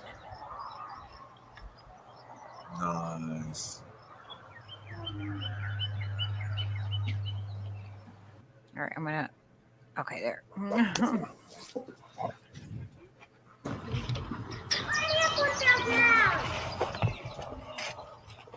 So it's kind of integrated into the earth, right? We call it earth integrated, yeah.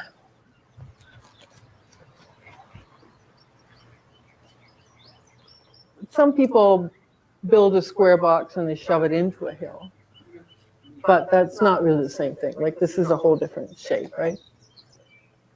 We call this house earth integrated rather than underground, because underground connotes dark and no lights, and this one is integrated into the earth.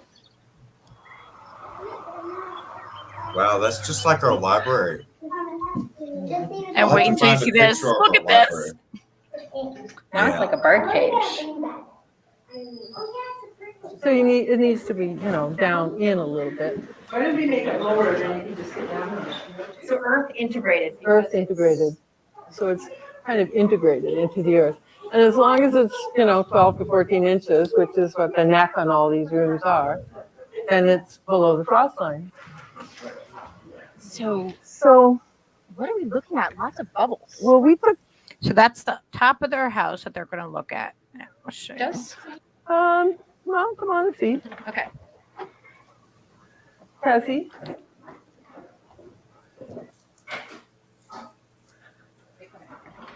Oh, it's so cool in here. That's the point, right? Like once you're below the frost line, which is just 12 to 14 inches, it's a constant temperature of 58, 59 degrees. So it feels cool in summer and warm. In the winter, you only have to heat that differential. If it's 40 below, it doesn't matter. Like this room gets more exposure to outside, but these rooms are really, this is where your feet were. Yeah, so this is where you look down. Wow. On the roof. This feels so nice that's so rounded. It feels so good. Yeah, it feels like you want to stand up straight because it's not a box, right? It's more cathedral-like or whatever. I mean, it's just the feeling of height it gives you. And so light for being underground. Well, that was the point. We wanted to make sure that it was, not, because people say, you live underground, oh, dark. But the building, of course, is made with what we call ferroconcrete. So the shell was done in steel, and then they put on this expanded metal, which is like not as wide a space. It's like a mesh, and then started blowing on concrete. So the walls are like 2 to 4 inches thick. And then we put this white powdered marble. It's natural marble. You buy it as a powder, as a dust, and put an adhesive in it, and then we trowel that on the whole thing. So it's quite luminescent. Wait until you see the fridge. And you do get a lot more light from above than from a side window, because that's where the sun is and the sky is. And these windows on the side, you're getting bounced kind of reflected light. So the skylight is much more effective than a side. He didn't want to put a square fridge in here, so he designed this refrigerator, which, I mean, refrigerators have never been redesigned since the ice box, right? They're still a box. But cold air is heavy and it sinks. And every time you open a fridge door, the cold air spills out. And when you want the stuff that's way at the back, the fridge runs for a long time after you close the door to get back to the temperature. This way you can lift up the contents and the cold air stays down there. The cold air is not going to be able to get up here. Now we're getting a little bit of chill just from the, the crockery and stuff. But so it's a much more efficient refrigeration, actually. And then, of course, it's narrow. He says, so you can find stuff. I can find the mayonnaise. You can find the Dijon. You don't have to get down on your hands and knees. There's no back of the refrigerator. Right. So how is this? How are you able to bring it up and down? It's pneumatic. Yeah, he redesigned it with a different kind of a drive, like some kind of a gear thing. But this was the prototype, and this is what we have. So guess where the refrigerator is? Can you guess now, right? Just push a button, step on a lever, actually, and the fridge pops up. Isn't that cool? Yeah, and the bathtub too, really, and all these cupboards, right? So we just shaped it in wire, set the tub in, and then covered it with expanded metal and some concrete, and then we have the swing. It's just totally adjustable, right? So you can, yeah. So this is a pretty big space to heat or cool, but The thing is, the temperature, like we don't do anything in the summer. As I said, we have that room that we can cool down, but yeah, it's 31 degrees out and it feels really nice in here. Yeah. It's like a basement, right? Like at my daughter's house, they sleep in the basement because it's so cool in the summer. And you go upstairs and it's like, oh, man, it's hot. But this is really a basement because, our feet were up there, right? So it's all integrated into the earth. And the earth is, once you're below that 12 to 14 inches, it stays cool. And in the winter, how much are you heating? Well, not much. We only have to heat up, maybe 16, 18 degrees. And of course, there's no drafts. Like that's where you lose a lot of heat in houses is through drafty windows and vents and things coming in. So. Yeah, I wanted to show you that, like freaking. You're just really, that whole video, I just kept flashing back to moving out of my bedroom, my childhood bedroom after high school and going off to the seminary school to study the priesthood and theology and everything at St. Meinrad in Indiana. And, we call it the Hill. the hill, the Arch Abbey, you know, where you got the Benedictine monks there at the monastery and singing in the Gregorian chant in Latin. Anyhow, at the college, you know, when they needed to build a new library, they built the library right next to the cathedral on the side of the hill, but they built it like that house. And so, like, unless you're directly below the library, you can't even tell it's there. It's just like all covered by like grass and trees and stuff all the way across. But then it's got these skylights. Like, I wonder if we can find it here.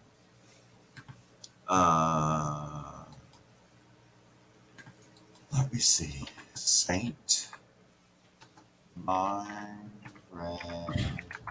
Library, Indiana.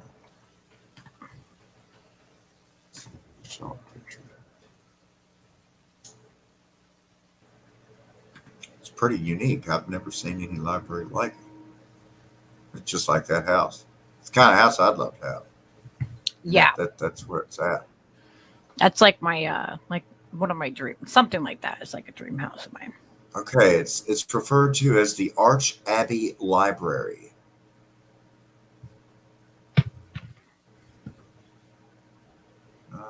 Right.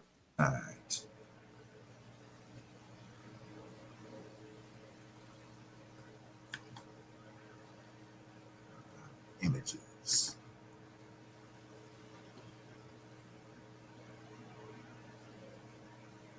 Well, there's a view of it from straight ahead.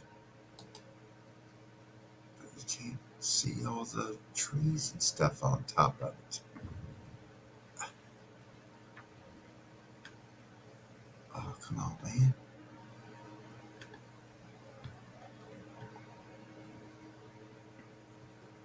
Ooh, what about that? There's an aerial picture.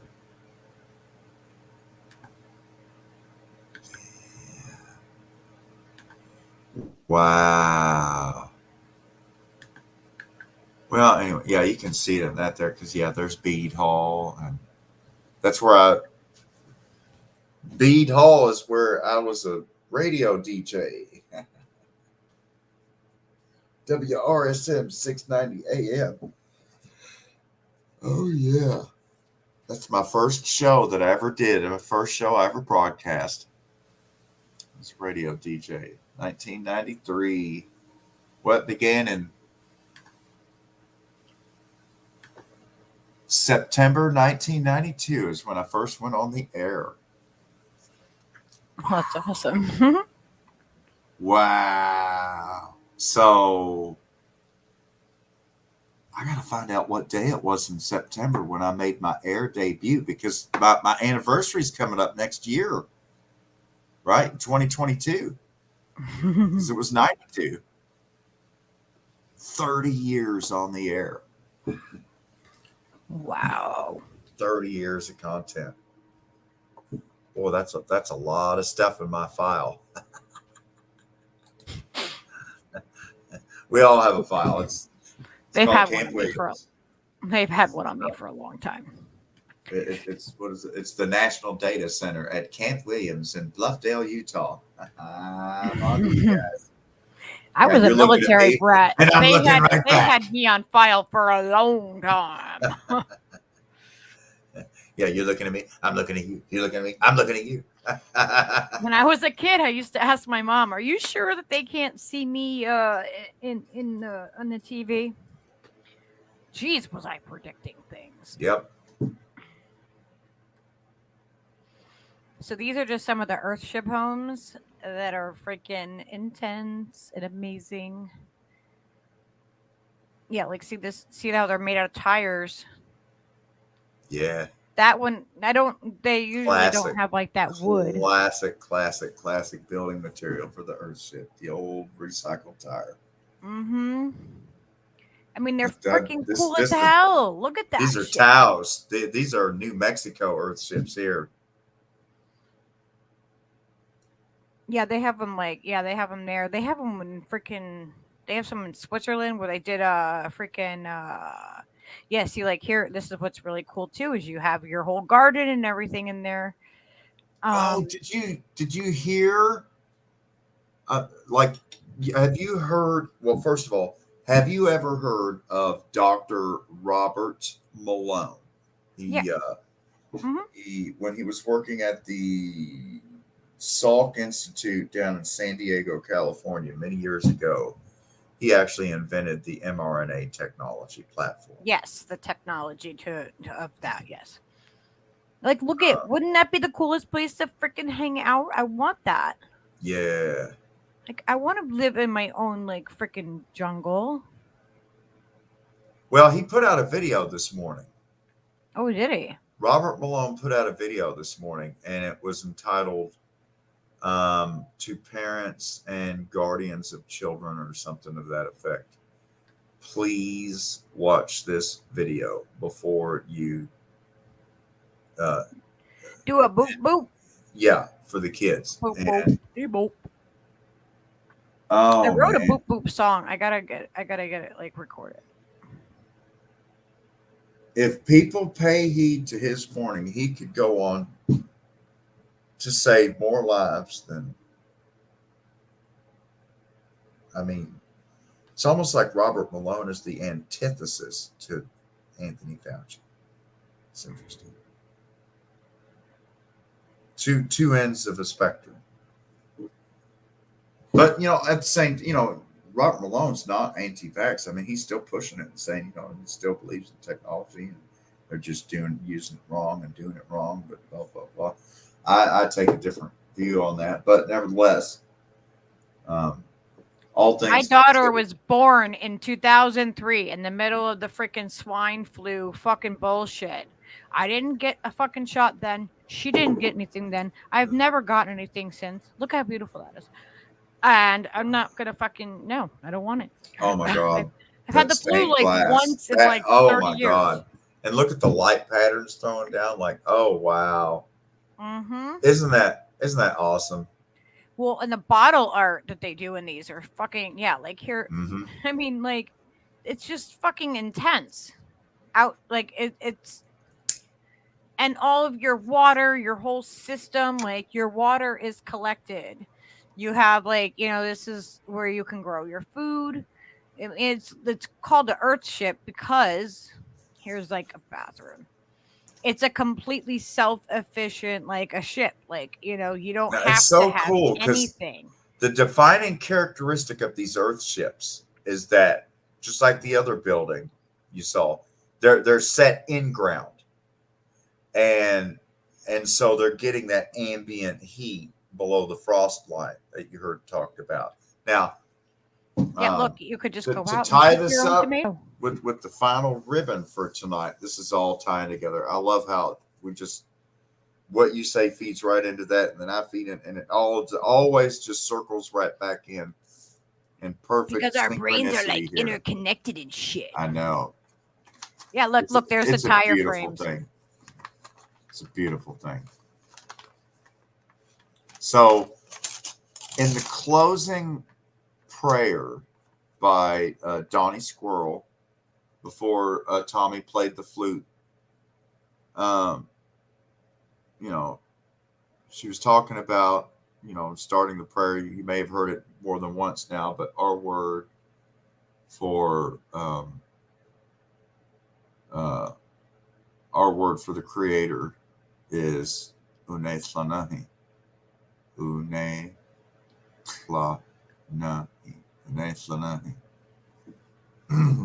And in her prayer, she's talking about how the sun and the light and be bearers of the light. You may recall some of the points of what she was going through in that closing prayer. But she talks about how Unetlanahi called us out of the ground to come back out onto the surface, right? And live in peace and harmony with nature. Called us back out of the ground. Called us back up to the surface. Because we are Shalaki. We are cave people. And more than once, we've had to go back down into the caves and take shelter more than once. And every time shit goes bad, and we take shelter in the caves, and then we come back out of the caves. It's all clear. Yeah, this is how you survive like shit going down. Is you survive in something that you literally make from materials that are being thrown away and packed with the earth, and you integrate. Like it's not. I gotta hand it to him going out there in that part of New Mexico where it's so arid and the growing conditions are so inhospitable. It's a desert, and yet they're able to build these indoor greenhouses and watering systems from rainwater collection to where they're actually able to grow things in the middle of a desert environment. So, I mean, it's really amazing what they've been able to accomplish with these construction methods, building in the middle of a freaking desert. Now, on the other hand, I mean, I look at our advantage from in the heart of Cherokee country. Oh, we got plenty of running water, and we got plenty of trees, we got plenty of habitat, and we got plenty of caves, and just all kinds of places to hide. And I mean, these technologies really demonstrate a forefront in being able to live where nature doesn't really expect you to live. I mean, it's really incredible to be able to live in that desert environment and yet be sufficient and not need city water hookup or electric water hookup. You're in an earth ship, you're collecting your rainwater. But, I would say to a certain extent, you go long enough with the drought, you're going to have to be hauling water and putting it in a cistern or something. I mean, there are certain limitations, no matter how resilient the structure, to building in that environment. And again, it all comes down to your water source. Well, you can make your own. Or you can get condensation, though. I'm sure you can make it where you're, what I mean, you're getting that from the air as well. I mean, these aren't just in, these are everywhere. Oh yeah, no, I'm pointing out the just that really, despite the harsh limitations of trying to build a structure where you can live self-sufficiently, it's the greatest single challenge to try to build one of those structures in an extremely harsh, arid desert landscape like New Mexico, and still make it fucking work. Yep, there's a whole original community out there that they started it. Yeah, granted, they've made it work. You can make it work, but they've also discovered, as you would expect, that even with these technologies, there is still a carrying capacity to the occupancy of the structure and the basic number of gallons of water you need for basic survival every day. And are you able to produce enough of that at your facility just from air condensation and whatever little rainwater you can collect from the roofing? Also, are you able to tap into an aquifer or a well or something? And so notwithstanding water issues, these things are absolutely amazing. And of course, that when it comes to the water as well, there's all the different recycling of water uses within the structure where they separate out, fresh water from blue water from gray water and all that. Look at that! Look at that wall. Tin cans. You better drink a lot of beer.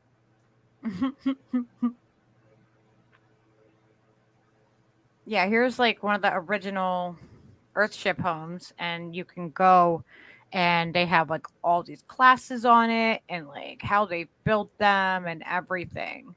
It's See, really, every really single one of amazing. these Earthships is employing the same thing that the home that we built in Lyons Station, Kentucky, in LaRue County, back in 1977, and that's called passive solar, where you orient the structure to face to the sun, since we're in the northern hemisphere, that means to the south, and your south-facing wall oriented toward the sun is normally virtually all glass, and then you have the soffit overhang. Yeah, just like that. That's exactly what our house looks like. Well, it's not ours anymore. That's my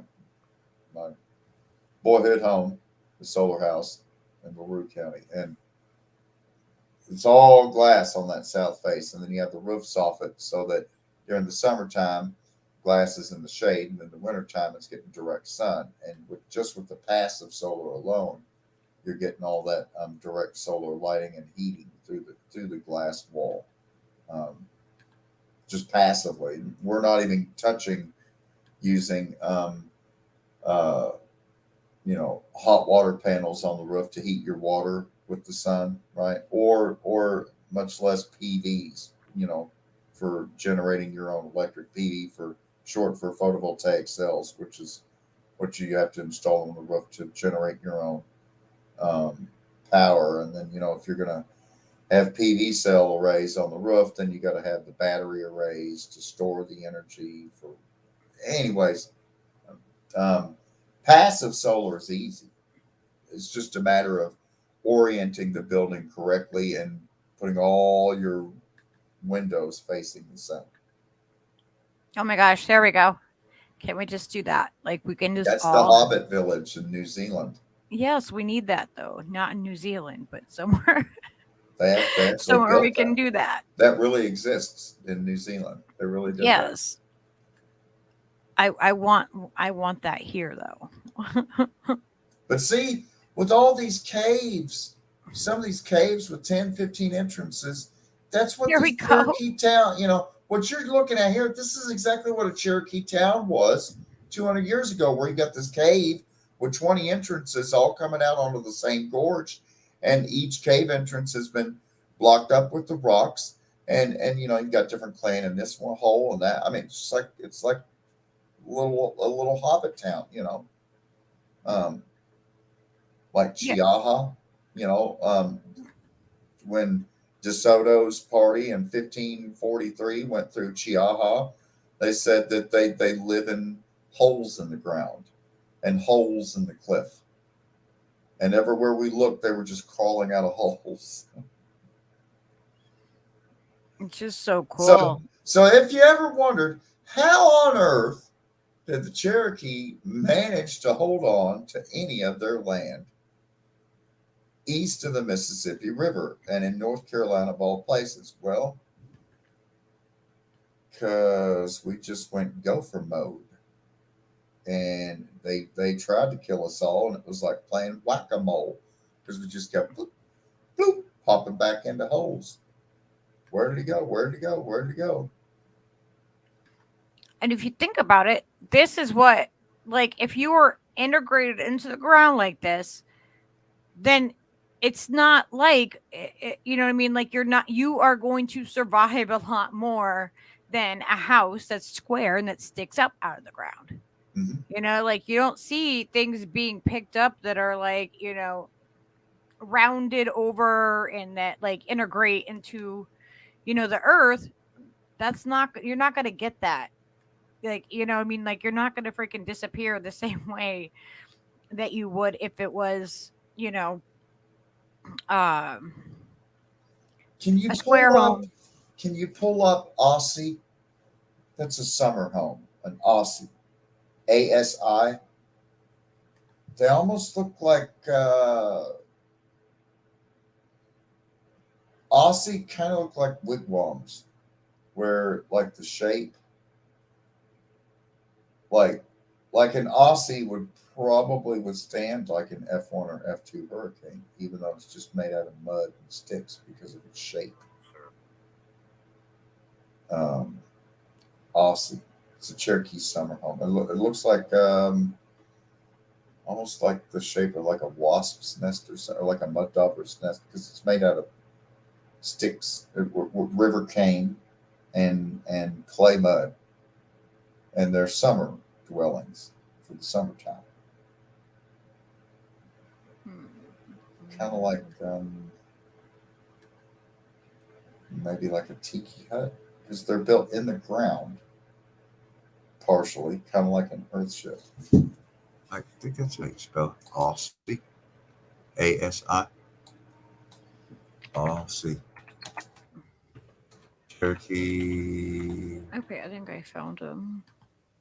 Aussie Cherokee House. A-S-I. Yeah. Yeah, there you go. Here's one, CherokeeNationsWeekly.com. Shows an Aussie.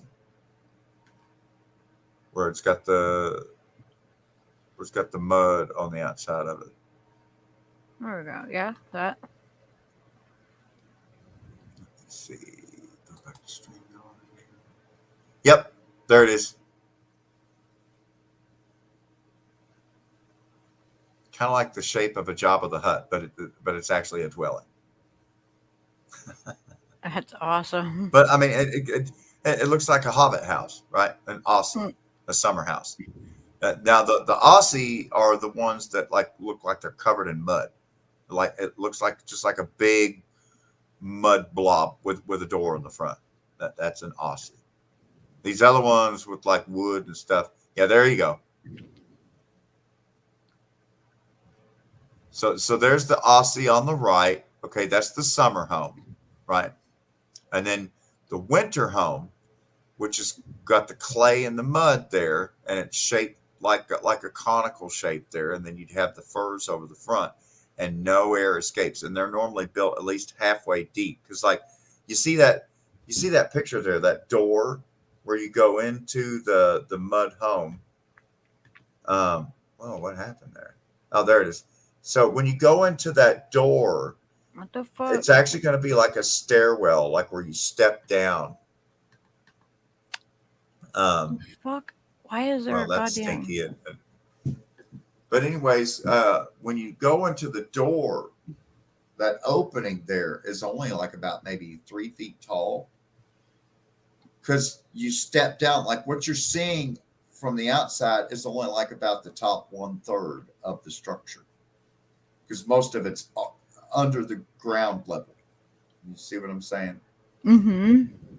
That's a winter house to keep warm in. But yeah, you saw that there. That thing would probably take an F1 or an F2. Yep, here we go. There. I mean, I'm sure it would rip the fur off the opening because it doesn't have a locking submarine door on it. But I mean, yeah, but those are the home. That is what's going to like. That's because it's like the Earth. You know what I mean? Like it is rounded. It's not. Yeah, it's perfectly round. It's not square. And then even at the top, the top is like rounded. You know.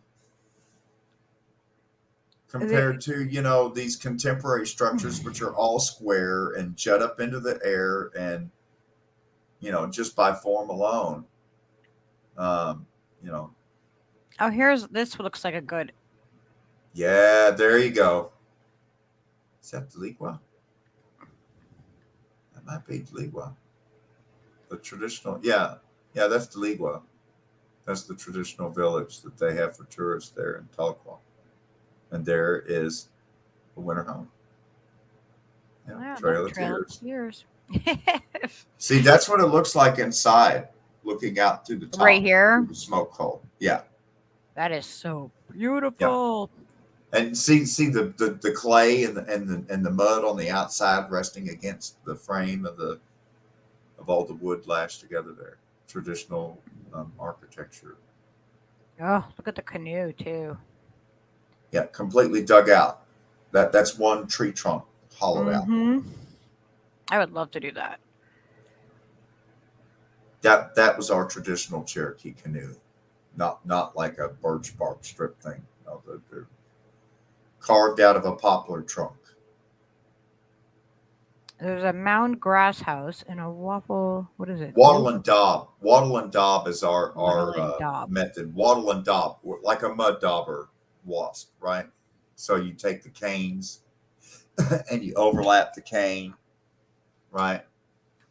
And you keep overlapping it like a lattice, and then you stuff the big poplar leaves in there, and then you can start layering in clay after clay after clay, and then more leaves, then clay, then leaves and sticks.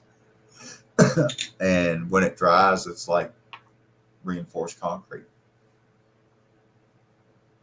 It's the whole thing turns into stone pretty much. It's all in how much sand you mix into the clay when you're making the clay mortar to put over the I mean there's a proportion mix. I mean, just like mixing concrete. It's the same thing with concrete. You gotta have so much sand, so much lime, so much water, so much rocks to make, concrete. Yeah, they do the like sandbag homes like this too. Mm-hmm. And they are they look like, like bees, like a bee home. Yeah, just like a mud dauber nest, where you're just building it up in rings of sandbags. Biomimicry. Biomimicry is what we're talking about now, folks. Look at what the other animals do on this planet and learn from them. They might be smarter than you. Yeah, look at Some this. inspiration. Wow. That's amazing. Yeah, and look at this. Gosh. They say. I better start wrapping it up. I got to work from 12 noon to 9 o'clock tomorrow. Oh my goodness. See what happens? We get lost. Like, I'm having fun. I'm not complaining. I'm not ready to run away. I just looked down. I saw it's like going on like almost 5:30. Yeah, it is. Yeah, I love these, these alternative housing. It's like, this is what they do in other countries. I mean, like, they have cob homes. They have the you know what I mean? Like, it's ridiculous that it's become so, like, look, you want something all fancy. Look, here's a sandcastle. Come on, that's a freaking, are you kidding me? If you can make it out of sand, then you can make it out of freaking the natural materials. In most other countries, you will never, ever, ever see anyone actually living in a trailer home. In most other countries. Yeah, there's trailer homes in Canada. There's a few in Mexico, but by no means what there is in the United States.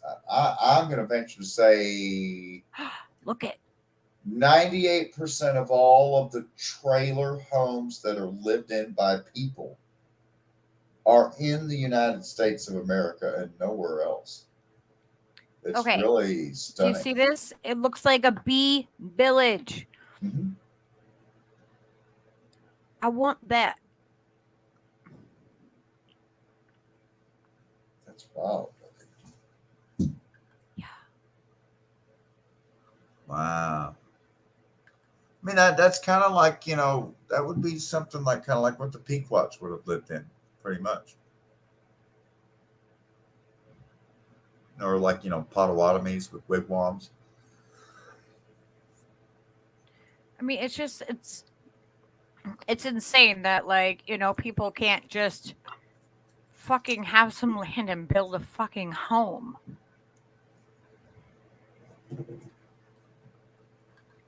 It's just so fucking insane to me. I mean, we could grow them, we could make them look like fucking mushrooms.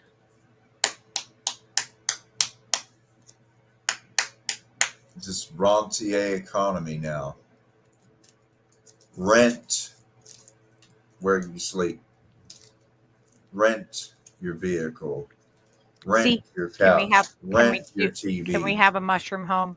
Seriously. Eventually own nothing and be happy and rent everything. But, pretty damn soon, it ain't going to be too much longer. Ain't going to be no such thing as paying rent.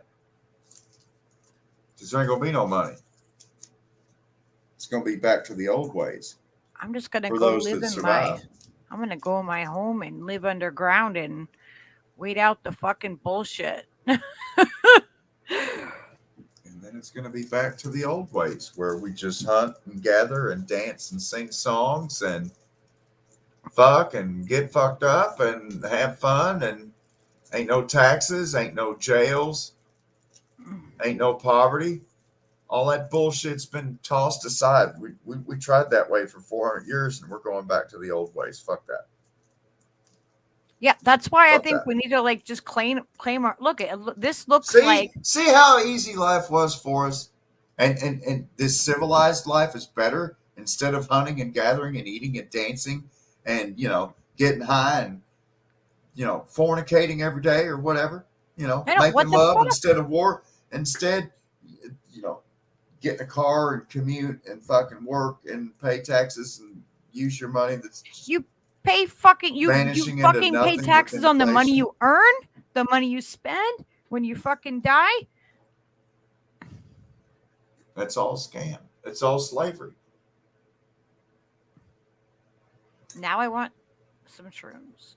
Instead of living with the purpose in harmony with nature, your life has been given a purpose, and that is to consume and make them money. Well, now,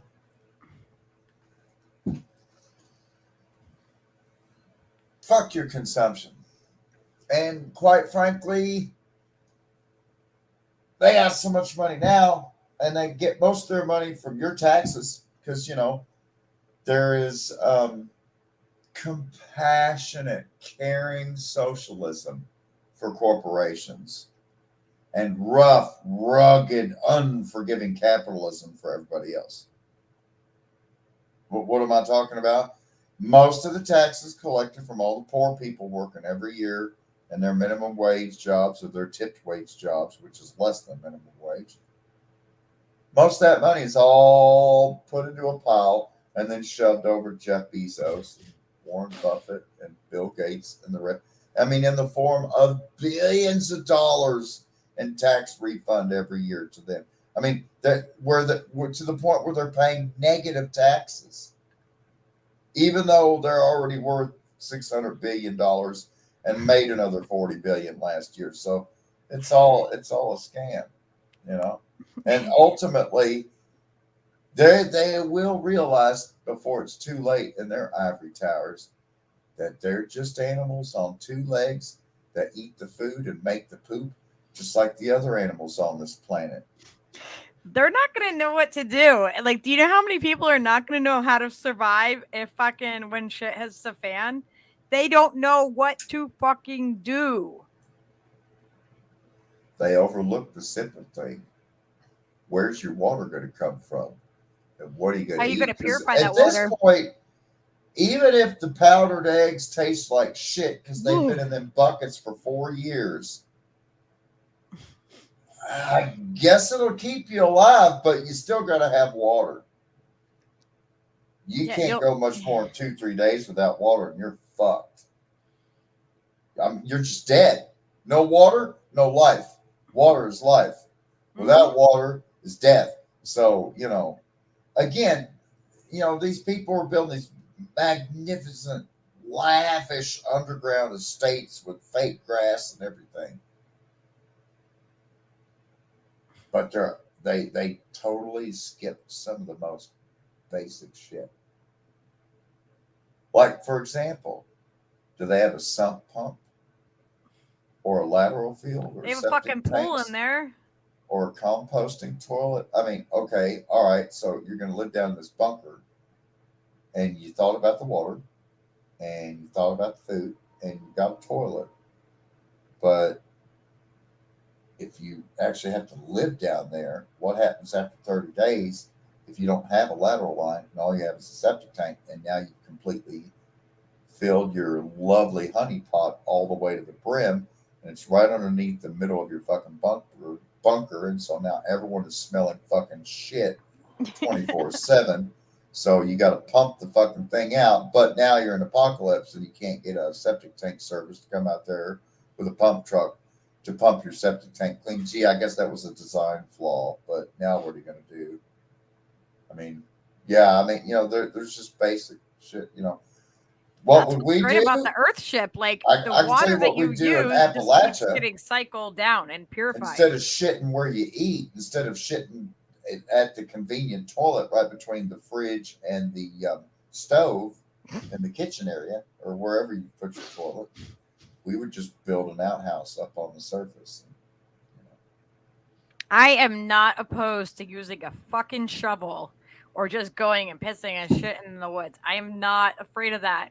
There is, Steve, I've fucking peed in many a fucking parking lot anywhere. I mean, don't it's give a just shit. a basic fucking rule. Do not shit where you eat and do not eat where you shit. Yeah, I might step on some toes here, but I mean, if you've eaten on the toilet, good for you. I don't think you really advanced the cause of mankind by eating on the toilet. No. Maybe be a cause of stupidity, but I guess the food was really good. Hopefully you don't eat off the same hand that you're wiping with before you've washed your hands during the toilet process. Again, for that matter, if you're wiping and swiping and, titillating your fondle slab while juicing the deuce, while cutting out the brown Tootsie Rolls there, again, I hope you're not twirling and titillating with the same hand that's getting into all those folds to, get the last Klingons there. Again, I mean, I guess if you're just peeing, maybe. I don't know. I've never ever taken a cell phone in the bathroom. I've never even taken a cordless phone in the bathroom. You don't really? Not into like when I'm if I'm going to take a shit or I'm going to the bathroom, I've never like been on the phone and been like, yeah. Oh, whoa. Yeah, that's when I don't talk on the phone. Are you taking a shit? Well, I didn't want to hang up on you. Dude, just fucking call me back. Click. Yeah, no, I don't talk on the phone. What's oh that my noise? God, that would be funny though. Can you imagine? Is it raining? Are you pissing? I have peed on the phone before. Like with Fred, I'll be like, listen, I gotta piss. So you can either hang on or come with me. But girls are used to peeing with other freaking creatures. But I mean, once you factor in all of the appropriate creep level to the amount of surveillance that's going on with the cell phone at this point in time, I mean, I feel like if at this point in time, I mean, because you can't not know what you know now. Thanks, Ed Snowden. You can't undo that, right? Once you know, you know, and so it's like, I guess what really freaks me out is the whole FaceTime thing, because like a lot of people will reach out to get a hold of me on Facebook, right, and use Facebook to call me on the phone. Oh my God! Through the Facebook app, and I'll go to answer it, and I look down, I'm like, it's FaceTime. No, and then I'll text back, hey, what do you need? I'm not giving you my video presents. I know it's weird. I have not talked into my phone or anything like that. Like I won't talk to the electronic things. And another thing, like with the cell phone, like you see what Horny Unicorn said? Look at the comment. I never put the phone up to my ear. I always use it on speakerphone. I always hold it away from me.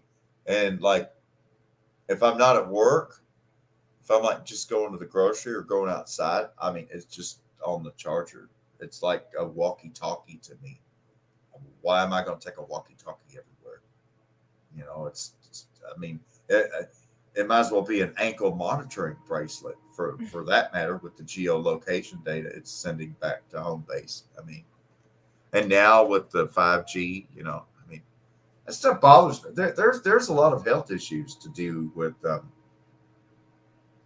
cell phones, and in particular with Bluetooth devices in the ears. You know, I mean, where literally the signal is now just millimeters from the brainstem and the cerebellum, and it's sending out this constant, you know, ultra low frequency, basically microwave radiation.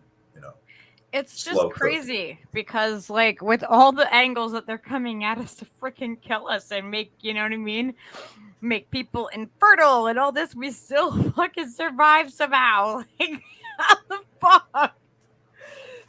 They come at us with everything. Can you imagine how long we could live? Yeah, Charlie Brown with did you see the message he posted there about the drone operator at Ocheti-Sakowin? Yeah, I put that up there. Yeah. You know, a lot of people don't realize that the main fighting forces of the bad guys at the Standing Rock camp, Ocheti-Sakowin, was, you know, where the water protectors were. And our Cherokee tribe sent people up there, as well as many other tribes. I mean, Ocheti-Sakowin was like a community of all kinds of different tribes and water protectors, and people from all walks of life, all tribes, all ethnicities were there. It was a real coalition going on there. And that's the good guys. The bad guys, on the other hand, Team DAPL, we'll call them, right? The DAPL is DAPL. That's short for the Dakota Access Pipeline. Anyways, the Great Black Snake. The bad guys were primarily mercenaries, private security. You know, like think like Eric Prince and Blackwater type things, like Triple Canopy, I think was there. You know, they were the assholes with the dogs, where they loosed the dogs on the women.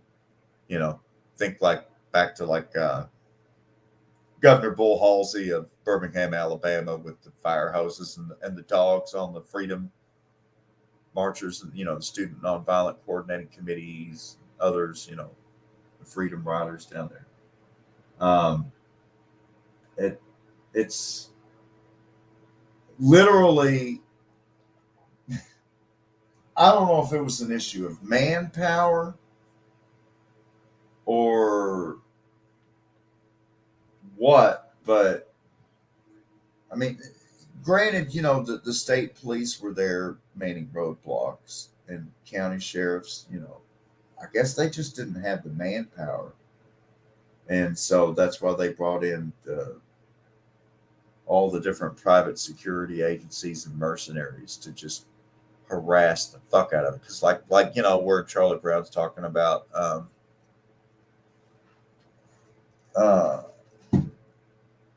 you know, like the drone operator hacking or calling his phone through Facebook. That more, I would almost guarantee that was a private contractor. It was the same thing, even when, you know, we're talking about Operation Desert Storm with the commanding general in the field, General Norman Schwarzkopf, and we had our main base at King Khalid Military City that was built in the Wadi al-Batin part of Iraq near the Kuwaiti border.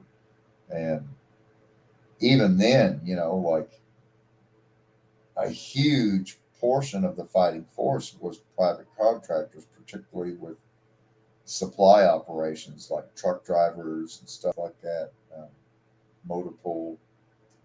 And, you know, and I'm talking about my military experience from 1993, 94, so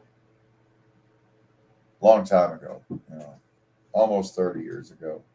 And it's only gotten worse with the privatization of the military, to where now, like, maybe a quarter or less of the fighting force is actually active duty forces, whether you're talking zoomies or squids or jarheads or grunts or whatever the case may be, puddle pirates, bubbleheads. Most Puddle of them, pirate brat. That's what I was. those are coasties for you cities out there. Puddle pirates are coasties, U.S. Coast Guard. Yeah, my stepdad. Actually, he went to the New London Academy. He grew up in Jersey though, in Trenton. But we used to have a piece of driftwood that was carved in it. It said, "Beware of seagulls walking on water." Yep. My stepdad was in the Coast Guard. He retired after, I think it was like 31 or 32 years. He was a captain. See, a lot of people don't realize every navigable river and stream all across the United States, Ohio River, Mississippi River, Red River, Columbia River, and then all of the intercoastal waterways that run along the coastlines, all of that is patrolled by the U.S. Coast Guard. And really up until, was it George Bush the first who started it? I think so. It was around about 1988 or thereafter that you see state National Guards and U.S. Coast Guard units all of a sudden being deployed on out-of-country missions to participate in regime change wars overseas. And, prior to 1988, it was unconscionable to think of a state National Guard unit to be sent to Iraq or Afghanistan. I don't recall National Guard units being sent to Vietnam, but maybe I'm wrong. I didn't fight in Vietnam, so I'm not an expert to speak on that matter. But traditionally speaking, National Guard units of the states and U.S. Coast Guard units typically did not fight in foreign wars and foreign theaters. It's part of the national homeland defense. But when they did away with the draft, they started supplementing forces, and that's one of the things they did. Yeah, they pulled him out of retirement and sent him to Bahrain and shit like that. That was years back now, but yeah, they took him out of retirement, and they were like, "No, we need you." That's all I really know. I didn't. And so, what's ironic now is traditionally, if you were to join the military and you sign up straight up for active duty service, just send me off to boot camp, send me off to my vocational training, AIT, whatever the case may be, whatever different branches have different names. In the Army, it's your advanced infantry training, your AIT school. That's where you get your particular MOS training. Your MOS is your job, your military occupational specialty. What are you going to do? Cook, tanker, pilot, whatever, right? And traditionally, if you would sign up for active duty service as a volunteer, after you do your boot camp and your training, if we got active theaters with hot zones, where you have to duck flying bullets and shit, and dodge IEDs in the road, you join active duty, you're pretty much guaranteed you're going to be flying through Ramstein before you know it and getting your 40 shots for overseas duty and hazard pay and all that good stuff. And hazard pay and all the hazard bonuses you get, it is great money if you live to see it. Just saying. There's a reason why it's called hazard pay. That's great money if you actually live to claim it. So, and then at the same time, in that context, if you were to join the National Guard or the Coast Guard or like U.S. Army Reserves or Marine Reserves or whatever, what we call like being a weekend warrior, 2 days or a weekend, 2 weekends every month, and then, or something like that, weekend warriors, basically. In that regard, if you volunteered for like reserves or something, chances are you're not going to be sent to a battlefield. Well, that's been flipped on its head now. It's fucked up. Now you go and enlist in the National Guard unit or the Coast Guard unit or Army Reserves or something, right? And you're like, yeah, I don't really want to go all like war out and stuff. I just want to get like the train. I'm just trying to get I just want to go to college and I'm poor. So I'm just going to do this thing where I'm like Army Reserve for 5 years and I'm only active duty for 1 year. And that way I can get my bachelor's degree and I won't have to take out college loans. And then next thing you know, you're like on overseas assignment for like 3 years instead of 1 because they own your ass now. Oh, and that contract you signed and everything the recruiter told you, it was a lie. I've had conversations with vets and I've asked them, like, how do you feel now knowing what you were part of and involved with? Now, what? Let's see. You know, being No, home. he was First Nations on-the-ground journalist that I'd followed the entire time out there. Probably young buck. Huh, I've heard of him. So, but I guess I missed out on what he was talking about. Sorry. Here, this is right here. I witnessed an attempt on his life. Wow. Yeah, talking about Standing Rock. Yeah.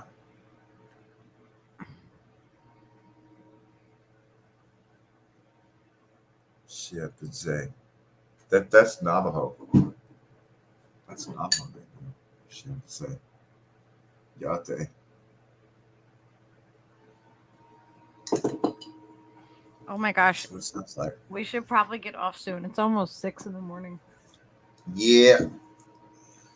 My rejuvenation sleep is going to be not much, but I might just skip it. This is the winter solstice, and we're entering into probably the single most difficult year we'll ever live through in our entire lives, but at least we have each other now. We found each other just in time. Mm-hmm. Oh, it's going to be a shit show. It's already getting to be that way. And I mean,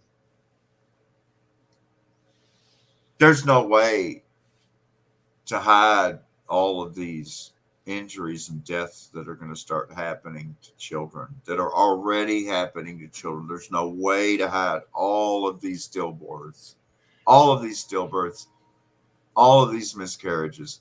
There is no way to hide it all. You just can't make it all. That's why they're rushing and plowing and desperately just trying to drag this thing in and get lockdowns back into place. And they've already got their funding. I think it's still in Senate committee, but if they get the HR 550 passed, the Immunization Infrastructure Modernization Act to build their national digital social credit score system. Dude, Connecticut has the freaking QR passcode fucking medical shit. Oh, like the key to the city thing in New York, right? Isn't that what they call it? Something like that. Key I mean, you have to remember, we're in the middle of we're in the tri-state. So we have like New Jersey, New York. We're in the middle. We got Mass above us, and then we have Rhode Island to the side of us. Like, we are like fucking stuck in the middle of all this shit. Oh my God, I saw the craziest video earlier today from right there where New Jersey and New York meet on the Hudson River. And then the border leaves the Hudson River and shoots westerly towards Buffalo, New York direction, separating New Jersey from New York. Right there, it's right next to West Point Military Academy, up high up on the Palisades of the western bank of the Hudson River. And there's a large town there called Orangetown, New York. You ever heard of it? I know where the Palisades are and stuff. Orangetown, New York is the first town in New York when you cross the New Jersey state line, leaving Bergen County. Oh, so when you get out of the stinky swamp? Yeah. You always know when you hit New Jersey. So Orangetown, New York, like I said, it's right next to Chautauqua, New York, home of Bill and Hillary, right next to West Point Military Academy, right in that area there. Well, anyways, this guy was making a video. I think he called himself Long Island Audit, something like that. I don't know. Anyways, he goes to the, was it Orangetown City Hall building, and he's just going there to get some Freedom of Information Act request forms to get some public records access to this town. It's just, you know, and anytime he has interaction with government facilities, he records, you know, and so he's on his phone recording. He's trying to find the office where he can get the Freedom of Information Act forms to formally request public records. And the lady that's in charge of that, like, comes around the corner. It's like, what are you doing in here? You can't film in here. This is my building. And I'm the one that issues permits for anyone that wants to exercise their constitutional person. And you got to pay me $5,000 to get a thing and that. And then she calls some policeman's like, hey, you need to make him leave. And you need to do this. And you need to do that. And meanwhile, this guy's like, oh, cool as a cucumber. Like, listen, you're an officer of the law. You swore an oath to uphold and protect and keep the Constitution of law. You know, the Constitution is the size supreme law. And she's like, well, I don't care about the Constitution. We have a city ordinance. And it's like, no, listen, man, your ordinance does not overrule the Constitution. But of course she was wrong. And the junior officer on the force was wrong. And, you know, the guy's like, listen, I know my rights. You're wrong and you're wrong. I'm telling you right now, I'm formally asking to speak to your supervising officer. Yep. Call them in here. I'll wait 5 hours. I don't care how long. Call in the sergeant. Call in the captain. Call who you got it. I want to talk to your superior officer because you're wrong. You're wrong. You're wrong. So that's something I want to go over too. Is you know, our rights, and because I don't think enough people know what our rights are, in breaking down the stereotypes around our rights. You know, they act like, oh, it's just the hippie dippies that are out there doing the protests and this and that. Oh my God. Like it's a bad thing. Fucking wanting war to fucking end. Oh my God. Are you fucking kidding me?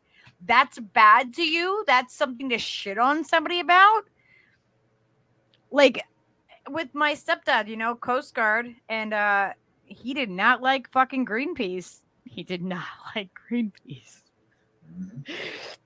But I'm fucking, you know, like, I'm like, fuck that. Like, people didn't do awful things and we wouldn't need to be out there doing these things. The U.S. Navy was still going off the coast of Huntington Beach and Orange County, California, dumping fucking nuclear waste in barrels right off the side of the fucking Navy ships. Who the fuck makes these choices, and how does it keep coming down the line? Like, until Greenpeace literally were circling these boats with rubber dinghies. And so what did they do? They were throwing leaking barrels of nuclear waste onto the Greenpeace dinghies. But again, it made such a stink. It drew in news choppers from LA. And finally, after, I don't know, 30, 40 years of just dumping leaking barrels of nuclear waste into the Channel Island Sound, between the Channel Islands, you know, Avalon, California, and the coastline there of Orange County. And yeah, come to find out, there's all this fucking pollution in the water, and it's really, really bad, and it's really, really toxic, and it's really, really, really, really, really radioactive. And now, for the first time, just in the last year or two, They've actually gone down with sonar for the first time and kind of wondered They found how so much many shit down did there. the U.S. Navy, how much nuclear toxic fucking sludge barrels have they already dropped right off the coast of Orange County? You know, the OC. And it's tens of thousands of barrels. Most of all of them, the barrels are already half disintegrated and it's just oozing pea soup into the water. I mean,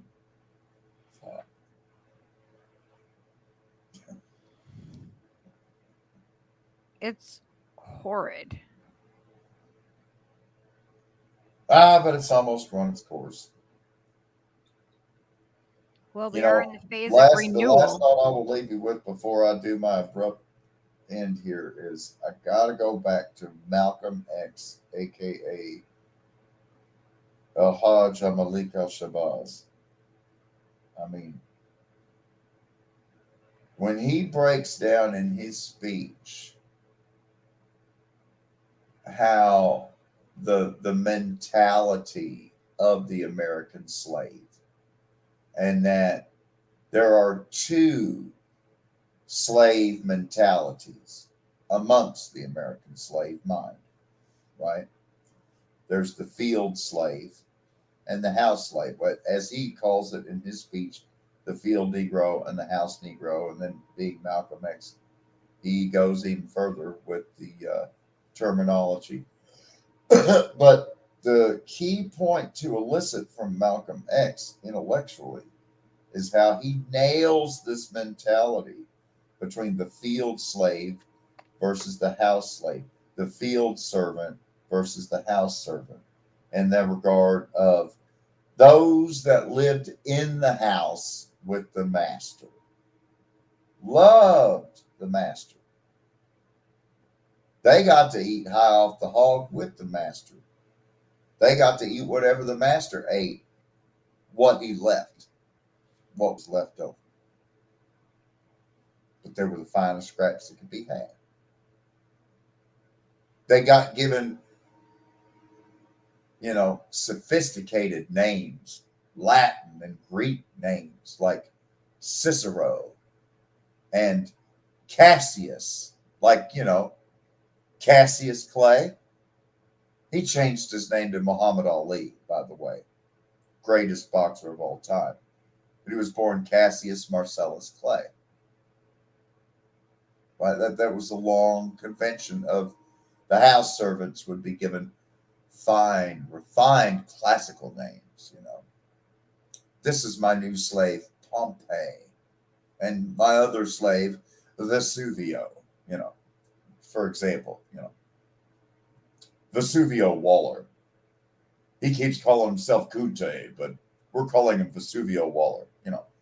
So you have these names of the house servant, and so they're held in high esteem.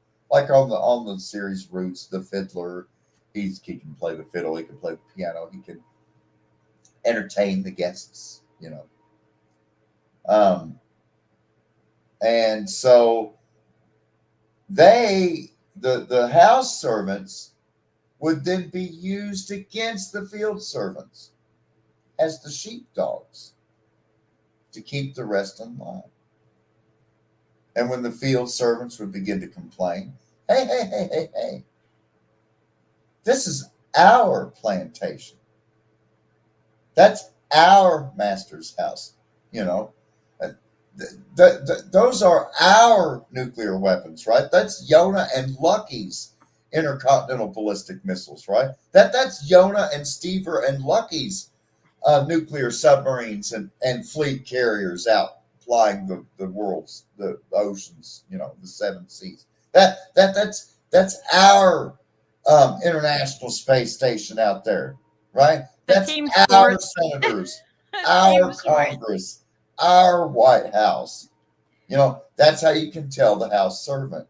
Always using the plural pronoun. You know, when the master would say, boy, I'm sick. And the servant would reply, "We sick, master. We sick. We sick." Because the house servant identifies himself with his master.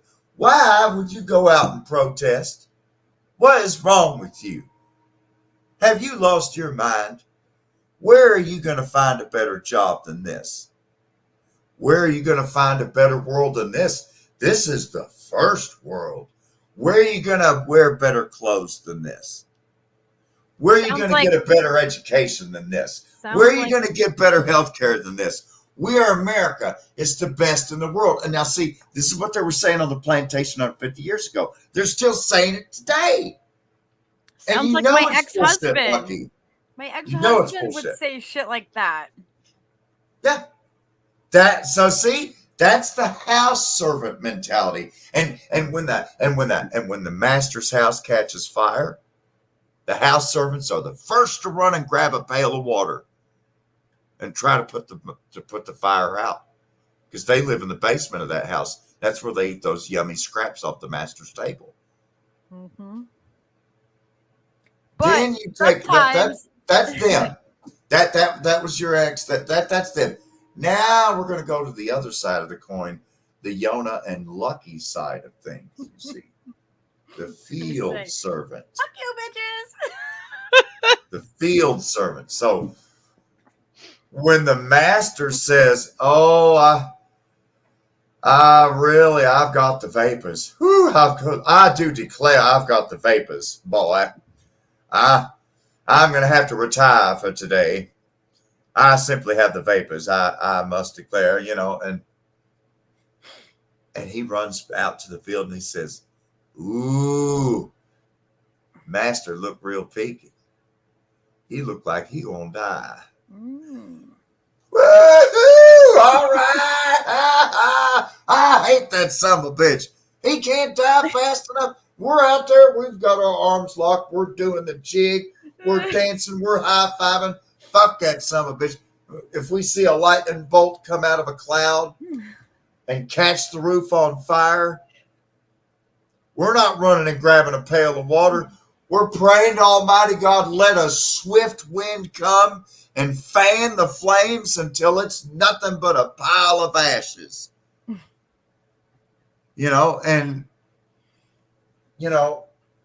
When the field servant runs to the house servant and says, "I can't take it no more. Enough is enough. We're all breaking out of here tonight." And the house servant says, What are you, crazy? Have you lost your mind? Where are you going to go? Where are you going to find a better country than this? Where are you going to find a better democracy than this? Where are you going to eat better food than this? Drink better fructose than this? Where are you going to eat better monosodium glutamate than this? Where are you going to have a more meaningless vote than this? What, have you lost your mind? Well, okay, on the other hand, who else is going to fuck you in the ass without lubing it up? When the field servant runs to the other field servants and says, "The time is now. Come 3 o'clock this morning, with the moon completely gone, the darkest night in 2 months, there won't be no moon at all. There won't be no stars. It'll be cloudy. Now's our chance to break away." Guess what? All the true house servants, ain't none of them going to immediately say, "Where are we going to go?" Nobody gives a fuck where we go. Everyone was just waiting for the word, and let's get the fuck out of here. Anywhere. Who cares where we're going? We're slaves on a plantation, man. Anywhere is better than here. Anywhere but here. Anywhere is better than here. That's how you can tell the difference between a house American and a field American. And it's a mentality thing that perseveres to this day. And you see it on Twitter every day. Man, why you hate America?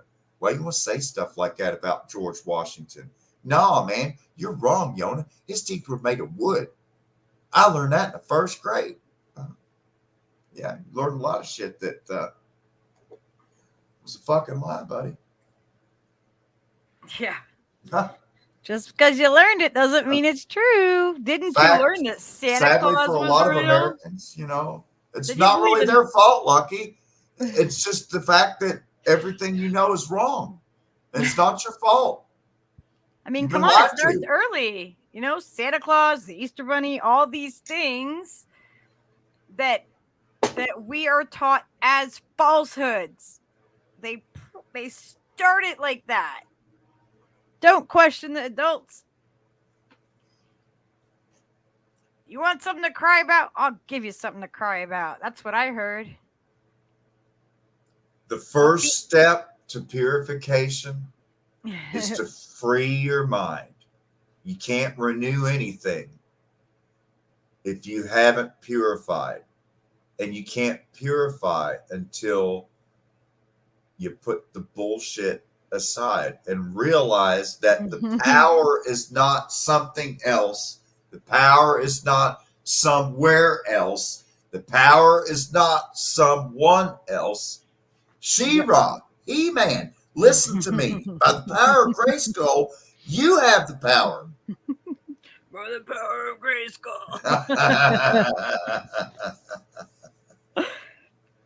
That's the thing that is key. Put all the bullshit aside.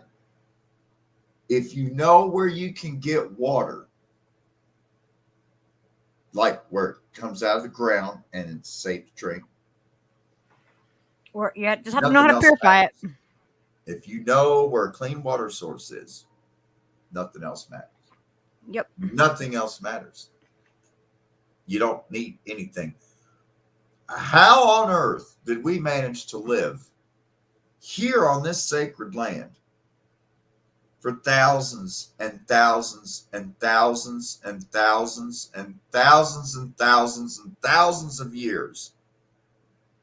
And yet for the last 400 years, without taxes, without poverty, we don't know how much we're suffering by trying to live on earth. We have to have someone to pay rent to live on our own fucking land. I know. We have to pay rent to somebody to eat food that's free. Everything is free. Everything you need to live is 100% free. Mm-hmm. Completely free. So let every bank fail. Let every building fall.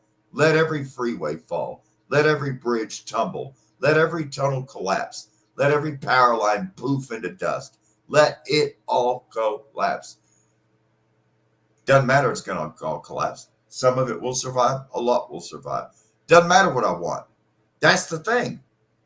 I can want how much, I can pray with every ounce of every cell of my body. I want it to collapse. It's going to collapse. It has nothing to do with what I want. I can pray with every cell of my body that I don't want it to collapse. And I'll do anything to save this empire. I'll do anything to save America. I'll vote so hard. I'll phone bake harder. I'll knock on more doors. Please, please, Master, don't close the plantation. I love this food and these clothes and this opportunity to be happy in my work and own nothing. No. That's not going to, it doesn't matter what you want. What's happening now has been foretold. And they even have a supercomputer at the Department of Defense. AI. They've asked their AI computer, how bad are we going to kick their ass? And every time the computer comes back and says, your ass is getting kicked no matter what you do. And it's freaked them the fuck out. They're running scared.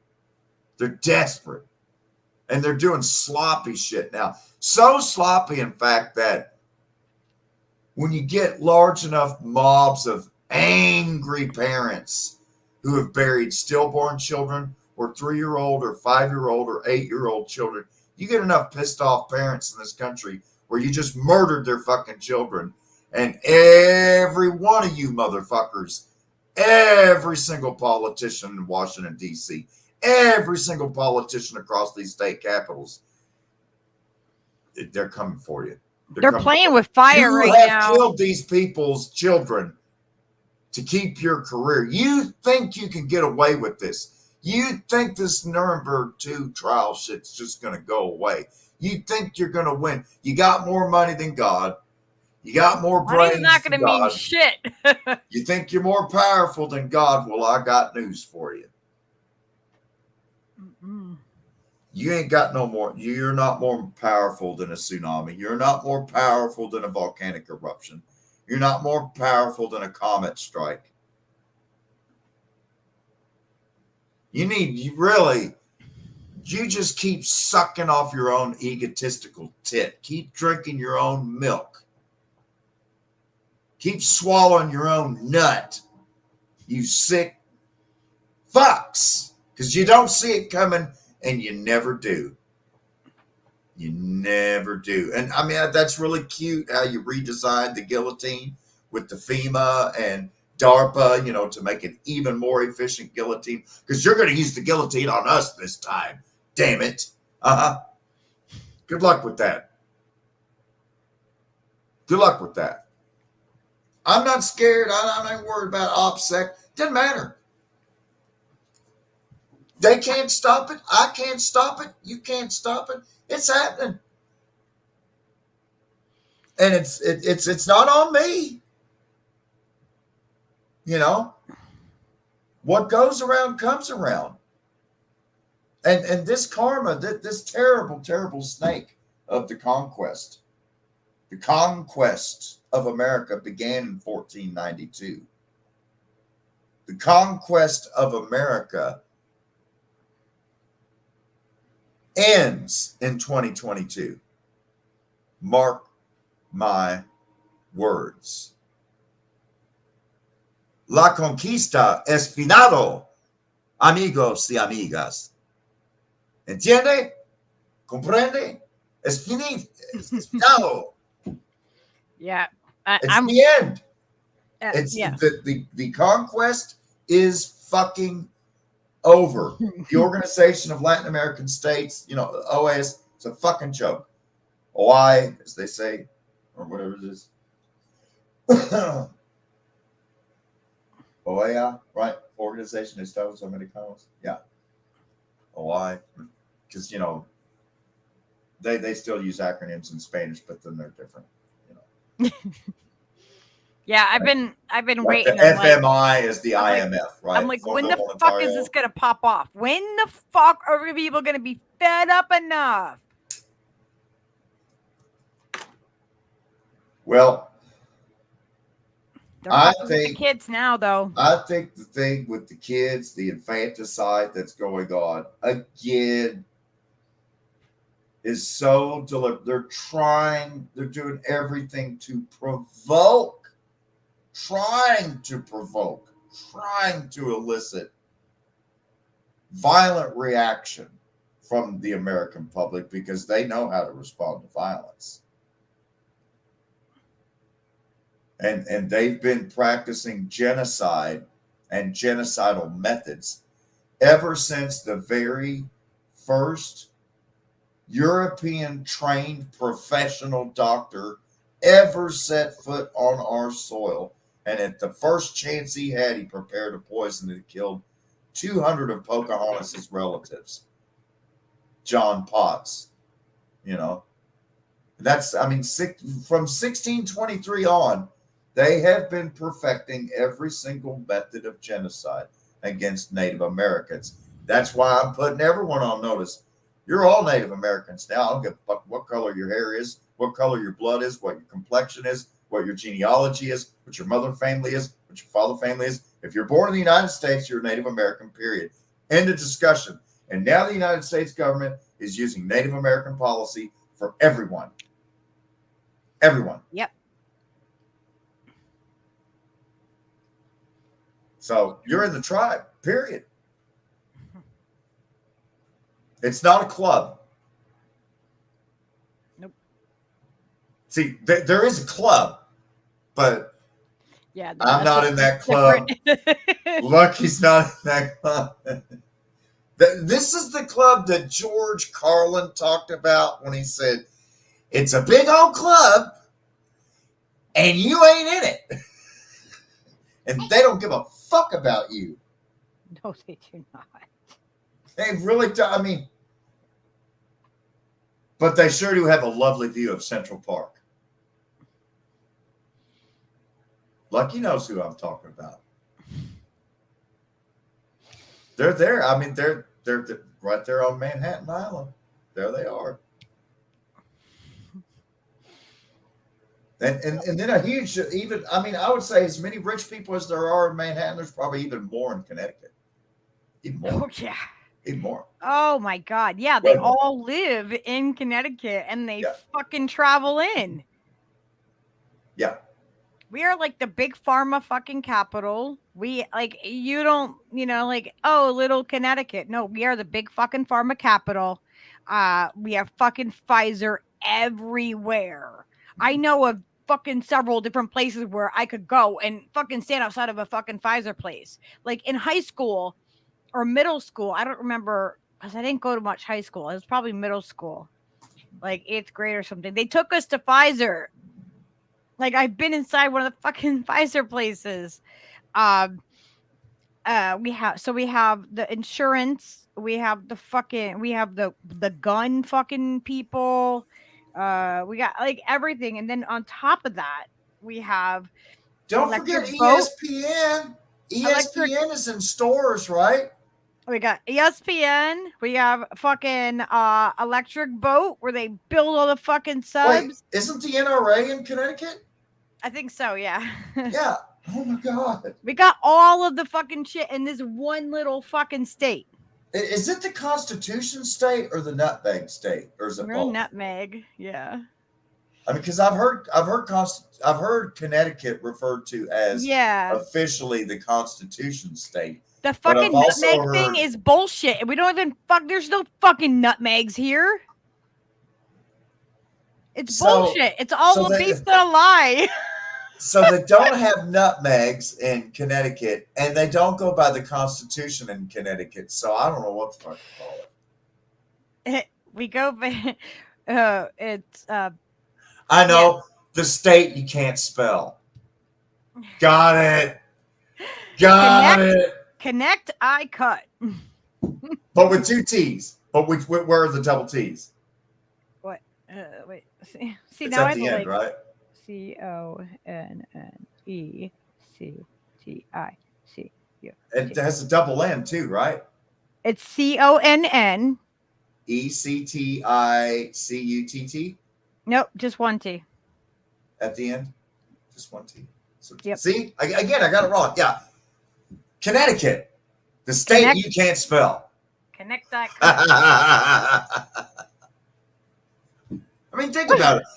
Kentucky, Tennessee, everybody Ohio. knows how to spell Mississippi because it's MISSISSI. You know what I mean? Like no one has a fucking cool thing about Connecticut. Connecticut is not even spelled the way it even fucking sounds. Because if you pronounced it the way it sounds, it would be Connecticut. Never in my life have I ever heard anybody fucking say Connecticut. And if you're in Connecticut and you hear someone saying Connecticut, for one thing's for sure, they're not from fucking Connecticut. I was fucking drafted here with being a military brat and got dumped. Okay? I am from the West Coast. I am from the Pacific Northwest. I'm from Washington State. And that's where my roots are. Now it's funny. We got the same thing over here, but the thing in West Virginia is they look like normal words. And you look at it and you're like, you say it the way you would think you would say that normal word. But that's not the way it's said here in Appalachia. And so we just found you out. You ain't from around here, are you? You from out of town, ain't you? You need some directions. Connecticut is like a cut through state, you know.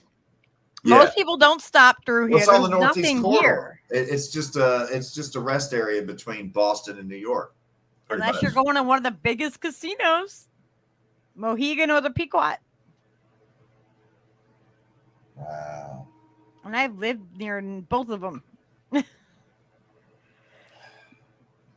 So It's I was crazy. thinking of this town in West Virginia, and of course the first thing is, you know, I get Western Virginia all the time, and I'm like, no, it's not Western Virginia, it's West Virginia. It's actually a state now. And then like the largest city would be Huntington. How come there's not an East Virginia? Yeah. You would think Virginia would have become East Virginia, but they're just like, no, we're just Virginia. Well, really, West Virginia was illegally carved out of it in the middle of the Civil War, but that's a whole nother thing. But That's where my ex-husband's granny is from. And she was the cutest little Southern lady. Yeah, cue the John Denver country roads. So it's in Cabell County. But Cabell is spelled Cabell. And so you often hear Cabell or Cable, but it's Cabell, like Cabble. Right. Okay. And then heading up toward Charleston and Kanawha County. Okay. Kanawha in Cherokee means turkey. Kanawha. Well, it's spelled Kanawha, like Kanawha City, Kanawha County. Well, but the way it's spelled, it looks like Kanawha. So again, for people that are looking for Kanawha City, where are you from? And then right next to it, ubiquitous, normal looking town. And the name of the town is spelled Hurricane.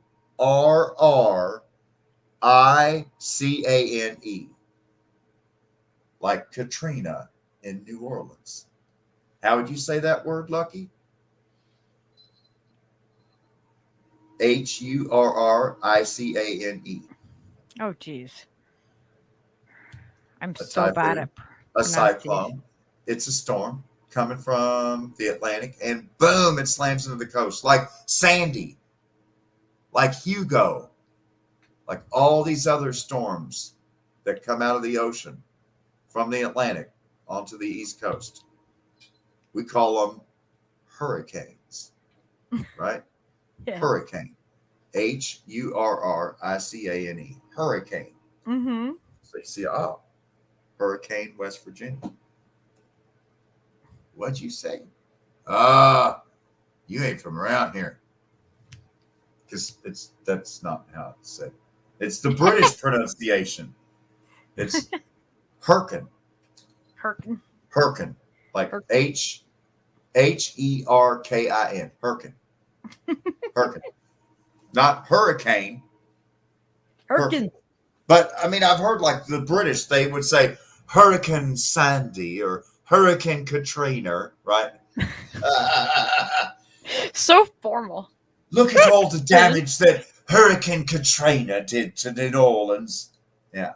I know. It's not New Orleans. It's Norlands, dude. Norlands. Norlands. I lived in New Orleans. My sister was born there. It's like one word, Nolans, like Nawlins. Nolans. Nolans. Yep. Allez, roulez les bon temps. Let the good times roll. Yeah. See, yeah, it's weird because I lived all the way down there, you know, and then all the way up here. Yeah, it's really cute, the pronunciations and stuff like that. Wow, just keep going now. It's 6:30. Yeah. It's the winter solstice. We made it so far. We did. I can't believe my daughter's going to be 18. I am a proud freaking mom. I raised a really good fucking human that knows fucking. She is brilliant. I mean, like, she's in her fucking. She's been going. This is her second year in college, and she's 17. She's going to graduate high school with a 2-year degree from college. And she's holding down school on her own and has a job, and so she's educated in that way. Like, she's smart, like book smart. She understands and processes things.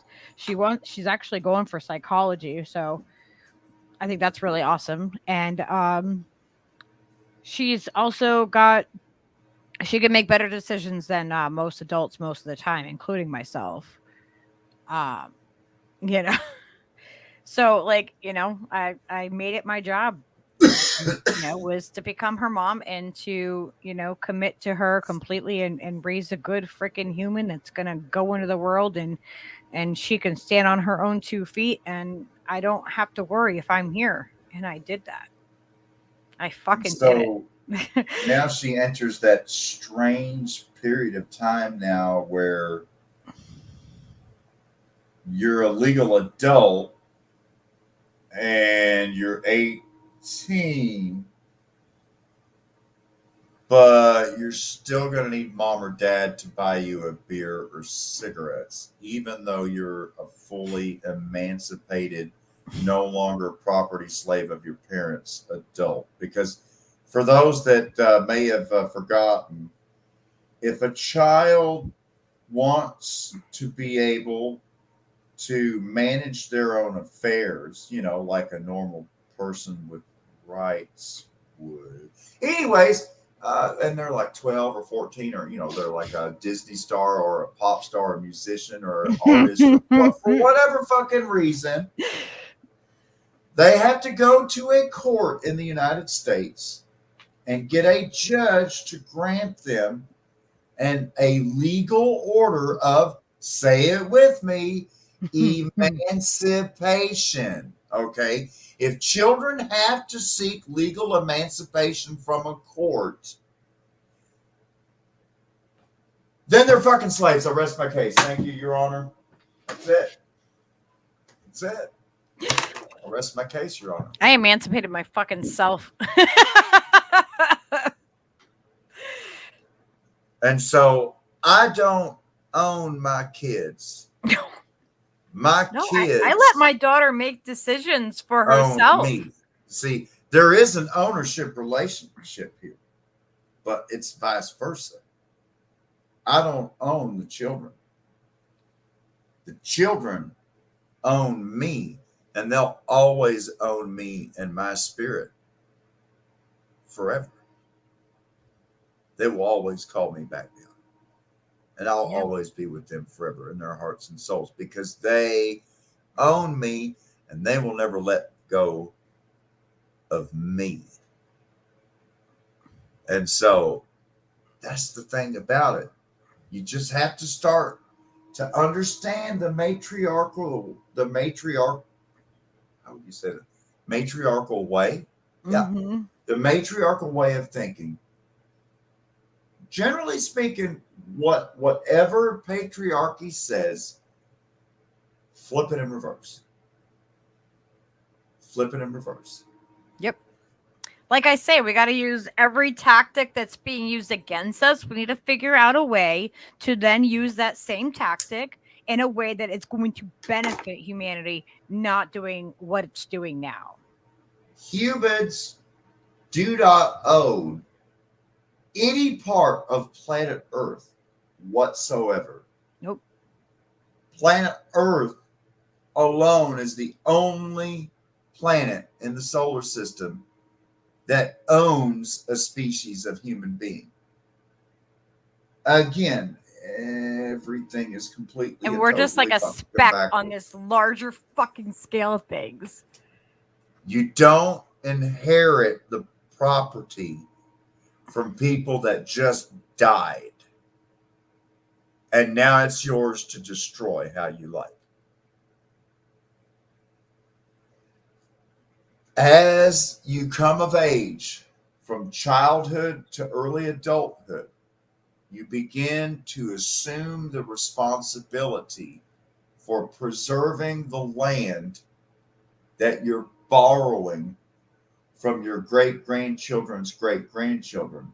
You still haven't been born yet, 7 generations from now. So if you destroy every bit of cornfield, every bit of timber, firewood timber,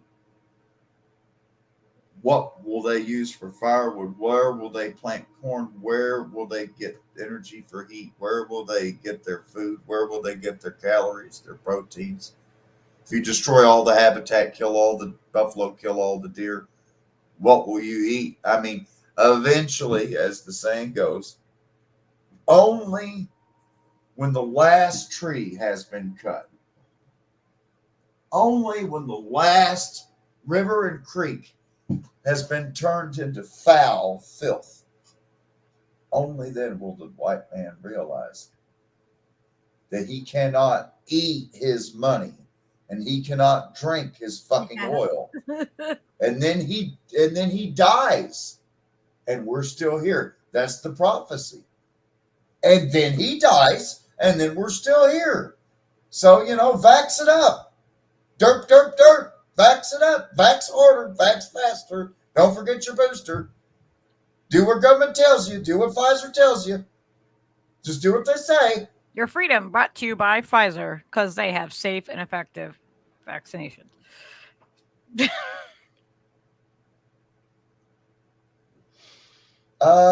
Patriarchal sounds too outwards, like being oriented towards or against power. Less self-destination in my sense behind this word, but it's just a few. Well, again, that's why I was trying to qualify that, Cherokee matriarchy is a particular form of matriarchy in that it's not the polar opposite of patriarchy, in that it's not where patriarchy is domination by men, Cherokee matriarchy is domination by women. No. Patriarchy is out of balance. It's completely out of fucking balance. It's man own everything. Man own every tree. Man own every woman. Man own every child. Man own everything. The heavens and the earth, the skies and everything. He can poison the water for every motherfucker 6 states downriver. Fuck you, drink my fucking shit water now. At least I made my money. And it's in a Swiss bank, so fuck you. I'll send more private troops to harass the fuck out of you. They don't care. I want to just claim a bunch of land and make it sovereign. Like, just say, no, we're not. Fuck you. Fuck you, motherfuckers. You think we're the bad people here? Peace out. There is no loyalty amongst thieves. No amount of money. They'll start throwing each other under the bus. No amount of money can buy loyalty. No amount of money can buy loyalty. And ultimately, I think where people get lost in the weeds is we have to get back to living in harmony and in balance. Cherokee matriarchy is about balance and harmony, equality between the sexes. It's not about, it's called matriarchy because of how you get your name. And your name is derived from your mother's name. That's the matriarchy in name itself and how it's identified as a matriarchal system. But in terms of how it functions in the society, it's about harmony and balance. There has to be powerful women and powerful men. They both hold leadership positions. They both hold things in the tribe. It's not one is superior to the other in that regard. Now, that's not, I'm just talking about my perspective on Cherokee matriarchy is different from matriarchy in other societies and how it's practiced in other places Where in some cases it is like, with the Amazon women tribe, the Amazon tribe, the tall women in the Amazon jungle in South America, that was an example of an actual matriarchal women warrior tribe, but from our perspective, it's about balance and harmony. You have to have the female and the male. It takes two. Nature works in pairs. Every single cell in your body has two strands of DNA. Every single cell. Every single human being walking on this earth has two sex chromosomes. And it wasn't your choice. And it never will be. That's just the biological stamps of how the Creator made you. And so I'm not trying to be disrespectful to how other people want to perceive reality, and they want reality to perceive them. But then there is the natural world outside of this matrix, where water's wet and the sun is hot and it can burn your skin and the wind can blow your house down. I mean, living at the mercy of nature is a truly humiliating thing. And it'll cut away that ego and take that ego down several notches very, very fast. So, granted, it's going to be very humiliating as we go forward in the next few days and weeks, because we're right on top of the point of critical mass. And we're already winning. I mean, we've already seen LA USD, that's the Los Angeles County Unified School District, and a number of others, as they're playing chicken with the working public, all of a sudden push their shit all the way to like August of 2022 now for the mandate. Really? I didn't see that. Yeah. Yeah. While the the lawsuit's NBA pending. or basketball, I don't know, one of the sports, like they're just like, no, we're not doing this fucking testing and all this shit anymore. Like they're just like, no, we're done. We're reaching the point of critical mass. And, our focus needs to be, as we go through this winter, number one, first and foremost, we need to start getting seeds. Literal seeds. Seeds are getting harder and harder and harder and harder and harder to find. I'm friends with Iroquois.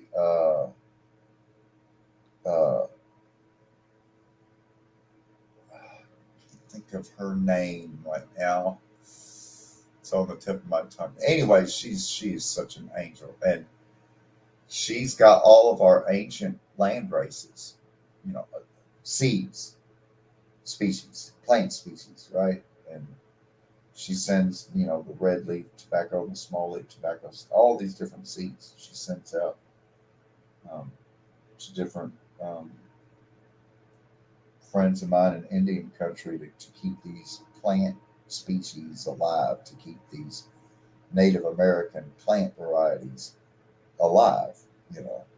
Our seeds and our seed banks is really our greatest, probably our single greatest treasure that we have as the Cherokee Nation and many other First Nations in America. Is our seeds, and Bill Gates and Monsanto and the rest of those evil baby fuckers would love nothing more than get their hands on all of our seeds and destroy them. And as I hear, it's getting harder and harder to find seeds in the stores every growing season. And then when you do find seeds, a lot of times they're Terminator type seeds, meaning you can plant it in your garden, but if you try to keep crop seed from one or two of your squash gourds or something for the next year, none of those seeds will grow. None of them will grow. So you have to go back and buy their Terminator seeds again and again and again, year after year after year. You can't even keep your own seed corn. And there's also a lot of things that you can grow that's already started. Like you can propagate a lot of things. Like your carrots, your mushrooms, like any of those, your potatoes, you can grow that from that. So like your carrots, you literally, it's if you buy regular, like actual carrot, a full carrot, the top of that, you put that in some water, it will start to grow. It will start to grow right up the top. Same thing with like, the onions and your potatoes, all those little eyes that you get on your potatoes. Every one of those will grow potatoes. But you know what's wild? Like, I had my garden wrapping around the south face of our house we had. Huge garden. I built all these different stepped raised beds into the contours that wrapped around the house because it had a open out basement facing the road, but then the first floor was level with the back, because it was set into a hillside. So I built these raised beds and everything. But right there in the middle of that wall of the house was the electric meter for the house. And that's where the electric line went into the house from the pole out at the city street there. And the first year I planted crop, I had really, really tall corn. I didn't get very much corn to silk, but I had good tall corn and everything. And that fall, after I did my first, or actually in the midst of my first harvest, the electric company came out there and they replaced the electric meter, which, looked like it was 40, 50 years old, with a brand new smart meter, which turns out was sending out a constant Wi-Fi signal and communicating with all the other smart meters in the neighborhood. Because I went out there and I measured the signal coming off of it. And, it was actually using quite a bit of electricity just doing this wireless signal. And ostensibly the reason given to Appalachian Power customers was that now they would be able to read the meter from the road with a handheld device and not have to get out of their vehicle and walk up next to the side of the house to manually read the meter wheel. Plus the new one had a digital readout stuff on it. So anyways, springtime comes, I plant my corn and my pickles and my peppers and everything around this smart meter. And very quickly, I noticed that nothing within about 8 feet measured horizontally on the ground from the head of the electric meter, nothing within 8 to 10 feet will grow at all. Not even weeds, not even grass, nothing. I mean, it's fucking moonscape dirt. Nothing will grow. I mean, not even fucking dandelions, not briars. Literally, just imagine like a fucking moon crater. And nothing at all will grow on it. So I'm like, what in the fuck? So I kind of got a harebrained idea. And I took the old turkey pan that we cooked the turkey in from previous Thanksgiving. And it was a big, it was supposed to be a throwaway aluminum thing. But anytime I have stuff like big pieces of aluminum or copper, I had a spot where I'd throw them in the basement. So I thought, I wonder what would happen if I take some of this copper wire and make a loop in the top of it and then a loop around the bottom and then one wire to connect each. And then put that on the inside of this aluminum turkey pan.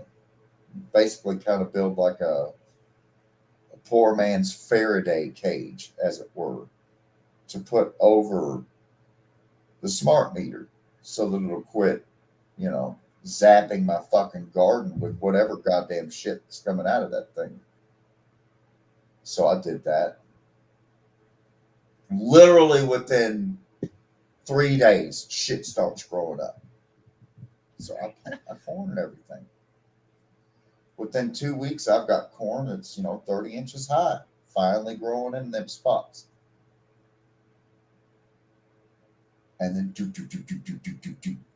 beating on the door, beating on the door, beating on the door. I come downstairs. Appalachian Power's there. They're like, "What is wrong with your smart meter? We can't get a reading on it. It's disrupting our entire network in the neighborhood. We've been trying to figure it out for 2 months, and it looks like there's some type of obstruction on the smart meter. But as per the regulation, you're not supposed to cover that." I say, "It's fucking killing everything in my garden. Either give me my old meter back, or just take the fucking meter and take the fucking power, because I don't want to hear." Well, I didn't get a new meter. And they just waited till I was going at work the next day, and they just took it. And I come back, and there's fucking boot prints all through my fucking garden, and they just stomping right over goddamn plants, stomping right in the middle of fucking little peppers already growing out. Fucking assholes. It's my goddamn house, my fucking privately owned property. I had the deed and everything, clearing my name, but whatever. Don't fucking matter. So now they're going to 5G towers, which is directed beam, low frequency radiation. But, it's the same thing that microwaves use to cook food inside a microwave. It's just at a lower frequency and at a slower pace. But the problem is, even at that lower frequency, you might not get that much heat. Although they do have directed beam weapons, where, from 1,000 feet away, they can turn that directed beam weapon on you. And you feel like, ooh, my ear's burning. My ear's hot, right? I talked about that before. But with the ultra low frequency, even from the current 4G cell phone towers, if you live close enough to one of those towers, that can cause single and double strand DNA breaks. The biggest issue with exposure to Bluetooth technology, cell phone technology, and cell phone tower signals and Wi-Fi signals is the fact that literally those low frequency radiation waves that are passing through your flesh, through your bone, your skin, your muscle, your blood vessels, it causes single and double strand breaks of your DNA.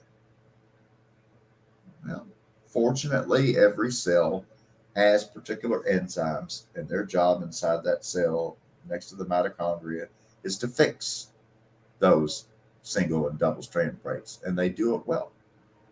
That's why we're still a living species on Earth. We learn to adapt. Shit happens all the time, so how are you gonna fix it, right? So problem is, when you get the mRNA injections, they continuously hamper the cell's ability to repair single and double strand breaks. And instead of repairing them the way they're supposed to be, it then allows the mRNA with the lipid nanoparticle, the LNP that's delivered the payload, it's enabled to then, as soon as it sees a single or double strand break, I'm going to put in another photophosphorescent glowing piece of artificial DNA that exhibits phosphorescence because it's a luciferase assay, as in Lucifer, right? The devil's in the details, and his name is luciferase. But anyways, that's why they do that, because they have to force the every chance they get, they need to force a DNA break so they can get that genetic coding in to make more toxic spike protein. Well, they're talking about it going, like, stuff like that going in tattoo ink too now. Mm-hmm. Like, I do tattoos. I cannot imagine doing something like that to somebody. Yeah, I mean, I've heard them talk about all kinds. There, tattoo ink, breathable, inoculizer, a couple other things. And the thing with it, these are all really, really, really old technologies. Very old. If we're hearing It about just it, smacks it's been around a of- long time. It just smacks of desperate. Like where they were talking about, well, we've got this to where now you could just give the COVID shot without using a needle. They're putting it in plants. Okay. Fucking growing it. When they talk about administering the inoculation without needle injection breaking the skin, okay. When I was in the Army in 1993, I don't know how many different shots I got. Not a single shot that I ever received in the Army was administered with the needle. In 1993, every single shot that I received was with an inoculizer. It looks like a Buck Rogers gun from outer space. It's got like a rounded tip that, it's round on the end in the middle of like the barrel. And it's got all these tiny little pinholes in it. And they press up to your shoulder, and then they pull the trigger, and phew, it air jets blast it into your skin. They take the gun away, and it leaves like a punk knot, like a red welt, like a goose knot or a punk knot on your head, but it's on your shoulder. And by the time you're done getting on your shots, you've got like 7 or 8 punk knots down one arm and going up the other. There's no needle pricks. It's an inoculizer. Well, they're talking about this the other day on breaking new technology. We can use an inoculizer to get the coronavirus for the hesitant that are afraid of needles. We've got this new technology. I'm like, I fucking tattoo myself for hours at a time. I'm not afraid of pain. I'm not afraid of fucking needles. They were just spinning Tattoos this that put me to sleep. This is like fucking, I don't even know, like 15, 18 hours with my whole fucking thing. And the color it puts me to sleep. I am not afraid of the pain. I'm not afraid of that. Well, and see, just they say were that about spinning this people. as great news for people who have not been able to get the shot, or people who are hesitant to get to the shot because they fall into this small subgroup of people that are deathly afraid of needles, which is me. I've got a major needle phobia. Everybody's got, everybody's different. Oh, my daughter, needles. She's the same way. She's just I just don't like needles. Get those needles away from me. Tattooing, our traditional tattooing doesn't use needles. It uses cane with like cane spikes, and you dip it in thing, and then there's like a little hammer that you tap on top of it, and it. I have It's traditional indigenous tattooing using cane and wood and little tap hammers. Yeah, I have a book on was it Mondori? We didn't have surgical tattoo needles back in those days. Yeah, right. The Mandori tattoos, is that what it is? I don't want to say it wrong. Yeah. I have a book on how they do that, and they do the different patterns on their faces and everything. It's really, really cool. I've always wanted to do the tap. The tap. And tattoos. so, they were pushing this thing out like, don't worry for you people that have just not been able to get it because you're deathly afraid of needles. We've got a new batch of this shot that will be able to be used in an inoculizer gun. So I guess even now, all the way into the year 2021, it's practically 2022, in the civilian arena of healthcare, inoculizer administration of shots just hasn't ever really ever been a thing, apparently. Because, I mean, anybody that's been in the service in the last 30 years can tell you what an inoculizer is. Leaves those big-ass red whelps on your arm. But I mean, the point was just the ridiculous stuff. Like, probably the most ridiculous thing I put on Twitter all day. There was an article from some publication in England, because it was British English, and it was saying that women really need to be on the lookout this winter because of the blood clots that can come with winter vagina. What the fuck? They're just making fucking crazy shit. All you up. women out there getting blood clots and it's cold and it's wintertime, it's not the shot. I had a friend. It's the winter vagina. Come on. Don't hold back on us. Tell us all about this winter vagina that I never even knew. Yeah. And When kids was have that strokes too. So my friend, this was like fucking ridiculous. Last year, she works in the healthcare field, and all the women that work with her, it's like they work in a house like where it's, you know, it's people that need like a lot of care, you know, but they're like but they're highly oh my gosh, see, my brain is like tired. They're highly functional, but they live in a house and they have caregivers that like, you know, that like go there for shifts, and they're, you know, somebody there all the time. And all the women there like got the freaking shots, and then she didn't. And then her freaking menstrual cycle completely changed. She was like bleeding nonstop for like an entire month, and she's like, I don't know what's happening. And then she realized that it was them shedding the fucking shit everywhere.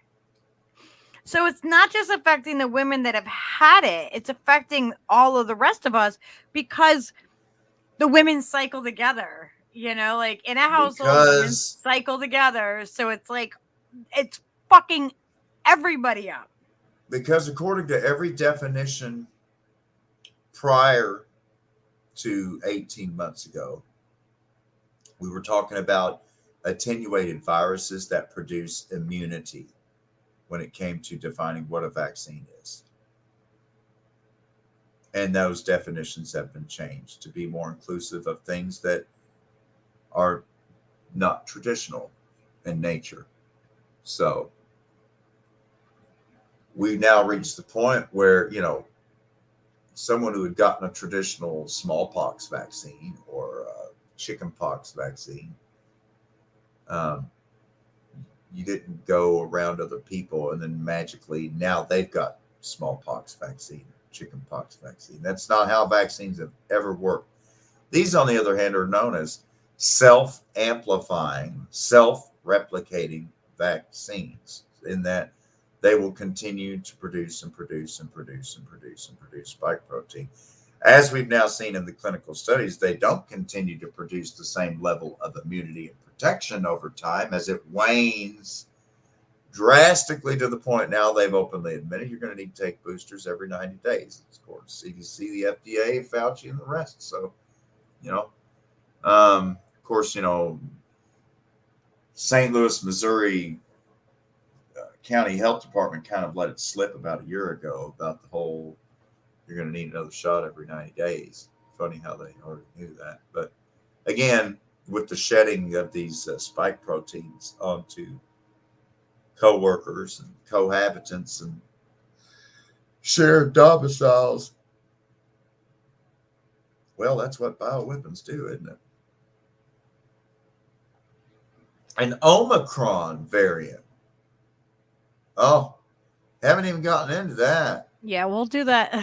All those. We'll do that later. We're almost at 7 in the morning. We're at 7 in the morning. Omicron, like, it's got so many mutations. And there's absolutely no intermediate mutations. It's such a leap and jump so far beyond and completely unrelated to any of the other variants. There's absolutely positively no way it's a naturally derived variant. not even from the forcing of variation from leaky vaccines in the vaccinated. No. I watched a 2-hour breakdown of this thing, and he went through all the different mutations and changes with it, and it was just like, oh my God, there's no way. Nothing has ever had that much mutational variation. It's just one, and it's not, it's not the first one, nor will it be the last one. They just keep spitting out one after another, and so Yeah. I'm very I saw the concerned about it. symptoms. I'm very concerned about it. Now that, dealing with possibly another one coming into this world, and I really, really, really, really have to worry about, especially for like first trimester, if you're just around the wrong lady that's just got her booster shot or something, and you didn't, and you've been so careful, and you're taking your folic acid, and you're taking your prenatals, and you're doing everything, and if you're diabetic, you're checking your blood sugars and forming all this crap, right? You're doing all this stuff, but you had to go to the doctor, or you had to go to the Walmart, you had to get this, and you just run in and run out real quick, even with your mask on, all that shit, and you just happen to be too close to someone that's shedding spike protein, and then boom, within 2 hours you got a headache and major blood loss and shit. Boom, instantly. And I've been through miscarriages, like Instantly got to that fucking progesterone hormone and fuck shit up. Yep. It's a bioweapon that attacks fertility, that enhances sterility, and ultimately it's leads to cardiac death. It's going to cause everything. That thing is manufactured to fucking, oh my God, it's going to be insane. Everyone's going to have like chronic fucking fatigue. They're going to have fucking cancers fucking through the roof. And then they're going to be like, oh, well, that's because no one went to the doctor during the COVID. And so, all these people's cancers came out of remission. Like, they've been telling us their plan all along. We just, people just they don't want to pay attention. See, here's the X factor. And with this, I'll sign off. I talked before about, the way that the Cherokee kind of, fell apart, and the Cherokee Civil War, and then the Trail of Tears, and coastal Cherokee were wiped out, and a bunch of these were wiped out, and ultimately just a tiny sliver were like, fuck this, we're holding out, we're holding the line, we're not going anywhere, we're not leaving the Smokies, we're not leaving North Carolina, you're going to have to hunt down every single last one of us and fucking kill us, fight us to the last man, fight us to the death, we are not leaving, fuck that, it's our goddamn land, we've always been here, we ain't going nowhere, fuck you. And that's why we still have our fuck you land in North Carolina. We refuse to leave. We just absolutely refused to leave. And we just kept killing them. And we kept killing them. And we kept killing them. And they kept killing them. They were flying. Like, you know what? Fuck it. You can have this side of the fucking mountain. We're tired of losing soldiers. We're tired of being killed. I mean, that's literally the only reason we have it. And furthermore, then we put all the land in the name of the Eastern Cherokee Band of Indians Incorporated, because even in the 1800s, we figured out that corporations have more rights than human beings. So we made all our land corporate, and that's why they can't take it. That's why. Use corporate law to our advantage. But, I mean, you live within the system, you work within the system you have. But this system is now completely collapsing. So the different groups that have peeled off, there's probably like about 20% of the country that's diehard, double masking. You see them driving down the road by themselves. I don't wear the fucking in their car with the windows up and a face mask on. You've seen them too, driving down the road, and you're like, what the fuck is wrong with you? That's about 1/5. Totally fucking hypnotized, just totally fucking googly-eyed, following the fucking swinging clock, just totally in a complete state of hypnosis, right? They're doomed. They're dead meat. They're walking dead. They're fucked. No matter how hard they comply, they'll just get abused all the more. The abuse won't stop until they're just killed. And it's sad because they love their masters so much. House slaves. And then there's about 30% that just kind of, they're the herd, and they just kind of follow whichever herd's taking the lead.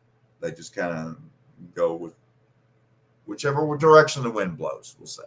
All right. And then there's that other 1/5. That's like, Lucky and Stever and Yona and so many of others in our community that are, fuck you to the end. I'll die free on my feet. Yep. Happy. I'll happily die free. Yep. Give me liberty or give me death. In fact, don't give me shit. I found it for myself, and I don't need it to be given to me from nobody. I got my liberty. Come and take it from me, motherfucker. You didn't give me nothing. I was born with the right. My rights aren't entitlements. My rights aren't entitlements or gifts. They're endowments that I was born with. I was the fact born that I'm with alive my and I'm rights. living. Nobody I gives have them. those rights. No one takes them away from me. You just acknowledge that they exist when you respect me, but when you don't respect me with the mutual responsibility of respect, then rights are meaningless. That's why I prefer to talk about responsibility and respect, because without responsibility and respect, fuck your rights. It's just a game of violence at that point. My gun's bigger than yours. And that's not peace. That's war. We've been there. We've done that. Doesn't work. All right, I should get off. These rich people, they think that they end up in the end being part of the surviving, 1% or 2% of humanity, or 5%. As they get, first we'll get this 20% knocked out, and then this other 30%, and then the last 20%, I guess we're going to have to pull out all stops and chase them into the bushes and take them to fucking camps and do all this shit and really just get down and dirty like we did with the gypsies and the Jews in World War II's. Right? That's what they're thinking. In reality, the 20% that go off grid, that go underground, are the only ones that survive. All these rich motherfuckers, all these politicians, their asses had it. You better party while you better party. You better live it up while you can. Clock's ticking. Living on borrowed time. Oh, it's going to be so bad for you. And you think, I got this bunker. Well, I got my escape plan. Yeah, I'm sure you got all kinds of plans. Yeah. So sorry what's going to happen to your plans. So sorry about those plans not falling through for you. Yeah, and this isn't like a threat on anybody, just to clarify. You know what I mean? Like anybody watching this later, we're not like threatening anybody or saying we're going to go after anybody. I can just sit here and eat popcorn the whole time and watch the show like everybody else. I'm just telling you. I'm not going to flatter myself and think that Klaus Schwab or anybody from the World Economic Forum is going to be reviewing the Fearlessly Authentic episodes. But who am I to know? Who am I to know? I don't know. We were fucking censored and fucking trolled on friggin' Twitter after I did my first fucking stream.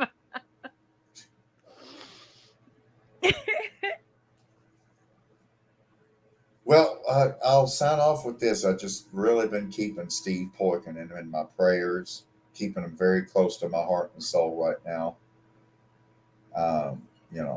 He's really, really dealing with some just bullshit with his truck and his clothes, and I don't know what the fuck's going on out there. I just had to put that out there.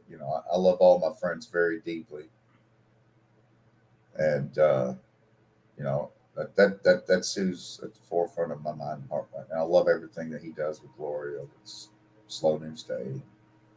Yeah. always try to catch him on, every chance I get. And I immediately noticed something was off about a day and a half ago. And as the news has come in, and my worst fears were realized. We can always tell when someone in our circle is hurting or being fucked with. We feel each other's victories. We feel each other's pain too. We do. That's how it works when you open all those doors. And we just have to be inclusive to the people that haven't woken up yet and don't know, like, you know what I mean, are just going with it. We have to be aware of them too. And just Let make me sure that see my schedule here.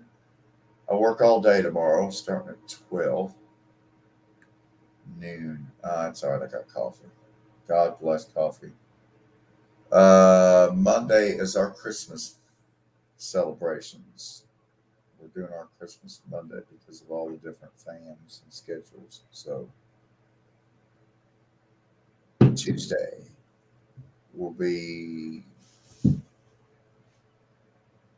the 21st. So yeah, because I'm off Monday and Tuesday and Thursday, and then I work Friday and Sunday, and of course Saturday is Christmas Day. Yeah.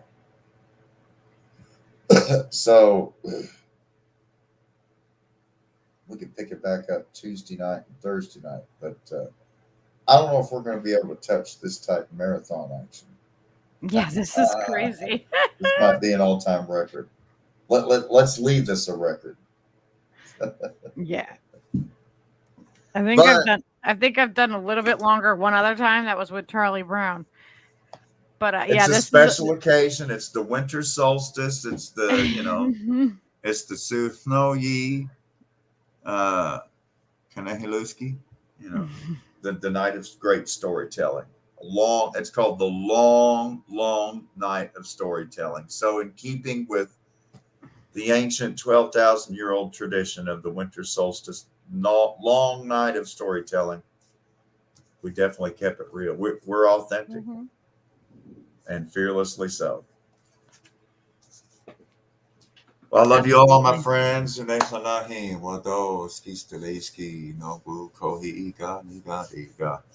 thanks, many prayers, many blessings. Be well, my friends. I love you all. Thank you all Take for care. joining us. See y'all next Tuesday. Take care.